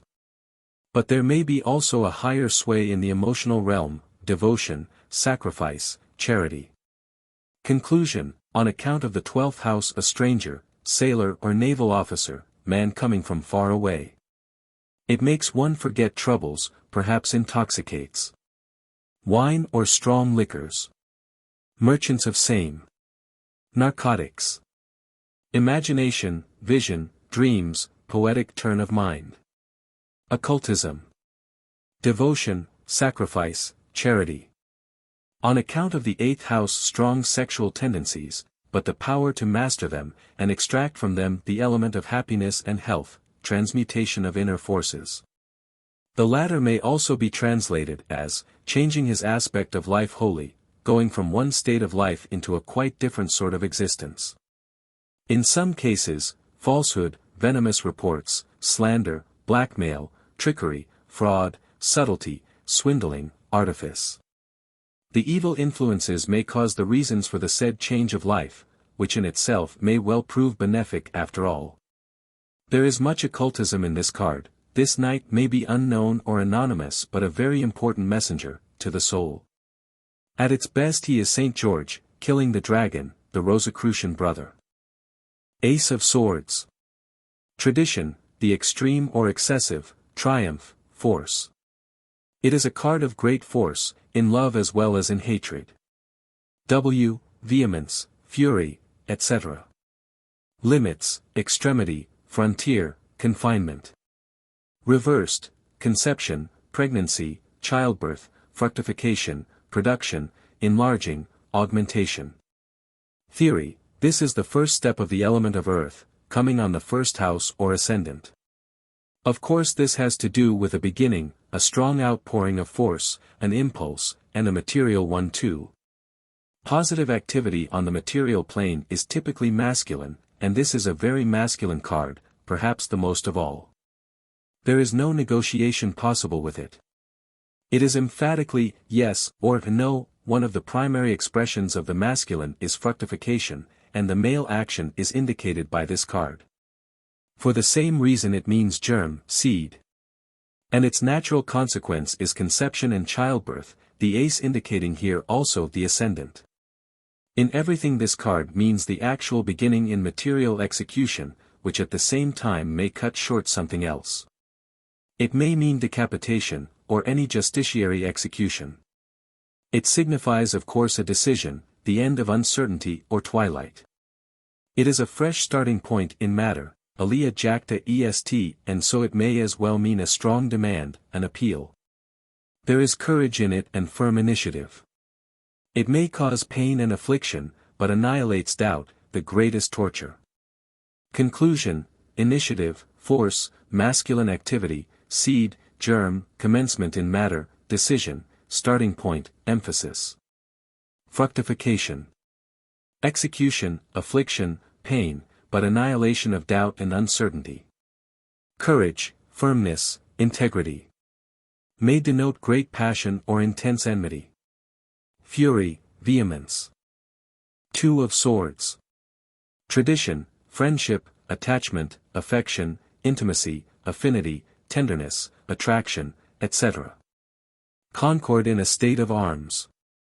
W, reversed, falsity, imposture, lie, duplicity, bad faith, deception, superficiality. Theory: the element earth on the second house. By virtue of the Venusian qualities of the Taurus house, this Saturnian and Martian element, as will easily be understood, leads up to the magnetic affinity of the sexes, consequently to intimacy, attraction, affection, etc. But the idea of friendship is different and not in this card. It denotes also artistic appreciation, founded on the perfect functioning of the senses. Taste for art will be born from this and an exact knowledge of prices and values. It is the card which means quality and essential virtue. Therefore it has been rendered as falsehood, etc., when reversed, i.e. when the innate virtue is wanting. Now in weak cases this card will certainly denote sensuality and lazy luxurious habits, which will be found accompanied in many instances by the desire for money. For the rest we see in such cases the possibility of stupid resistance, dullness, cruelty, relentless opposition and recreation, passive obstruction, perhaps silent, unforgiving hatred. But in another respect it means the will to cultivate the soil, in the literal as well as in the figurative sense. Conclusion: latent force, magnetism, the principle of art, artistic appreciation, quality, virtue. Magnetic attraction, affinity, intimacy, affection, that force which binds by the reduction of the senses, in weak cases sensuality, laziness, dullness. When badly aspect cruelty, unforgiving hatred, passive obstruction, etc. Three of Swords. Tradition, departure, absence, rupture, delay, division, removal, being far away. Also aversion, hatred, disgust, etc. Contrarieties, opposition, unsociable qualities, gruffness, separation, etc. Reversed, mental worries, troubles and even alienation. Error, mistake, loss. A nun. Theory: the element of earth on the third house acts in the way of the mind and mental processes, and must appear as troubles, etc. Because it gives the feeling of the mind being burdened, which might easily go as far as oppression. If the burden becomes too heavy, either the body or the soul may suffer severely, and pain, affliction or mental aberration may ensue. This card must generally mean bad news too, the message which brings news of the affliction. It may be a corrective to a too easy and volatile imagination. It will in most cases denote some sickness, as a result of the pressure or oppressed feeling in the mind or in circumstances in general. It may be the result of worrying. The house of Gemini also suggests some suffering on account of distance, separateness, being far from one other. And the oppressed mind, which cannot have its way, may easily denote the spiritual condition of a nun or someone who takes refuge within the precincts of a monastery. In this case, however, the motives are not of the more elevated or exalted order. There is spitefulness, vexation, bitterness on account of unrealized hopes, one of idealism. So this does not indicate the idealistic type of monasticism.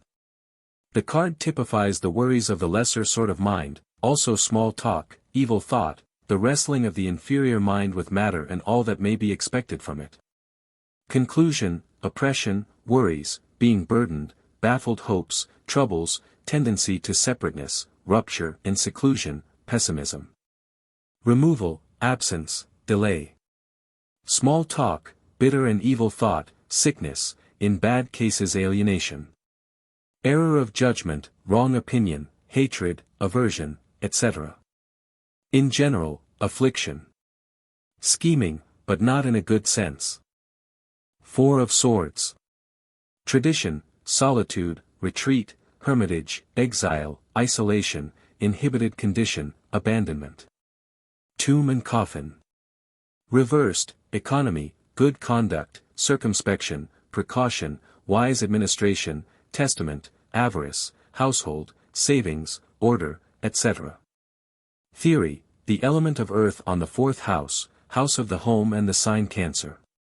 This immediately explains why this card has been said to stand for economy, savings, even avarice and household affairs as well as for many things in connection with the end of life. Since the fourth house in the horoscope relates to the end of life, and to the inner side of life as long as this lasts. Tradition is once more very correct in this case. When it enumerates concord, harmony, etc. Amongst the synonyms of this card, however, there is some discrepancy, because the only thing that can be meant here is repose, or the condition of rest, as that of the grave, in which external differences are lost. So taken in the strictly etymological sense of the words, concord, etc., have nothing to do with it. If in any case this card should relate to business, it certainly does not mean that anything like accord has been or will be reached, but that one of the parties retires or takes his proposals back. It may also relate to the condition of the soul, in which one harvests the results of material life in the world, whether spiritually, by meditation, or materially, by economy. In any case it points to a stillness and heavy condition of the mind. Further, to the tendency of collecting, gathering. Conclusion, solitude, repose, retreat, retiring from the world, hermit's repose, W. Gathering, collecting, taking home one's savings or impressions, meditation, economy, avarice, precaution, testament, and the place occupied at the end of life, hermitage, grave. Coffin. The place of the card in the horoscopic scheme indeed suggests the idea of being buried under the earth. Five of Swords. Tradition, loss, dishonor, degradation, defeat, ruin, reversal of fortune, diminution, wronging, bad luck, destruction, etc. Reversed, much the same, burial, obsequies. It is also said to represent a thief and theft, corruption, seduction, plague, and all that is hideous and horrible.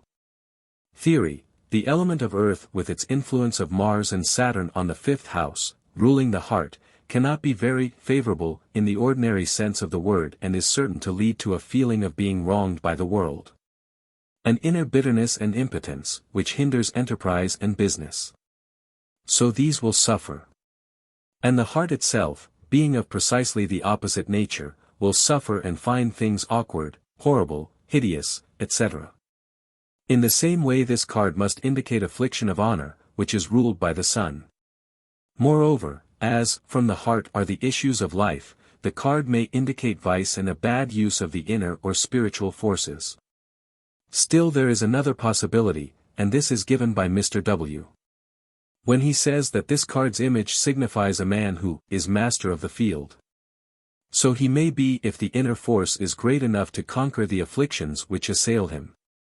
In other words, it need not be a card of absolute defeat, for there may very well be a good result, but nevertheless it denotes serious difficulty and a critical moment or period in life, in which the Chariot or someone to whom it relates will be threatened with the above-mentioned sad effects. Conclusion: affliction, crisis, morose disposition, bitterness, impotence, lack of self-respect, or self-confidence. It may be that self-confidence is ascertained by some struggle or conflict.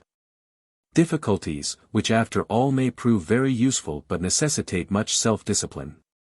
In the same way discipline of children is necessary. Enterprise or expansion is impossible or not advisable. Things indicated by this card may indeed be bad-looking or unpromising. There will be a question of a loss in most cases. Six of Swords. Tradition, route, way, path, envoy, journey by water, emigration, manner, expedient. Reversed, proclamation, declaration, publication, avowal, knowledge, charter, constitution, bill, ordinance, discovery, vision, revelation, apparition. A proposal of love, says another rendering. Theory: this is the element of earth on the sixth house, and the Virgo particulars expressed in earth become the ways that carry the message from the center, the heart, to the parts of the system. So it is the nervous system and the arterial system in the animal and human body. Thus it must be the way or path leading out into the world from our house or living place. This explains what tradition says about envoy and emigration, though the latter is somewhat far-fetched, and not in every instance will the way lead so far as that, nor the path be trodden until we meet with a proposal of love. But it is true, that the effect of that which this card represents may go far and in general signifies the message in the sphere of matter. Mercury is lord of this house, the message materialized. And this explains why tradition says it means apparition, publication, constitution, etc. It is quite correct therein. The message is conveyed by means of the way, path, canalization, etc., and appears in some effect or other. So it may even be a vision or materialization from the other side. It may also, however, be the passing over to that side, the crossing of the sticks, which seems to be indicated by the picture of this card. The cusp of the seventh house in the horoscope is the end, in the same way as the ascendant is the beginning. Though tradition has not rendered it so, this card must in many instances have the significance of passing away. Conclusion: route, way, canal, conveyance, nervous system, arterial system, experiment, order of service, practical prescriptions for any service, rules and measures of internal service. It warns that care must be taken for health and the internal service of the body must be cleared, in order to avoid intestine troubles. There may be something of a course, a voyage to be made, a cure or even emigration, if other indications confirm it. If in connection with Venusian influences, sensuality, and the expressions of it. If badly aspect, serious illness and probability of the passing away of the patient. Seven of Swords. Tradition, hope, wish, design, will, taste, fantasy. Another version says, also quarreling, a plan that may fail. W. Reversed, good counsel, advice, helpful warning, news, announcement, consultation, observation, reflection, lesson, instruction, slander, babbling. Theory: the element earth on the seventh house indicates the actual and material union of the self and the not-self in the organism, as a material building. In this we have to see the accomplishment or attainment of the self, that which the self wishes to join. Since the seventh house represents the opponent as well, there may be something like quarreling in this card, attempts to reach agreement with an opponent. This will be done in a practical, business-like way. A combative spirit, ready for the defensive. Owing to the diplomatic and fox-like qualities of the house of Libra, the Chariot may, by this card, attempt to steal the weapons of the opponent, as the figure rightly suggests, using the arguments and fighting with the weapons of the enemy. Tradition is rather elusive in its definitions of this card. There are some particulars of Libra indicated, curiously enough, but they are not much of the nature of swords earth. The card must indicate everything in the line of material ability, from the science of the use of tools, crafts and arts up to tricks of abuse.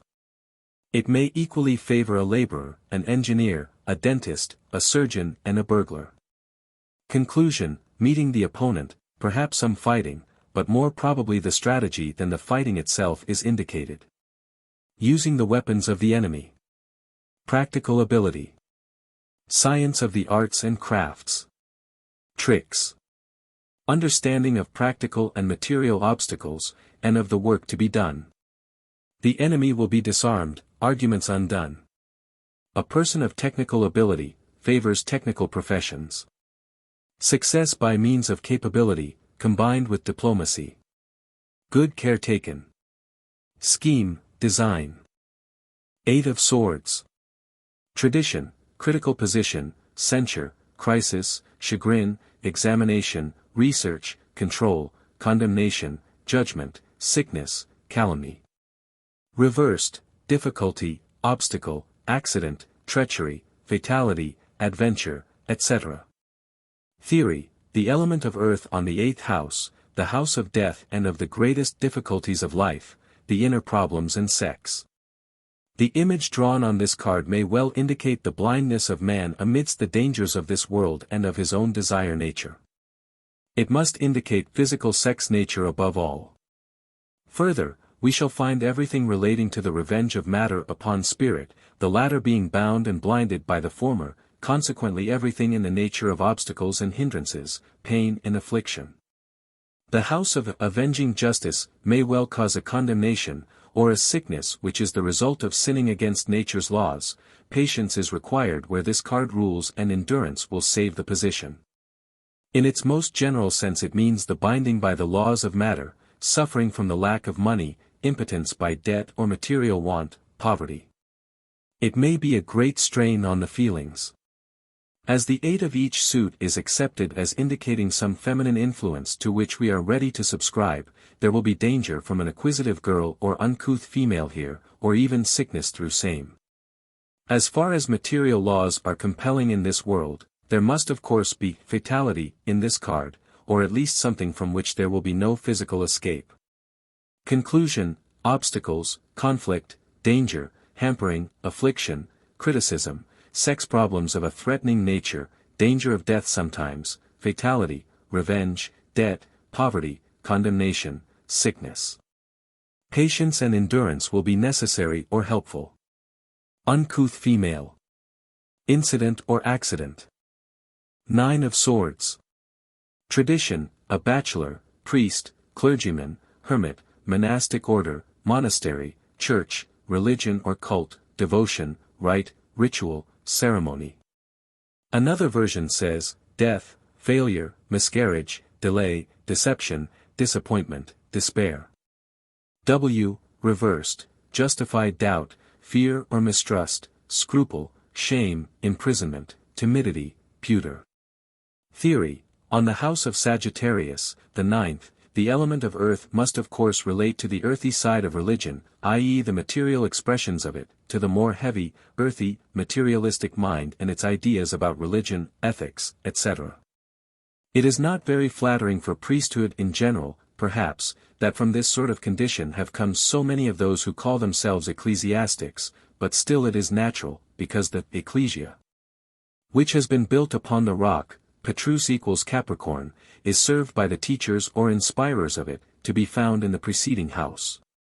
In lay language this means, the expression of religion, of ideals and ideas, descending into matter, taking material shape and culminating in the church or monastery, which, however, come under the 10th house. And into dogma and creed under the 9th. Under the latter's influence are the representatives of dogma and creed, viz. Priest, officiant, monastic or monk. It is fairly sure, that from the essence of this card arises inquisition and every sort of intolerance, religious intolerance above all, because the materialistic mind thinks itself in possession of the only expression of truth. And condemns every other. So this card may also indicate all sorts of hard judgment, rigid attitudes of mind, orthodoxy. For this indeed is the meaning of materialism in religion and ethics. When the material expression of truth and ideals is at its height, it reaches the value of rite and ritual or religious ceremony, which at its best stands in relation to dogmatism as the jewel to simple stones or dry sand. Conclusion: dogma, dogmatism, ecclesiastic spirit, scholastic mind, creed, rite, ritual, ceremonial. The persons representing these: hard judgment, orthodoxy, rigid attitude of mind, asceticism. Intolerance, inquisition. The fear of God may well be turned into hatred of mankind. In weak cases there may be swearing, atheism, agnosticism, shyness, miscarriage, shame, false evidence given, error of judgment. In strong cases the mind is scrupulous, conscientious, and in strict accord with time and fashion. 10 of Swords. Tradition, tears, affliction, plaints, complaints, sadness, desolation, sorrow. Reversed, advantage, profit, favor. But none of these are permanent, says W. Power, might, usurpation, authority. Theory: the element of earth on the 10th house, Capricorn, of course relates to authority and earthy might or power, and we do not see why this should be only in a reversed position. With regard to religion, this is the Mother Church. Compare Capricorn, the married woman, or the mother, the materialization of dogma and creed in a building, a church, chapel, monastery. In the secular line it may be any official building or office and, relating to persons, any official or public authority under the civil law. The card represents material necessity and the limits and cornerstones which it erects. It is ultimately the card of inexorable karmic results, say material karma itself. To the profane this means very often affliction, etc., and the personality may be burdened by the weight of fate. The image of this card seems to suggest this specially. On the other hand, tradition is certainly not wrong in stating that it may represent gain and profit, as the card of karma will bring the full measure of material things in general and not only in the way of tragedy. Profit and advantage, however, may also become oppressive, and its possibility must be considered here. Conclusion: karmic results, whether benefic or malefic, material limits, physical necessity. Authority, official might and power, obedience to the same, official persons. The Mother Church, monastery, etc. Affliction, sadness, etc. In good cases due reward and honest profit, merited position. Possession may become a curse. Fate may lay low the personality. The card is not very benefic for the parents of the Chariot, or he himself does not much esteem them. It relates to his position in the world. P.S. The cards of the suit of swords, from the ace up to the 10, relate to the respective sins prohibited by the 10 commandments. King of Swords. Tradition: a man of the law or robe, counselor, senator, businessman, doctor, etc. Whatsoever arises out of the idea of judgment and all its concessions, power, authority, command, militant intelligence. W. Reversed: bad intentions, evil, perversity, perfidy, cruelty, etc. Theory: the king of the suit of earth, coming on the house of Aries, first house or ascendant. Whatsoever we may say of the reversed side or weaker cases of this card, a king is a king and always denotes a higher accord, someone or something of principal value and rank. The king of the Martian and Saturnian element naturally is the king of matter and of war, i.e. also he who wins war and conducts the battle of earthy interests. It denotes the dominion and rulership of this element, consequently the military chief. This, by the way, we are astonished not to find mentioned by tradition, which mentions the man of the law, lawyer, advocate or judge, who rules or guides worldly strife and contention. As the ruler of the ascendant, the card may certainly mean any person heading a cycle of material activity and before all a pioneer on this plane, an independent man living on his own means. While material integrity is implicit, duplicity, doubt, double-dealing or uncertainty are definitely excluded. It indicates material certainty and severity, whether benefic or malefic from a personal point of view, healthy or rude, even cruel. But we fail to see what it has to do with perversity, unless the meaning be the overruling of everything else, the higher by the material power, and the misuse of the latter. The card means an emphatic yes. Conclusion: general, captain, military chief, worldly authority, chief or captain in any branch of activity, man of the law, power, command, decision, initiative, pioneering, valor, integrity, severity, material certainty. In weak cases cruelty, misuse of power, tyranny. Queen of Swords. Tradition, widowhood, female sadness, privation, absence, sterility, poverty, vacancy, unemployment, mourning, separation. Reversed, bad woman, malice, bigotry, prudishness, hypocrisy, artifice, deceit. Theory, the female rulership of the element of earth on the house of Taurus, in which the moon is exalted and womanhood eternal is contained. The house of money, in worldly affairs. So this card must mean either woman ruling by matter, material or magnetic attraction, purely physical charm, or ruled by material elements herself. The latter may be seen as, ruled by the desire of luxury and money, or as, overpowered by material difficulties, weighed down under the burden of a material world. A woman of Saturnian and Martian qualities is seldom charming unless in a purely physical and sexual way. There may be higher virtues, however, which in this case will be developed by suffering, such as chastity, severity, continence, from which it will be easily seen that sterility, privation and mourning may derive, personally. Astrologically, the Martian and Saturnian qualities are seldom found to be very benefic for women, being very often signs of an unpleasant character or injured reputation. On the one hand, this card may be a woman under affliction and severed from her natural protector or protection, widow, divorced, separated, though not the unmarried. On the other hand, we have to see in this card the woman who is paid for her love, and the fact that woman costs money, a fact of more occult significance than the world at large understands. It is indicated in the commandment of JHVH that man should till the soil, Taurus, after the loss of the paradisical state. So this card has to do with the material necessity of married life, with peasantry and husbandry and economical exploitation. Well aspect, it may indicate art in general and sometimes wealth after assiduous struggle and toil. Conclusion, suffering, afflicted woman, widow, divorced or separated, or woman of a lower sort of character, hateful, spiteful, paid love, deception in love, material stress, heavy expenses, burdening. Also exploitation, peasantry, possibility of wealth after enduring toil. In many cases it means sterility, privation. Only strong characters can stand this card. To weak characters it is full of menace and may cause grief, mourning, failure in the face of the hardship of life and unemployment.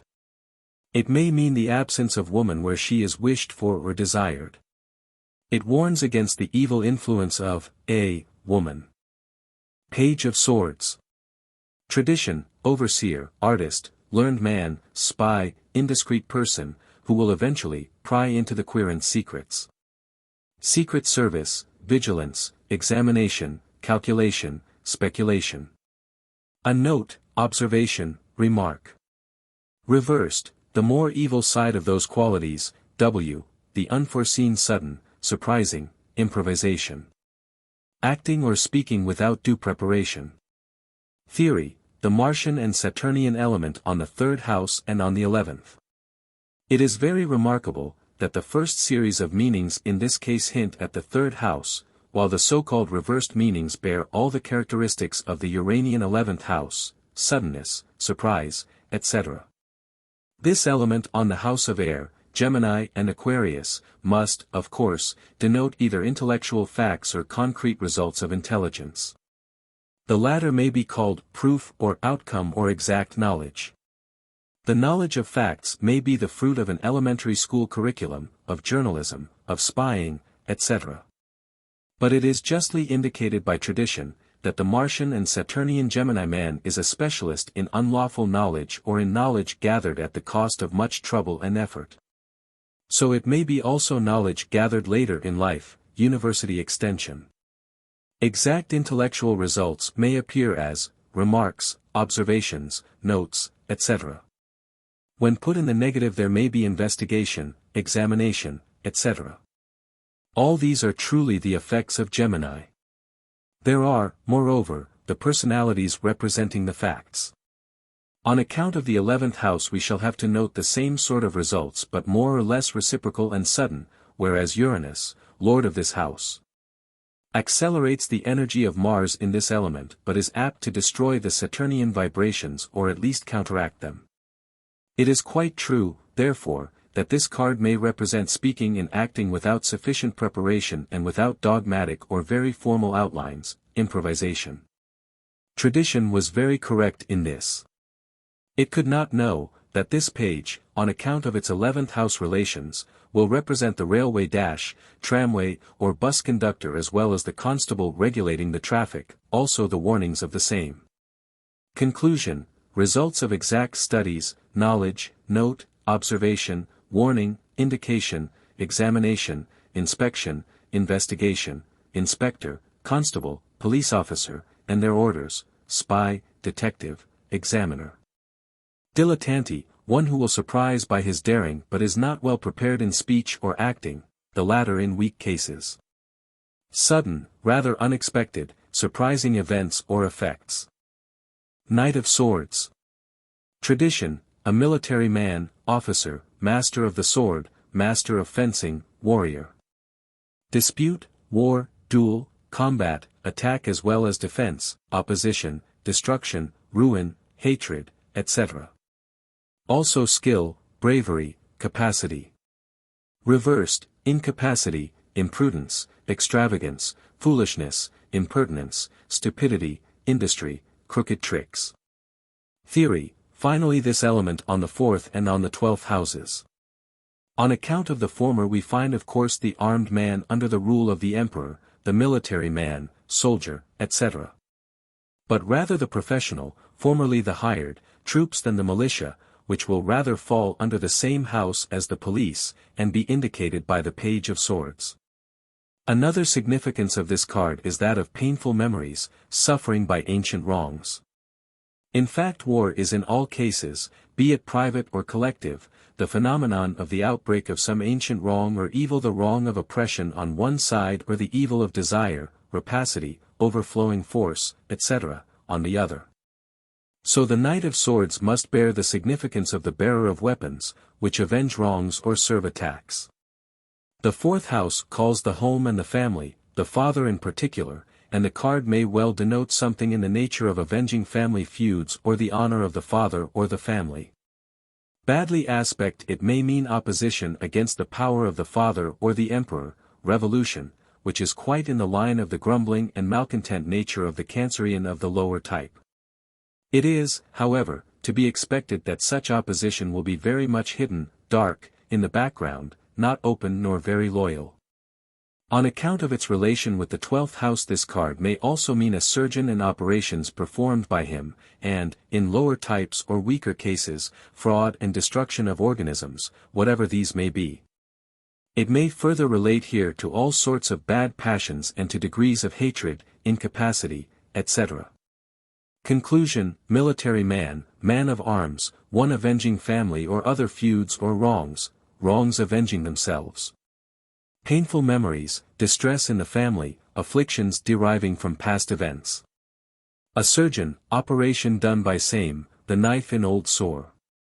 In badly aspect cases hatred, destruction, extravagance, spilling, revolt, insurrection, war, combat, fraud, impertinence, imprudence, etc. Epilogue. We offer the descriptions in this work with the most humble reserve as regards completeness. We are fully aware that on these lines the last word will not be said in the near future. On the other hand we feel sure that the key to the mystic system, known as the Tarot, presented here, does work, for we have used it in practical divination for some time already and it has proved to be true, apart from its theoretical value, which may be judged by those who have studied the ancient mysteries in general and astrology in particular. We abstain from adding more concerning the practice of divination in the present volume. It will demand another one. The End.